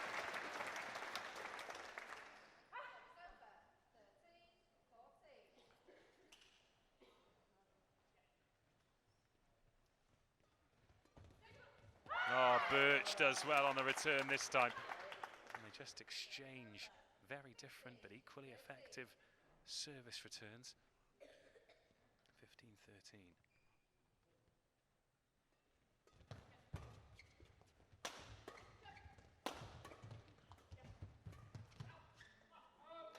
Early call from Williams, watched wide by Moore. Smith's radar off this time. 14-15, Moore with the shuttle. Smith waits, she's been a bit tentative when she's on the service reception. 2 have been called a let because she's not quite ready.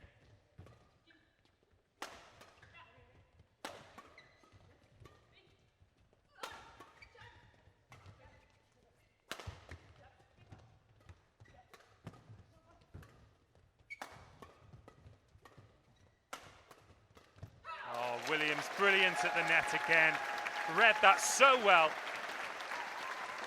and receives the applause of the crowd. 15-15.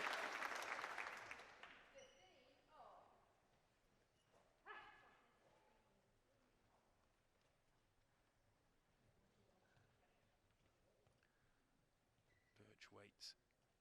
Such a frenetic game. It's Difficult to see how well she's moving since having that knee strap, but that's good defending. And well played by Smith, and look at that reaction. That means a huge amount to her that she wants to dig this one from the fire.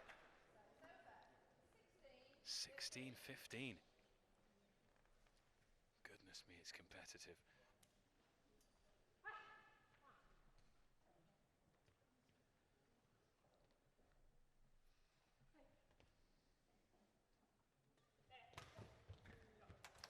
Again, a brilliant return. How can you serve to Williams when she's playing like this?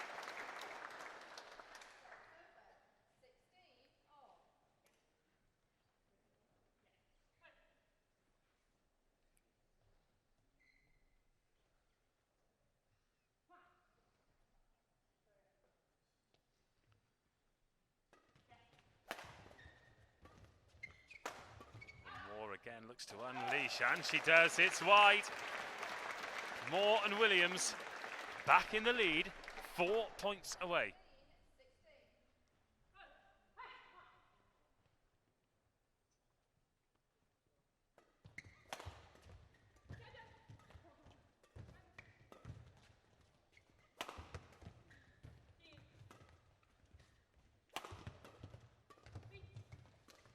Oh, they needed that.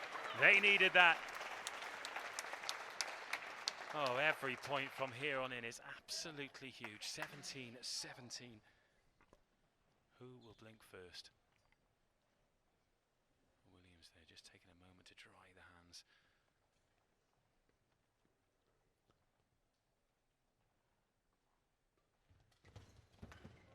Oh, miss hit there. Great defense and into the net. Oh, wow. Fancy Williams missing there. I mean, Smith was hunting it down. 18-17, oh, it's seesawing. Chloe Birch again doing her best cha-cha slide, making sure that the ground's dry beneath her. More quickly onto that. Williams backcourt, they can't win it this time, so Moore and Williams just taking such great court position while they're waiting for the shuttle. No gaps. Nice touch from Smith. Tee Birch up. Beautiful shot. That is absolutely brilliant from Chloe Birch. Absolutely fantastic. And the defending champions, are they coming good at the right time? 19-17.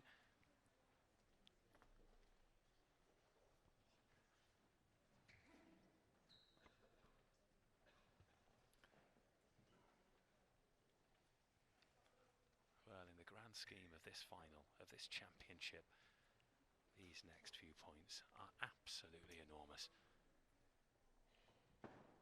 Chloe Birch serving to Williams, who's been exceptional on the serve return. Another great return, forces the mistake. See, when Williams comes in like that, she rushes you. So difficult to get any kind of rhythm. Birch and Smith from having a game point. Moore goes long again, bringing Williams to the net. She misses.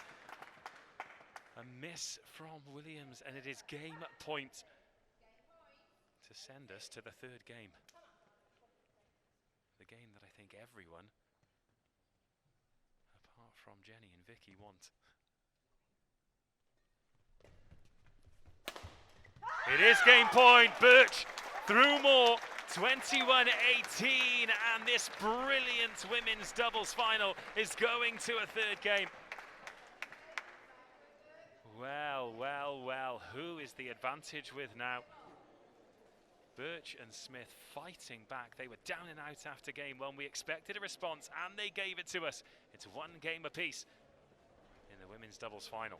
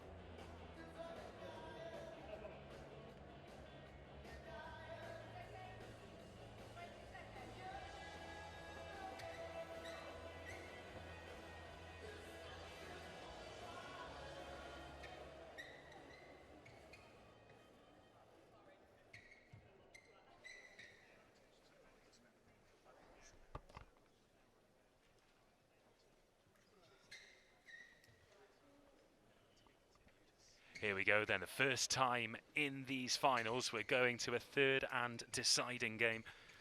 Chloe Birch, a 2-set winner over Freya Redfern. Max Flynn and Fee Teng Liu, 2-set winners over Tom Wolfenden and Jenny Moore. Alex Lane, a 2-set winner over Johnny Torgerson.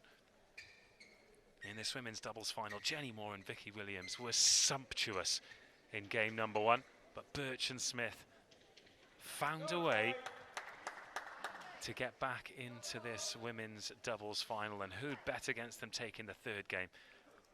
There's a real war of attrition now. At times the quality has been sensational. Smith to serve first to Williams. And has her second swing, third swing, and Williams again defending incredibly well. And turns defense into attack as Moore steals in.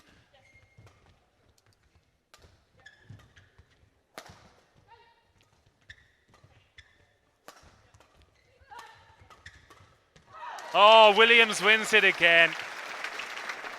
She has been sensational. It was only when she started to miss that Birch and Smith got back into game number 2.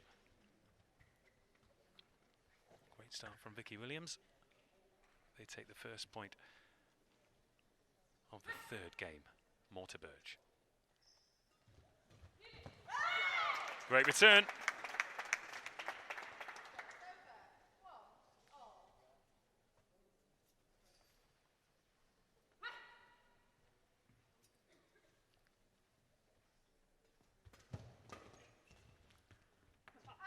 Birch takes evasive action and Smith just launches that one long.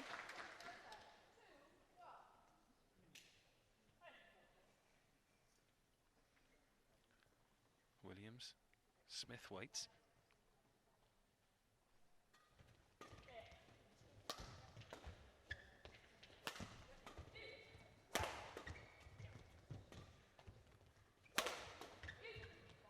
Smith defending very well as Williams just rocks back and forth for those overhand smashes. So difficult to read what's going to come off the racket. And they force the mistake again.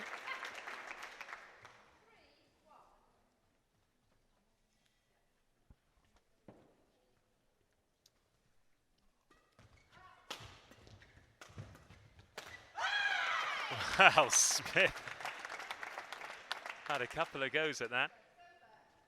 The level of defence from both pairs, though, off the charts. Great to watch. 2-3, Smith to Moore.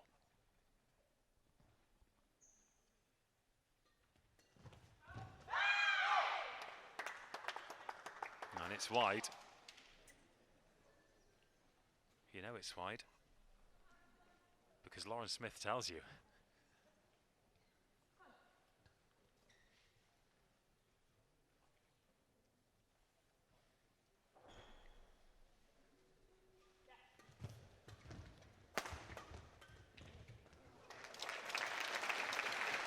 Well, that one was off the racket frame of Williams. She wins the point. Again, she offers the apology, but more a gesture than anything else. She'll be pleased with the point. Sends Moore to serve, Birch to receive.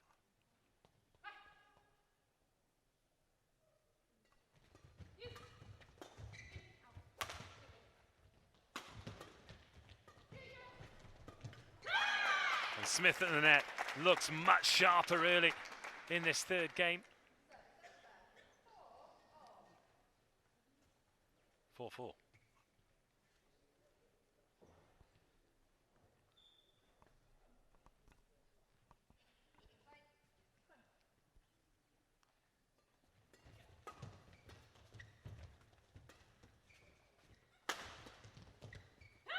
Again, Smith at the net. This is the combination that works. Birch backcourt, forcing the opportunities. Smith sweeping them up, 5-4.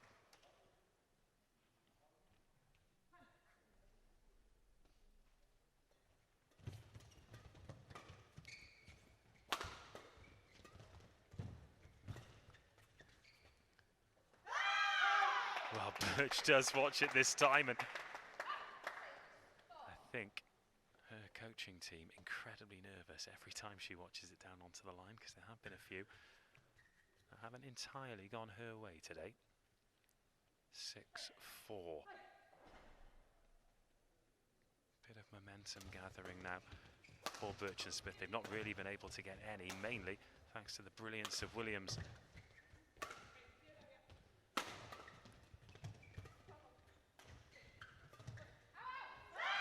And now Williams just forcing the issue. They need to be careful that this one doesn't start to run away from them. They'd be filled with regret if it did for huge portions of this final. They have been exemplary, but now a 3-point advantage for Birch and Smith. A 4-point advantage. They were 3 points up at the break last time, ended up winning the second game by 3 points.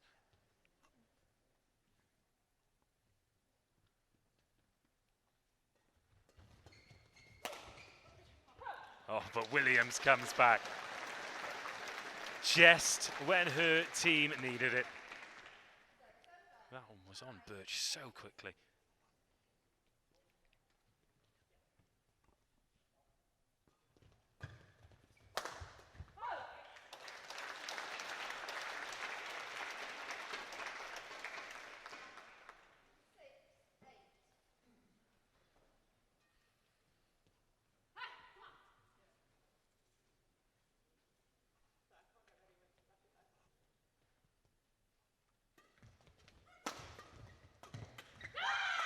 Again, Smith, she is just relentless at the net. She looks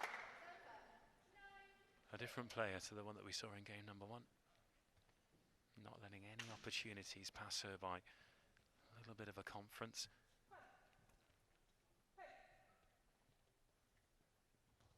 9-6.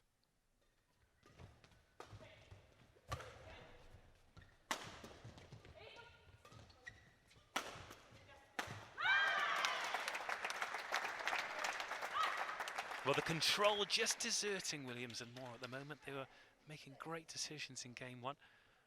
Great touch around the net and strong lifts to send either Smith or Birch to the back of the court. And they were comfortable dealing with the power. But when you just launch one to mid-court, there's only going to be one outcome. And it is 10-6 to the defending champions, 11-6 at the break. This is the widest the gap has been. And now it's Moore and Williams who are chasing it at the interval. Birch Smith 11, Moore Williams 6.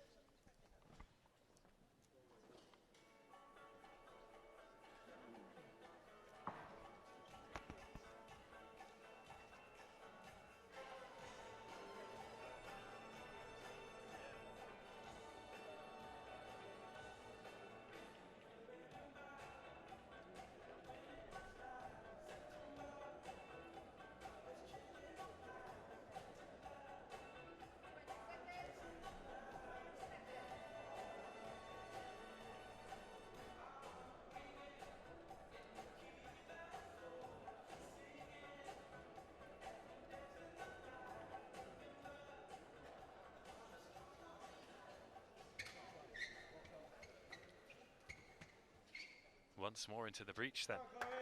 The third game, the decider. And the teams swap sides. Chloe Birch, Lauren Smith 11, Jenny Moore, Vicky Williams 6.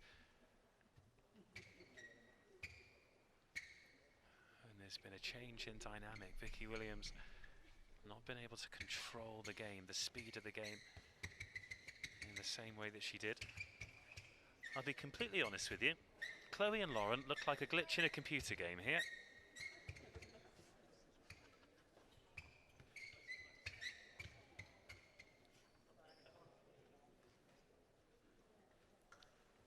It's like someone's forgot to put 20p in the arcade. Finally, we're back to it.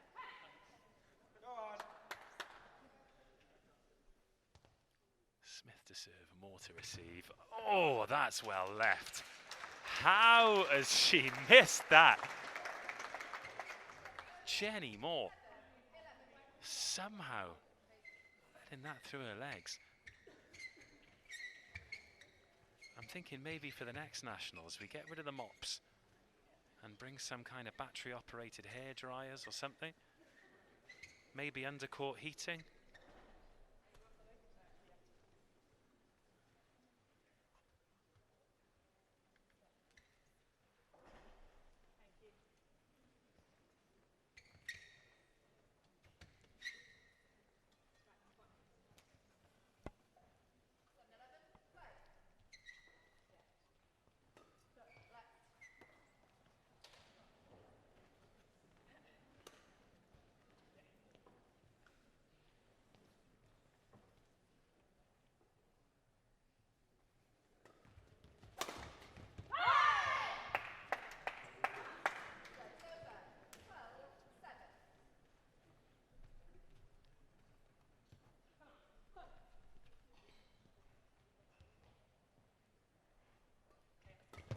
Williams quick on the serve again, but now there's some rhythm in the rally.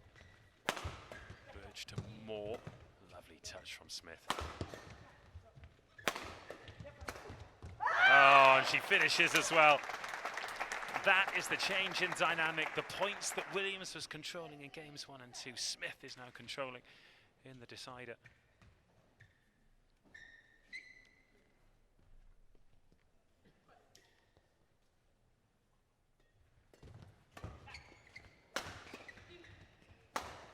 Chance for Williams.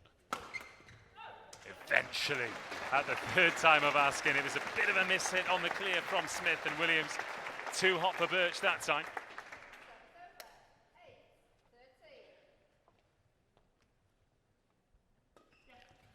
Williams sends Smith long. 9-13.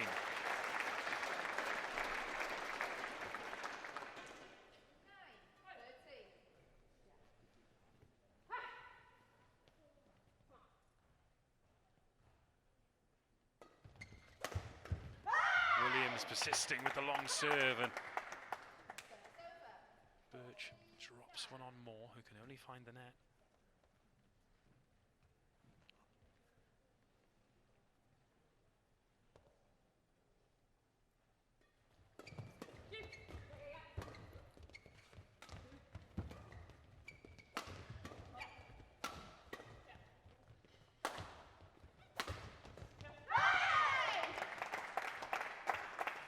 Now that bit of luck, that bit of zip is evading Moore and Williams at the moment.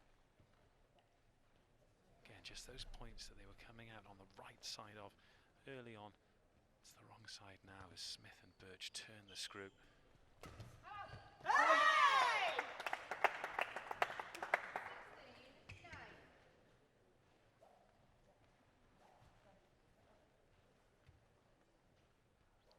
Distance can hear some racket swipes as Greg Mears, Tom Wolfenden, Rory Easton and Ethan Van Leeuwen get ready for the final match of the championship, men's doubles. This one close to an end. Still not sure which way it's going to go, but we'll have a champion at the end of this game. Oh, and Smith misses. That's a rarity. Since she's found her range, she's been putting those away.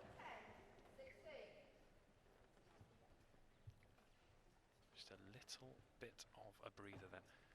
A little bit of a let off for Moore and Williams, but it's still a 6-point hill they've got to climb. Birch and Smith 5 points away from retaining their title. Oh, lovely shot. Right on the money, right on the crosshairs.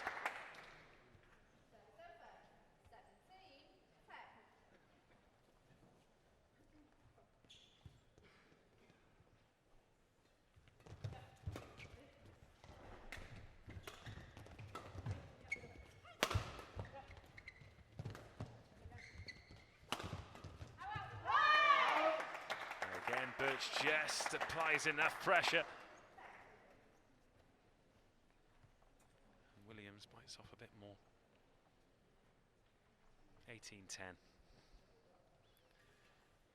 This one isn't quite gearing up to be the grandstand finish we thought it might. It's Chloe Birch and Lauren Smith just taken control. It's been a slow sea change, but a sea change nonetheless, and that is inch perfect from Birch. Saw that Williams was further back than she perhaps could have been. That was pretty much the only place she could hit a winner, and she did.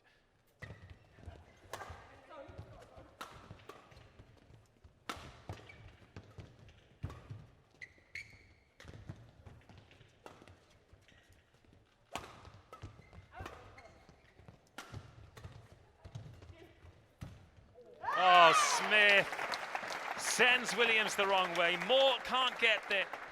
And after being down and out in game one, it is championship point.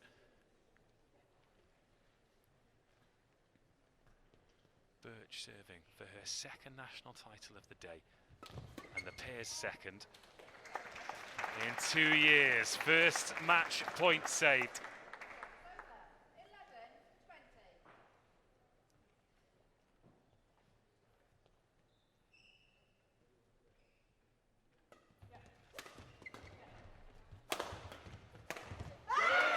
Birch wins it.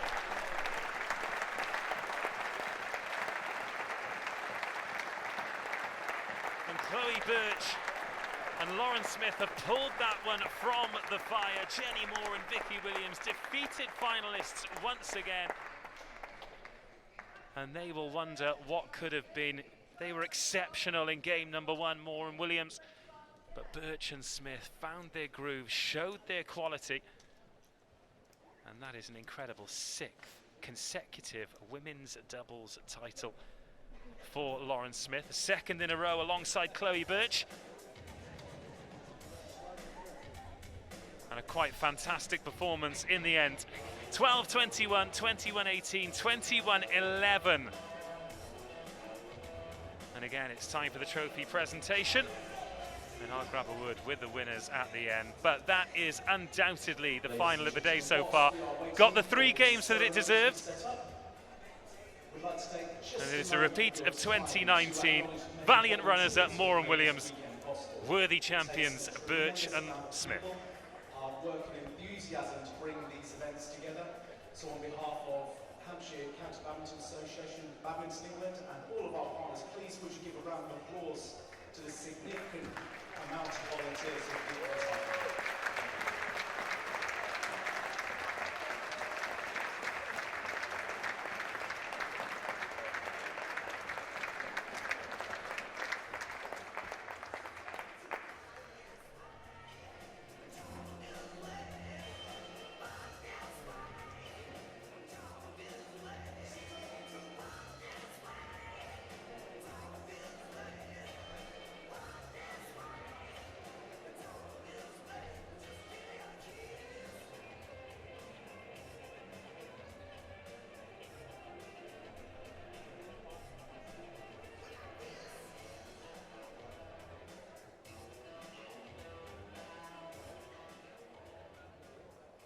Ladies and gentlemen, please welcome the presentation party for the English National Badminton Championships 2020 Women's Doubles Final. We're joined by Diane Troke, the President of Badminton England, and Adrian Christie, the Chief Executive of Badminton England.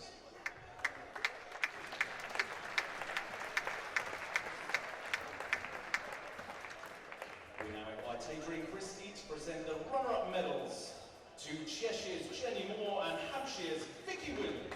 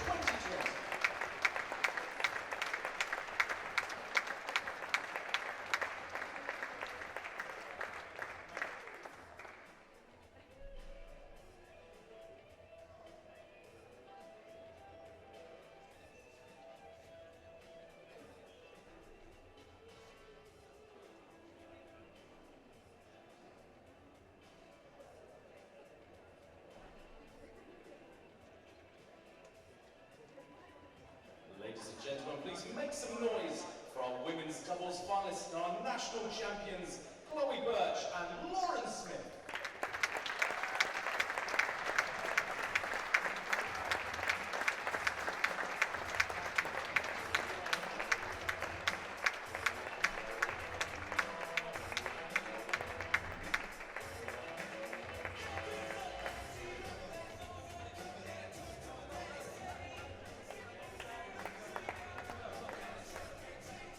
You two, don't go anywhere. Quick chat. Move over. I've got to get in on this thing. It's on the cameras, you see. Where do we start with a game like that? There are individual achievements for you both, but I think it would be a great place to start. A word on your opponents today, because goodness me, they made you work hard for that gold medal. Yeah, they played really well. They really made this battle, and after the first set, we had to come out fighting and kind of give it everything we had, and we did, and we got ourselves back up to speed and kind of back in the game. But they played really good stuff, and we played with each other quite a lot in training, so we kind of know each other inside out. But no, all credit to them; they were really good today. 6 of these in a row for you now. How many have you had to work that hard for? That's no offence to anyone I've played in the past. That's the hardest I've had for a while. You know, like Chloe said in the first set, they came out really strongly. They played tactically very well and actually countered our attack. And we were able to get onto the shuttle like we wanted to. So yeah, it was a very hard fought game. But yeah, happy to come out on top in the end. I spoke to Chloe a little bit about records earlier, but I believe that's 8 national doubles championship titles for you now. That puts you level all time. Is that something that means a huge amount to you? Yeah, definitely. You know, it's something that I'll look back on very fondly. I'm a competitive person, so I like to win records. So if I've leveled it this year, I'll have to come back next year and try and beat it. But yeah, obviously really happy. I try not to get too caught up in it beforehand because you know games are always tough, and I can't just focus on getting a record. I have to focus on playing well every single match. And so happy to have to come out with that one and have leveled the record now. And for you as well, back-to-back in the women's doubles and the singles, that is a double-double. I think I've got that right. These are special days, aren't they? Yeah, definitely. I think for me and Lauren now, we don't really play much in the UK. There's the Nationals and there's the All England that we're kind of in the UK, so it's really nice to see family and friends kind of a lot from Sheffield come down. And yeah, no, it is a really special day, and I think it's important that we kind of play the events and we come out and we kind of show what we're competing on the world stage and give it all and kind of show some of the youngsters what the level is which we're trying to compete and trying to get better at. So yeah, we're really happy to be here and obviously even more happy to win the title. Well, domestic success is on the triple next year. You might not have heard that, but it was whispered. The triple's on. Domestic success, it's incredibly important, but we've got the cameras here. We've actually got thousands watching around the world. Thank you very much for tuning in, wherever you are. But for the crowds here who perhaps aren't familiar with what you can achieve around the world, and for the people watching at home, what are the ambitions for you two as a pair? Where do you want to be this year and in years moving forward? Yeah, I think as a pair we won our first European medal last year, and we're looking to do the same this year. We're looking to kind of compete on the world stage. We reach our highest world ranking of 22, 21, something like that, this year. So we're doing really well. We're playing in the World Championships, which is obviously massive, and they're the kind of tournaments that we want to try and get ourselves to get the best.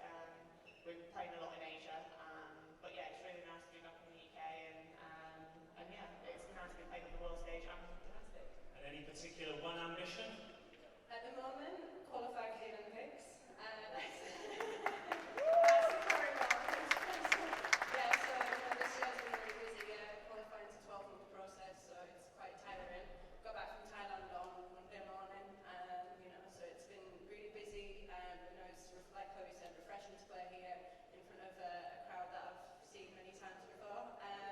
So yeah, it's obviously busy, and that's our main goal. And I'm going to get straight back into training this week for another busy tournament block, kind of March with the All England and a few others, and then in the blink of an eye, qualifying will be finished, and hopefully we'll be able to start prepping for Tokyo.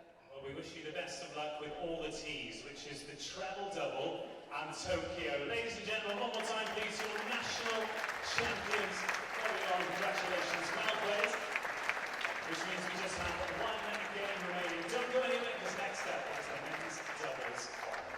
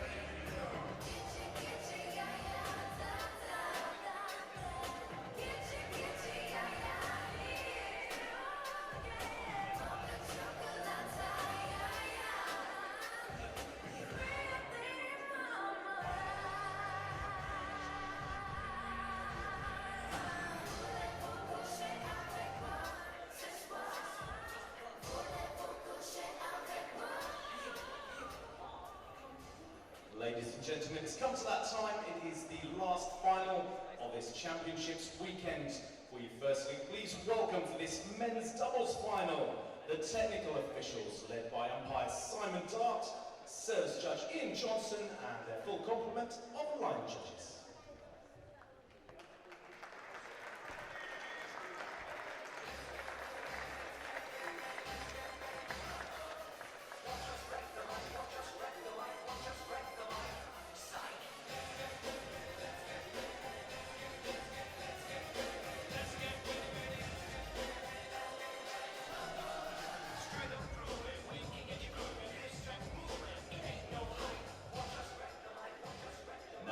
Gentlemen, I know you've given so many round of applauses, but please welcome the last stars of our show today. Use every ounce of energy you have to welcome 3-4 seeds from Cheshire and Lancashire, Greg Mears and Tom Wolfenden. Greg Mears and Tom Wolfenden.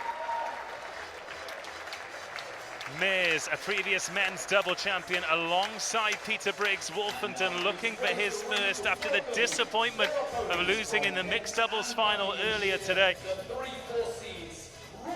Rory Easton and Ethan Van Leeuwen, the men standing across the court for them. Both 3-4 seeds. Expecting this one to be close. We've talked about a sea change, a changing of the guard. It's starting to happen. Can Mears and Wolfenden hold it off for another season at national level? Or will the youngsters, Rory Easton and Ethan Van Leeuwen, 19 years of age and 18 years of age respectively, leave with national championship glory? Similar in terms of physical build. Easton and Wolfenden, the two tall men with a big wingspan. Van Leeuwen and Mears, the explosive energy on the court.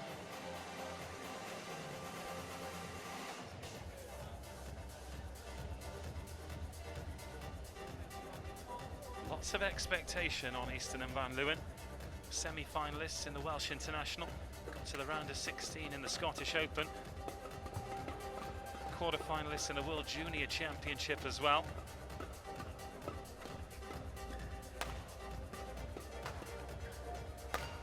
Silver medalists in the men's doubles at the under-17 Europeans, and part of the mixed team bronze medal as well, Easton and Van Leeuwen. But Greg Mears and Tom Wolfenden, big achievers on the domestic scene for so long. It was 2017 when Greg Mears won his national championship. Incidentally, the same year that Alex Lane won his first as well. He's been victorious today. Will it be a lucky day for Greg Mears as well? So if you're just tuning in, where on earth have you been? You've missed a brilliant day of National Championship Badminton here from the Westgate Badminton Centre. We're in Winchester, and we are 4 of 5 finals down. Chloe Birch won her 4th women's singles title in a row against the promising youngster Freya Redfern. Max Flynn and Fei-Teng Liu were sensational against Wolfenden and Jenny Moore. Max said they didn't been playing together properly for a month. Well, in which case they should definitely stick at it, because that partnership has got a big future. They're national champions. Alex Lane beat Johnny Torgerson in 2 games, just ground the youngster down. Torgerson full of promise, but Alex Lane, his energy level and his accuracy, just relentless. He must be a nightmare afternoon for anybody he plays. And we've just had the women's doubles final. Chloe Birch and Lauren Smith winning the title for the 2nd year in a row over Jenny Moore and Vicky Williams. Moore and Williams exemplary in the first game. They won it 21 points to 12, but then Birch and Smith really caught hold of the game. And they've already promised they'll be back to defend their title next year, and we wish them all the very best on the road to Tokyo. But now it's final preparations. Greg Mears and Tom Wolfenden, their black jerseys against Raw. Still a great crowd here. The support's been absolutely fantastic. We hope you've enjoyed the coverage as well. It's been a real pleasure to bring it to you, the broadcast in association with Solent University, Southampton. who hopefully, you'll agree with me, have done a brilliant job of bringing us uninterrupted action from court number 1.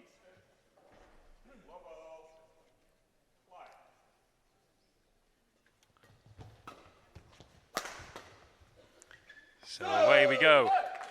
The youngsters, watch that one go long. Wolfenden playing with more earlier in the day. Probably wasn't as much harmony in the team as they'd have liked. Not as much understanding.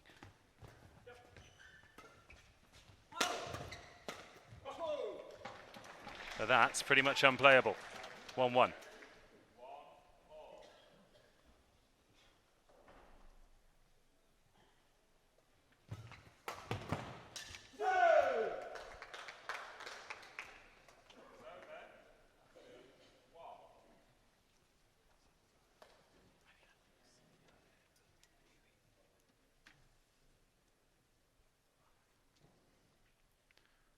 Easton to Mears. Sends him back, but Mears returns with interest. 2-2.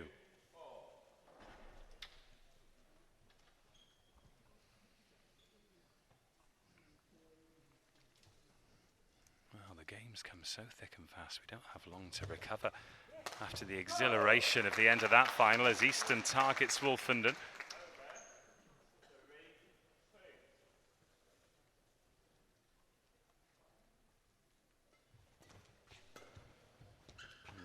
Rolls that one off the net tape, and at the second invitation, nothing Easton can do about that. 3-3.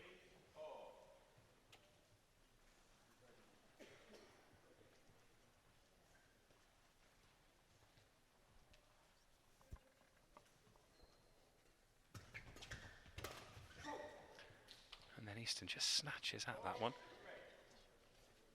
Mears and Wolfenden sneak into the lead. And then Easton just a bit too quick onto that one. Had the right idea. Read the serve. Just overran it a touch. 5-3.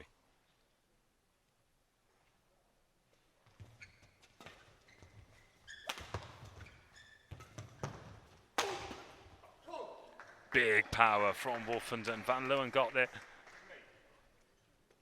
Just couldn't quite time it right.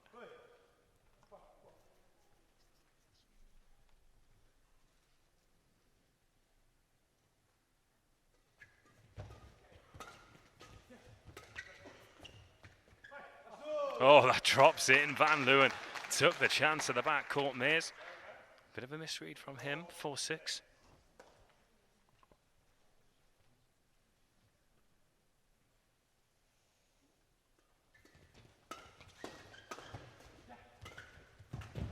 Oh, full length dive from Mears. Van Leeuwen running him round the court. Athletic effort from Greg Mears, but Van Leeuwen wins the point. 5-6, good game.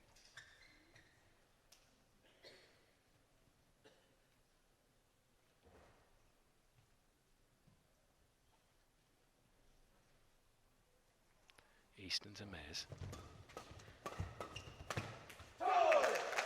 Nutmegs Wolfenden in the end as Easton.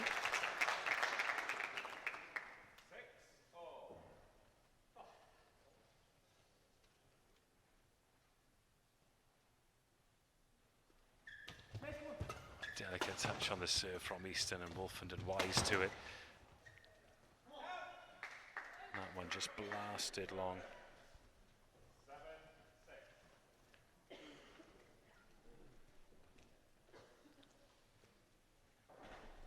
This one being played at a frantic pace.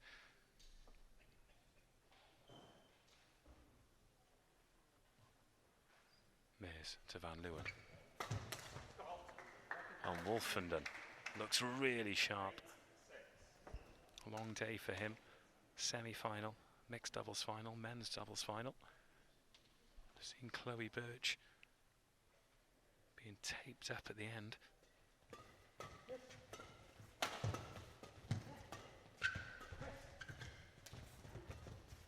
Oh, Wolfenden trying to inject some energy into this. Easton ends up winning the point. Van Leeuwen to serve.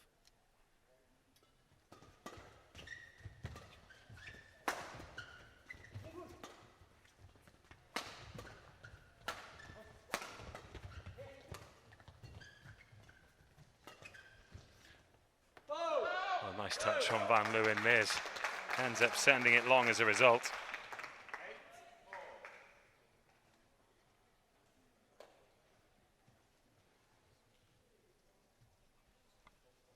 8-8.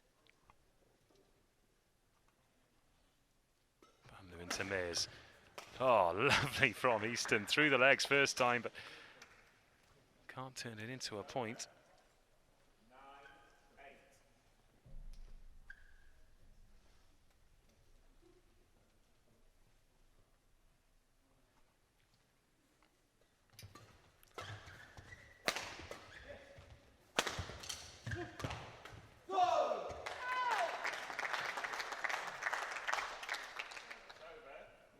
They look like a good team, a good pair to the youngsters, Rory and Ethan,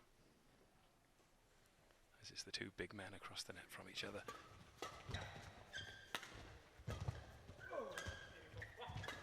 Oh, nice touch from Van Leeuwen. And Easton gets the better of Mears.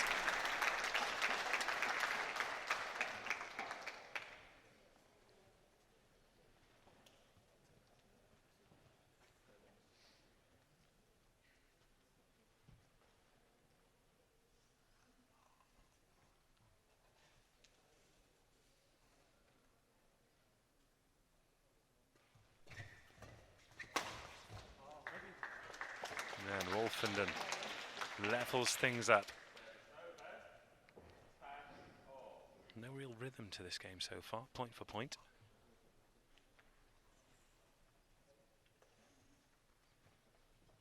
Well,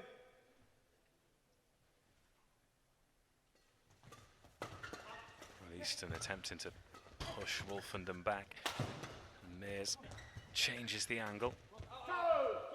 And that's a little bit sloppy from Wolfenden, so it's as close as it could be at the interval.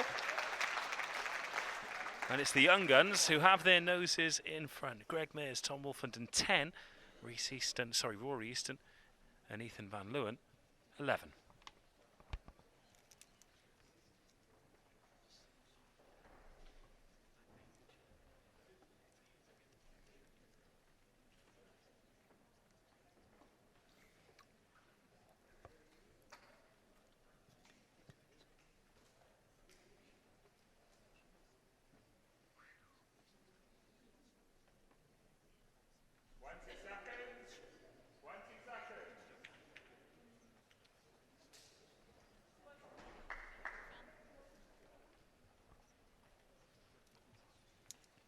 Umpire calls them back in. It'll be Van Leeuwen to serve to Wolfenden. Oh, a bit of a miss hit there from Van Leeuwen with the chance going begging. Oh, brilliant defence from Mears, but off the net. He can't get there in the end. Oh, huge effort from Greg Mears.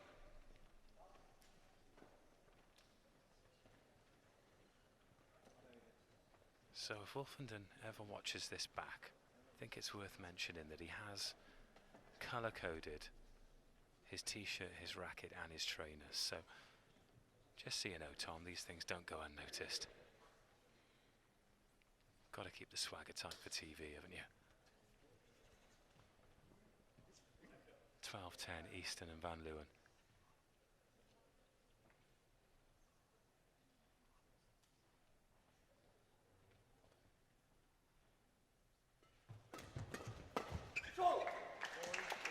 Much sharper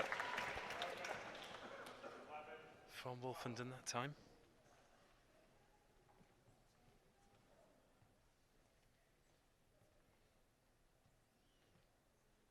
And he'll serve to Easton, who gets there too quickly.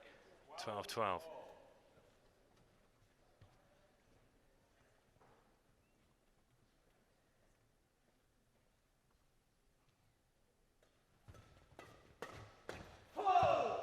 This time Mears just snatches at it. It's the thing. Both teams just desperate to keep the trajectory of the shuttle flat, not to give anyone the opportunity for a free swing at it. There's very little margin for error when you're playing at that pace.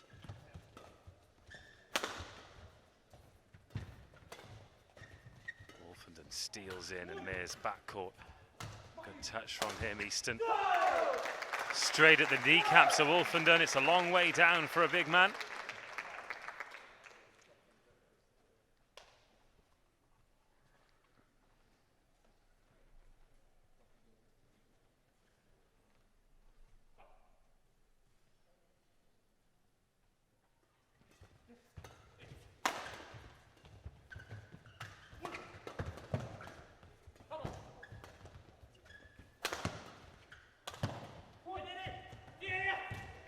Oh, he's missed.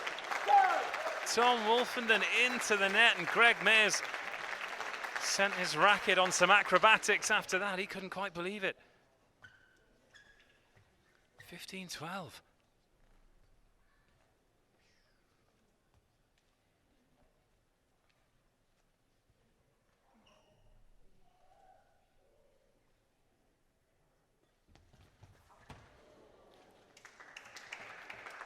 Oh, and this time they do get the luck.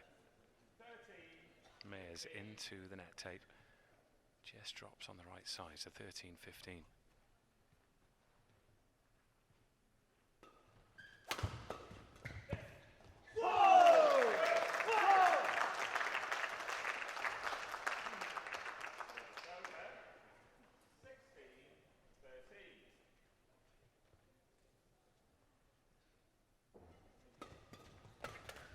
Oh, now Mears steals in, taking matters into his own hands.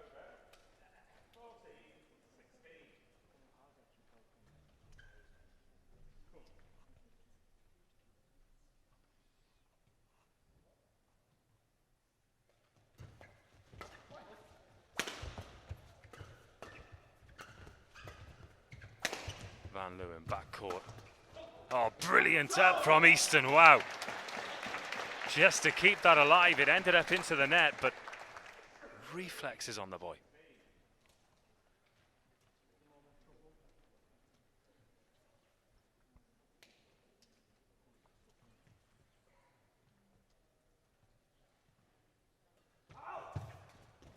Oh, just wide. Easton took the gamble, came into the net.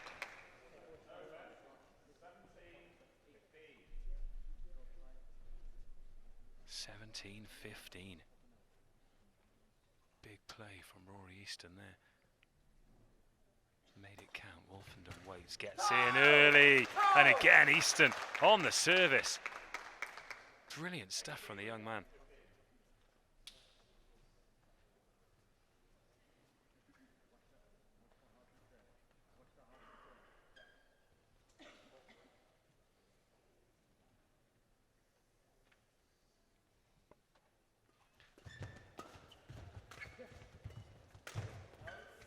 Mears in there, just a loose one from Van Leeuwen. Gets punished at this level.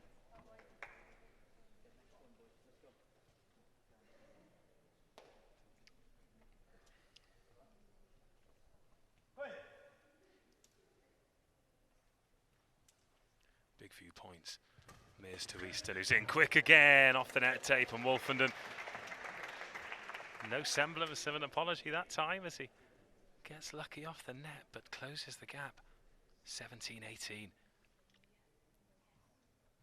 Again, who will hold their nerve?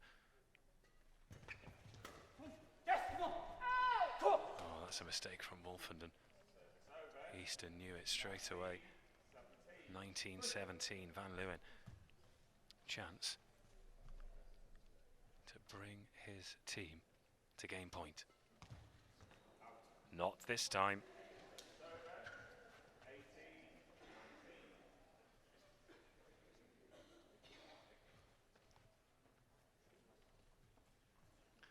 Wolfenden to Easton. Easton has been persisting with this, attacking the serve, getting in quickly. So again, this time, Mears on the wrong side for him. Van Leeuwen. Happy to keep him at the back of the court. Easton brings us to game point. 2018. Any mistake being punished.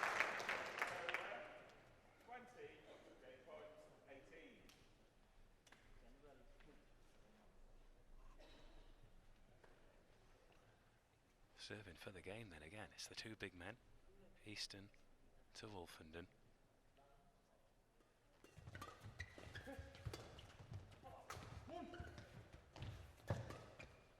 Nice by Wolfenden, but great return from Easton. Oh, huge power from Easton. Wolfenden can't return it, and the youngsters take a one-game lead, 21-18. And they are one game away from a debut National Senior Championship.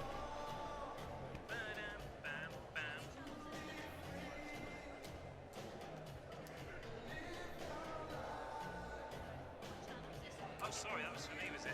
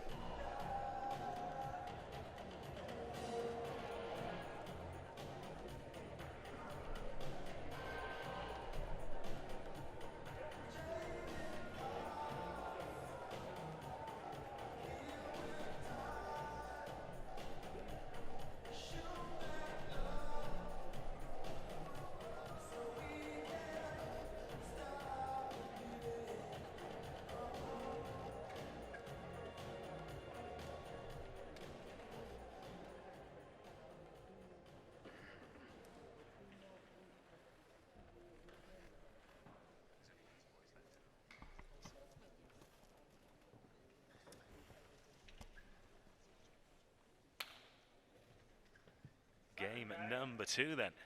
Greg Mears and Tom Wolfenden with it all to do. Easton and Van Leeuwen really holding their composure towards the end of game number 1. Van Leeuwen having a reach for that one. Wolfenden hitting it through Easton. And they pick up the first point of game number 2. 1 down, 20 to go. Sounds easy when you say it like that, doesn't it?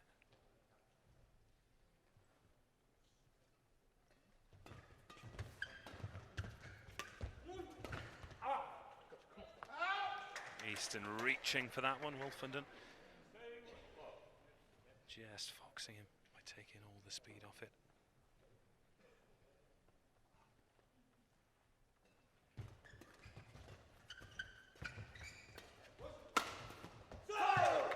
Mears can't pick that one up off the ground.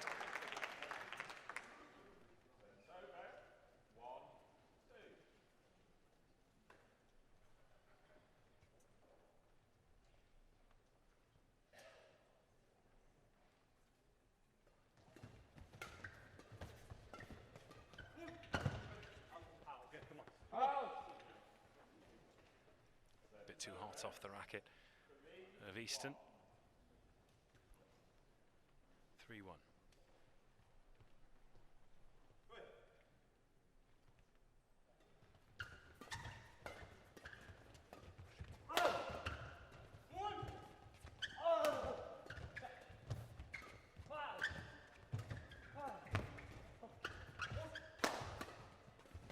Good defending from both players in this rally. Another swing from Easton, drops on the line. Oh, it's called wide. That looked very, very close to me. And all the spectators around me think it was in as well.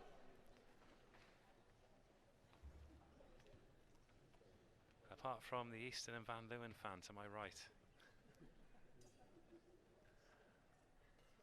Oh, those are the kind of calls that can define close matches like this, but the big referee in the sky levels that one up.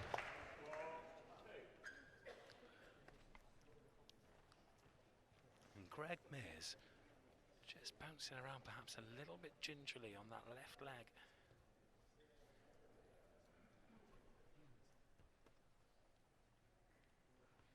he prepares to serve to Van Leeuwen.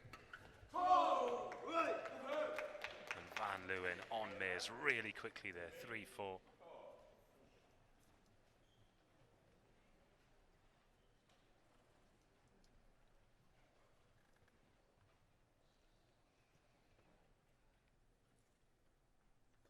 Easton short to Wolfenden again. Again, it's a frantic pace at the start of the rally, and Easton can only shank that one into the net.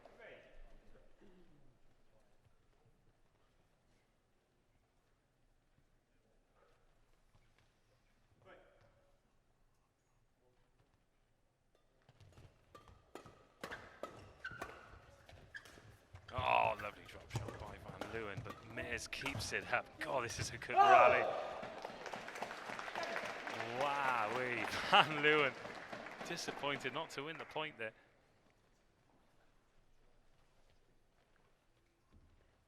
Brilliant quality.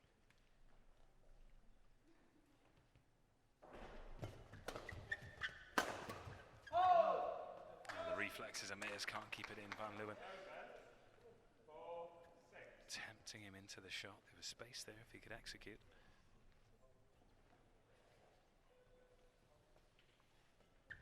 And there's too hot for Van Leeuwen that time. 7-4.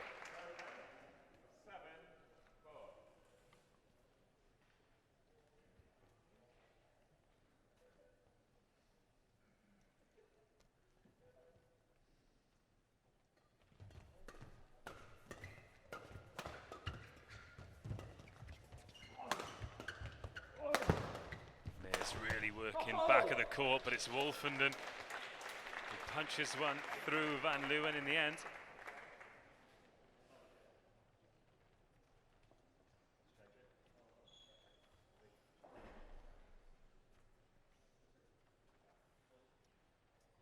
Just like earlier, Greg Mears playing the old mind games when the opponent wants to change the shuttle. He's happy to play on. A few times in this championship. As Wolfenden moves into the net. Van Leeuwen plays that beautifully. Good hands from Easton.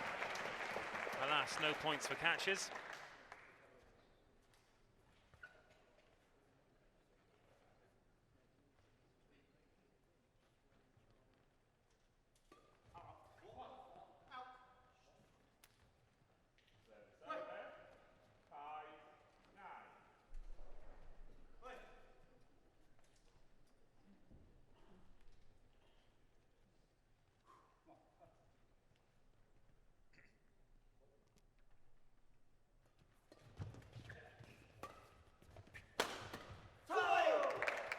Power from Van Leeuwen this time.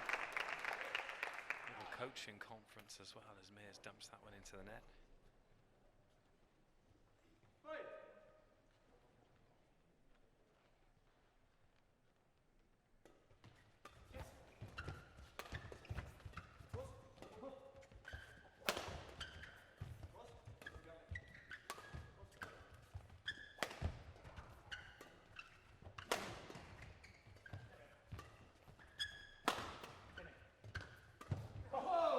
Bit of space for Wolfenden, and did he give Van Leeuwen some eyes through the net there?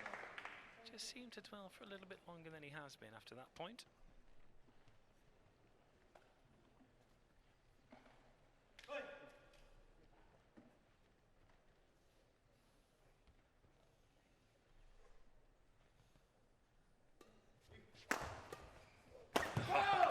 Mears round the back, but Van Leeuwen punishes anything that high above the net.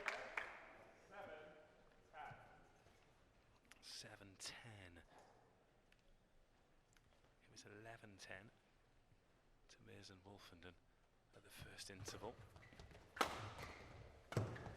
Oh, a couple of chances here, but great defending. Eventually the pressure tells, and Van Leeuwen likes it. Easton does too.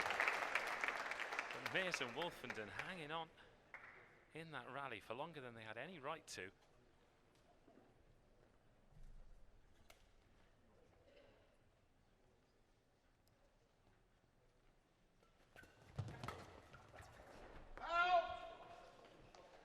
does drift long, so we go to the interval in game number 2.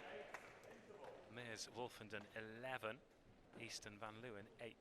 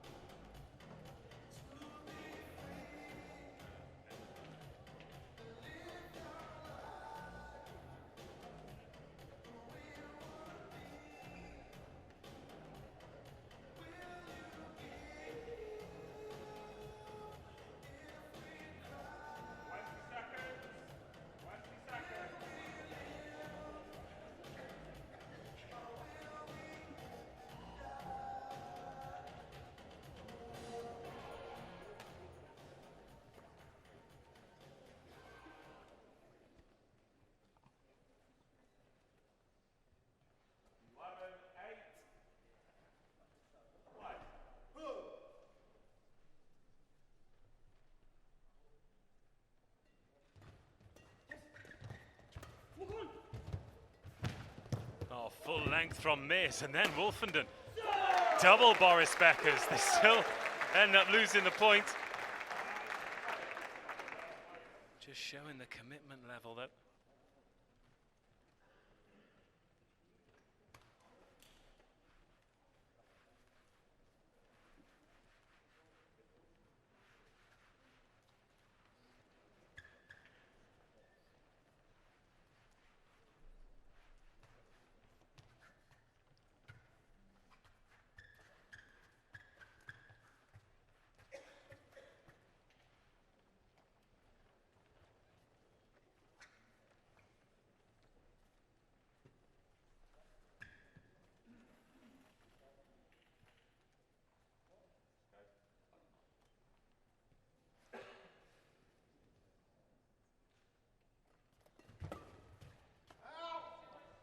Reflexes from Easton. He does react well at the net. It ends up going long.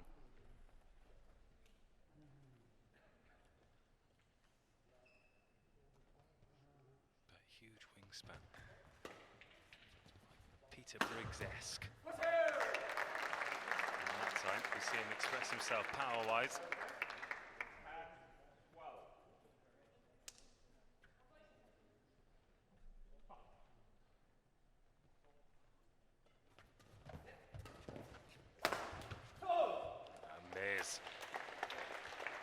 Just exerting his authority.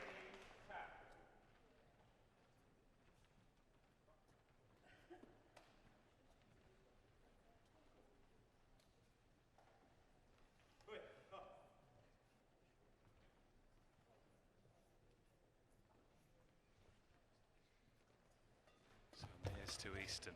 Wolfenden pumps it down the line and shows a lovely touch at the net, and Mears just targets the chest, the armpit. If you put it there on the body line, it's so difficult to return, particularly with any kind of aim or velocity.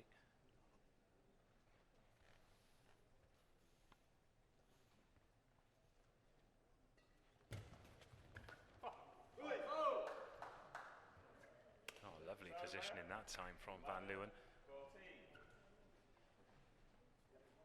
11-14. Easton to Wolfenden.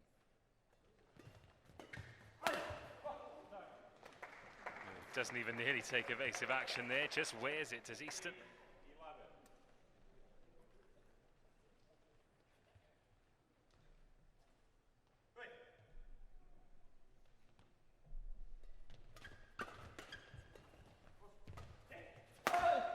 Oh, great shot, Wolfenden. Easton marooned on the left-hand side, left Van Leeuwen, a lot of court to cover.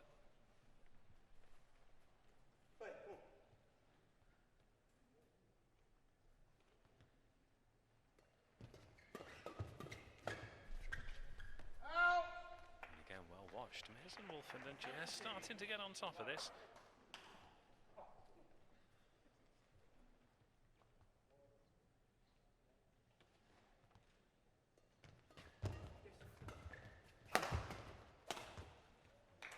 A little bit too easy.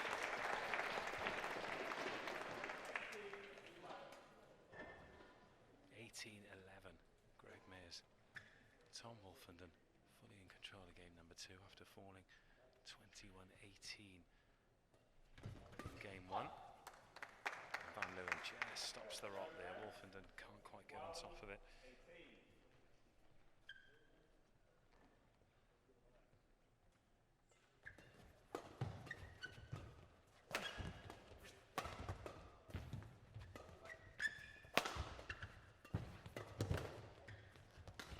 Lovely up from Mears. Managed to keep that one in as well. Rescued from Van Leeuwen, then it just drops wide. Oh, Easton thought that might have dropped his way then. A look of hope as much as anything. Would have been some winner, but now Mears and Wolfenden 2 points away from levelling this final up.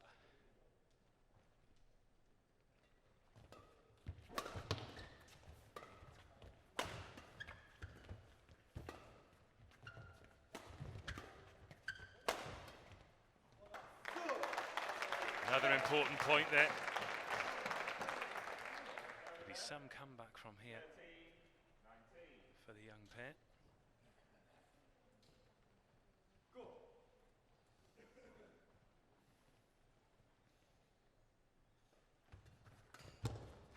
And Easton just dives on that one, so it is game point to level things and send us to a third game decider. Wolfenden to Van Leeuwen for the game. Oh, Mears punches it down the line, and it is one apiece. It is going to a third game decider. Mears and Wolfenden have battled back from 1 game down and have comfortably taken the second game at 21 points to 13. We'll be back with the last game of the championship, for the championship, next.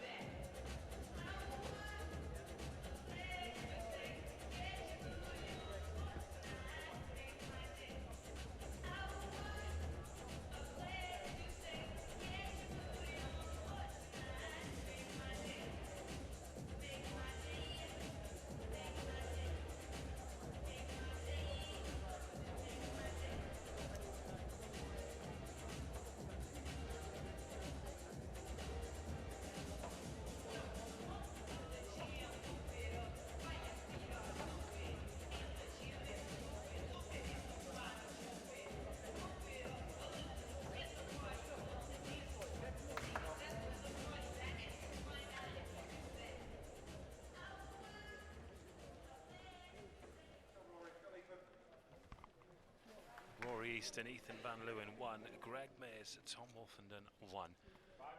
21 points between one of these men's doubles pairs and the national championship here at Winchester. Mears to serve first, Easton receives. Mears almost genuflects to return it, and then does return it with plenty of heat on it as well.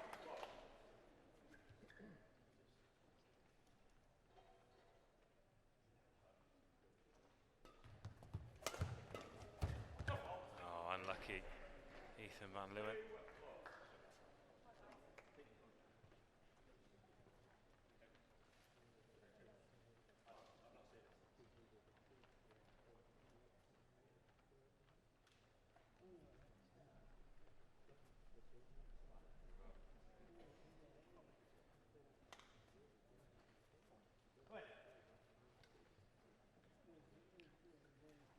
Mears to Easton.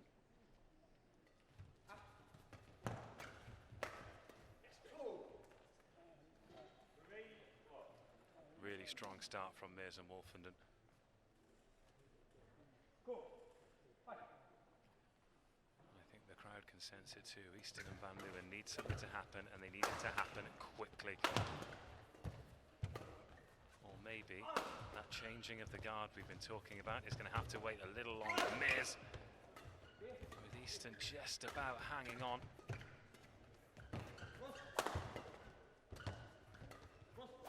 Great defence, and they've hit the winner as well. Great rally from Easton.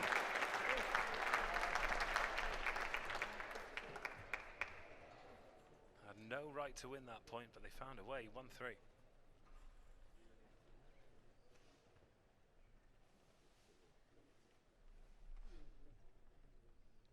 So Van Leeuwen to Mears.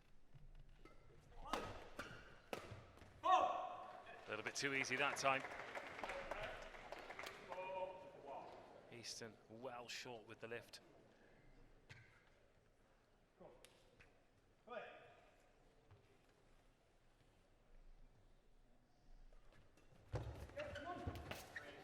Lovely touch from Wolfenden. Watch his fist bumps in between the points now as well.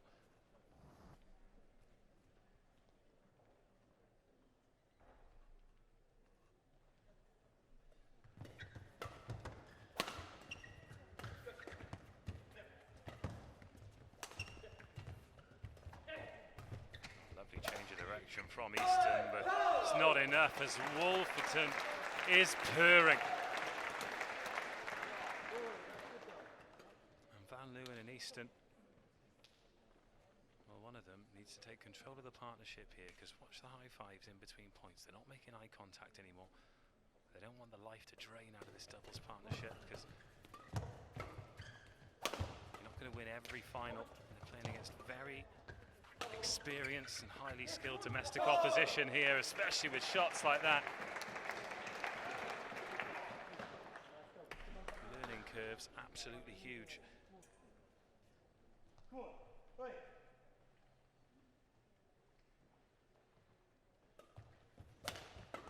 That one put down the centre line by Wolfenden, so sends Mears to the back of the court again. Oh, he's missed that one. Easton. Picture perfect from him. Had to be any lower, and it drops the wrong side of the net.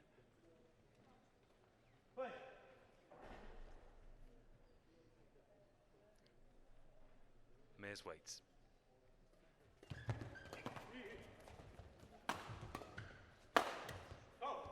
And two big swings there for Wolfenden. Easton can only put it wide, 8-2.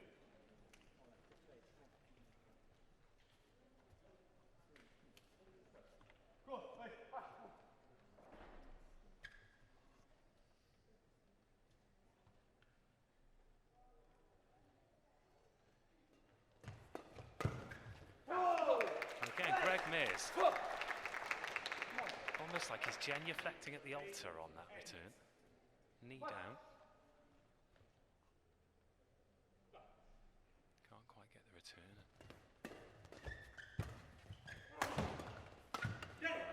Wolfenden, you can't make it that easy for him at the net.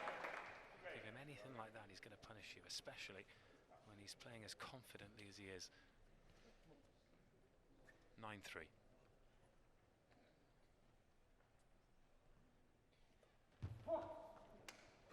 4-9, service error from Wolfenden.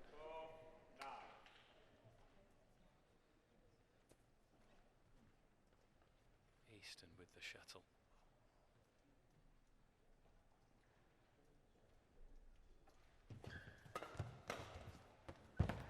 Oh, just out. I think that celebration from Easton, relief as much as anything. 5-9.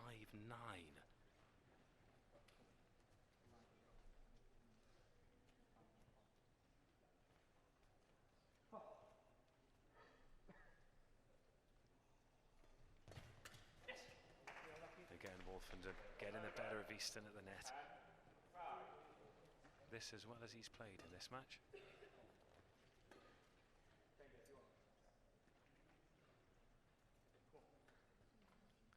Little flight checker there from Mears.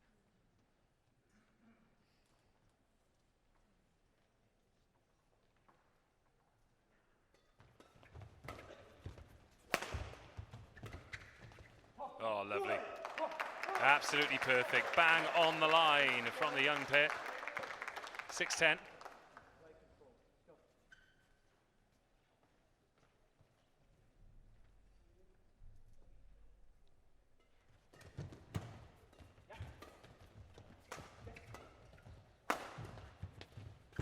Oh, and Easton again. Stolen, right idea. Reads the game brilliantly, does Easton. Just a bit loose there from the reception. It finds the net, and we reach the interval. We'll change sides this time with Mears and Wolfenden in the ascendancy. They lead Easton and Van Leeuwen 11 points to 6.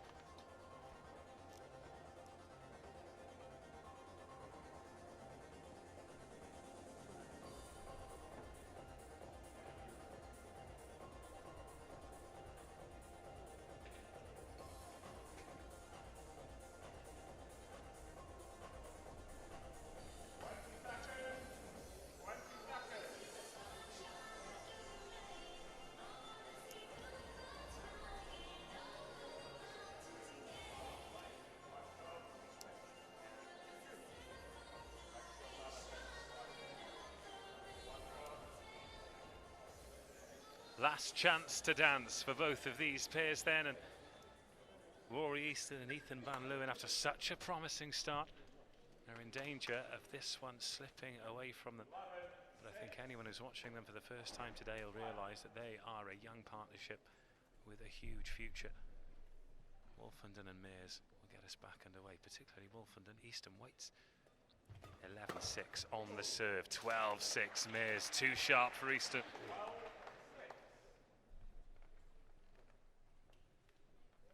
Van Leeuwen waits.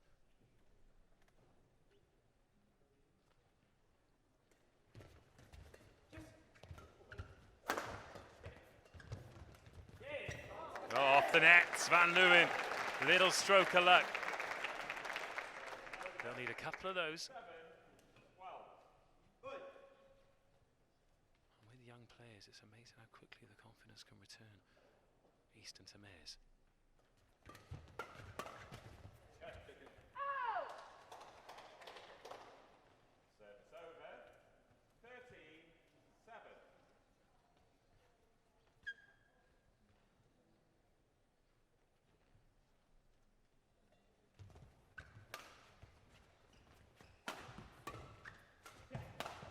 Oh, that's a cannon from Wolfenden.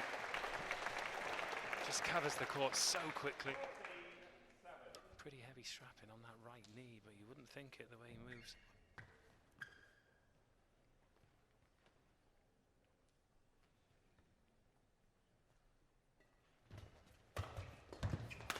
Oh, misses that time though. He was in sharp. 8-14.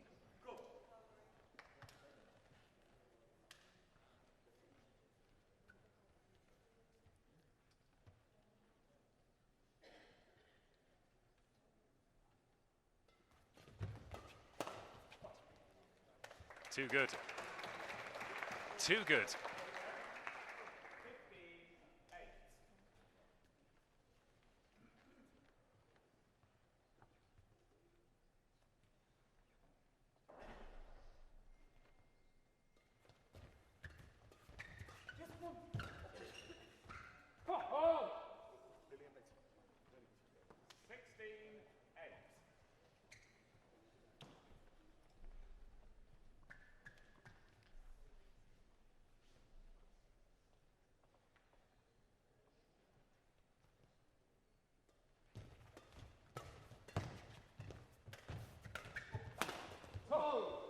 Again, Mears just a little bit too sharp for Easton. Not scared to go at the body. Found this a tactic that's worked.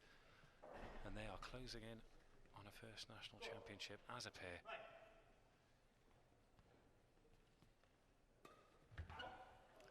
That's a wild one.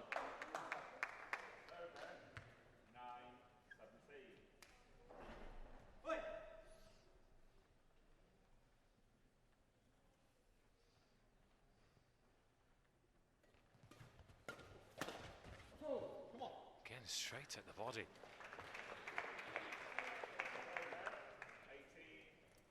Rory Easton like a homing target for that shuttle at the moment, and Mears and Wolfenden 3 points away.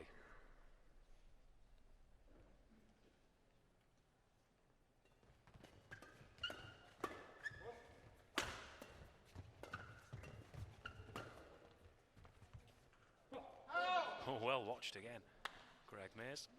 19-9, 2 points required. after a very promising start from Rory and Ethan. I think they'll be disappointed with how they've let this one get away from them, but that's a point saved.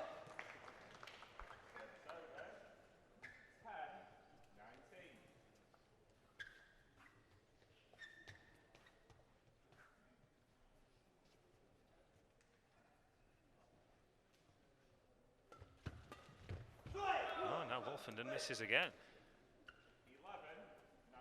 Still a big hill to climb, but they can only approach it 1 point at a time. And that's 3 points in a row. And good defence as well. Van Leeuwen keeps the shuttle alive. Now can he make it count? And Easton can't this time. Oh, and a miss hit.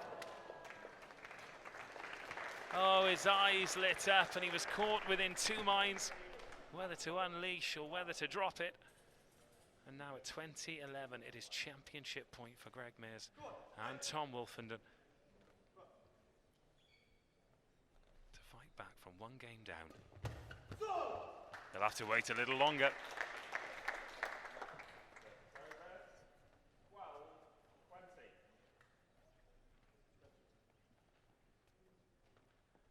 Easton serving to stay in the match. It is long, and Mears is the first to celebrate. Congratulates his playing partner. And the crowd applaud. Another excellent final. It looks like a comfortable victory in the end. 18-21, 21-13, 21-12. But the experience of Greg Mears and Tom Wolfenden had to shine through, because Rory Easton and Ethan Van Leeuwen played like a pair possessed in the first game, but they will have to wait. But again, I've no doubt that they will be national champions as a pair at some point in the not too distant future. But the final gold medal, the final trophy of these championships, will be hung around the neck and in the hands of Greg Mears and Tom Wolfenden. And again, we will be courtside for the presentations, and we will hear from the winners very shortly.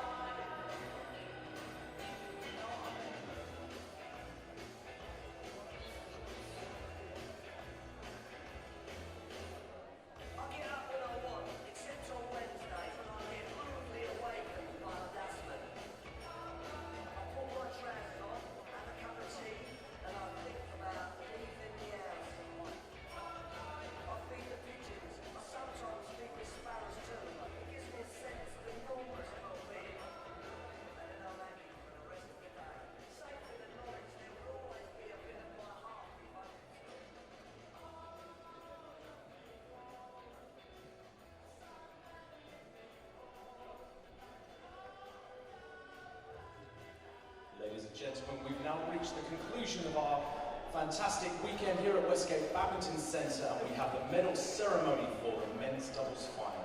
So will you please welcome presentation party. We have Mike Robinson, Chair of Badminton England, and Gordon Williams, Sales Manager of Yonex UK.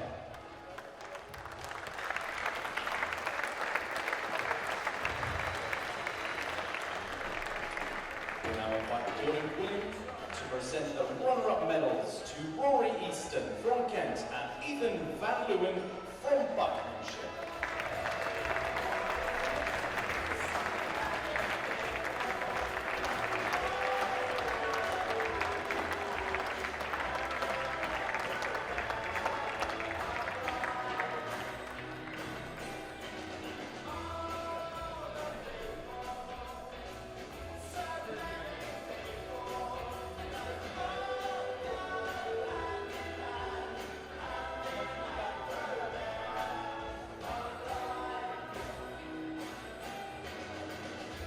Robinson will now present the medals and trophies to Greg Mayers from Cheshire, Tom Wolfenden from Lancashire, our men's doubles English national badminton champions for 2020.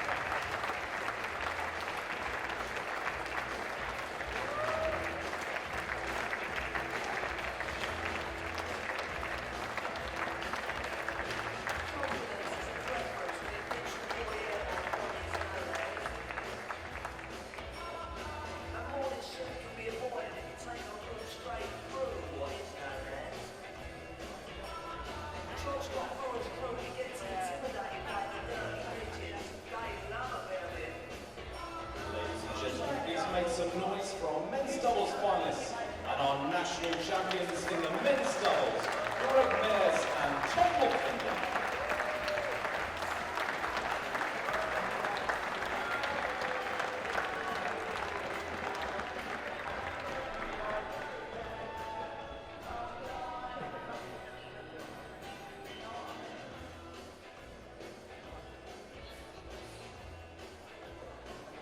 Well, ladies and gentlemen, don't shoot off yet, because I'm about to find out what the champions are going to put in those tankards as soon as this photo shoot concludes. It's like London Fashion Week. Come on, lads. Right, boys, before you go, that is the opening question. What's going in the tankards? No, water. Yeah, water, protein shake, anything professional. Long day for you today. How does it feel to end it with a gold medal around the neck? Yeah, it feels amazing. That's what I came here to do. Win a title. I had a unlucky game in the mixed earlier, so definitely wanted to come out here and get the win. But credit to the boys, they made it really hard for us today. They came out quick in that first set, so we have to change our tactics, and yeah, we're really happy we got the win. Do you feel like you've got a point to prove with all these youngsters coming through? Because they are seriously up for it, aren't they? Yeah, I think they just go with like no pressure, and if you're not quite on it, like we weren't really in the first set, like so hot in there. The shots are quick, and if you're just a little bit off it, they can come at you, and it's dangerous, as we've both really experienced in the mix. So yeah, that helped, but just really good that we could actually use our experience and get over the line and turn around over the second two sets. How did you manage to change it and turn it around then? Because when they got the go forward, when they got their tails up, they looked unstoppable at times in that first game. Yeah, like when you're having a game like that where your opponent's playing really well and got their tactics sorted, you keep playing the same, you're going to lose anyway. So what you've got to do is try and change your tactics. So we reassessed at the end of the first game, changed our tactics a lot, and it paid off. We managed to get the pressure on them, get the attack a lot more often, and yeah, it paid off. I could see with those celebrations at the end, that meant a huge amount to you today. Yeah, it did. It's my first ever national title, junior or senior. To do it with Tom as well is quite surreal. I actually played Tom in my first ever tournament. I won't ask you to say what year that was. I don't know what year it was, but I was 9, I think, and I lost 15-2, 15-1. So yeah, now we're playing together, and it's our first tournament together, so. Huge congratulations. Well done. Gold medalist, national champions, ladies and gentlemen. Please put your hands together. Greg Mayers and Tom Wolfenden. And that draws the curtain down on the national championships. So whether you've been watching here in the stadium or at home, thank you very much for joining us. If we can have a round of applause, please, for everyone from Badminton England who's done such a great job of putting these championships on. Whether it's the organisation themselves, our match officials, and all of the volunteers. And this is a reminder again, if you've enjoyed this in the stadium or at home, then get your credit cards out and buy some tickets for the All Englands, because they're in March. But you guys have a safe journey home. You guys, thank you very much for joining us, and we look forward to you joining us again for more great badminton soon.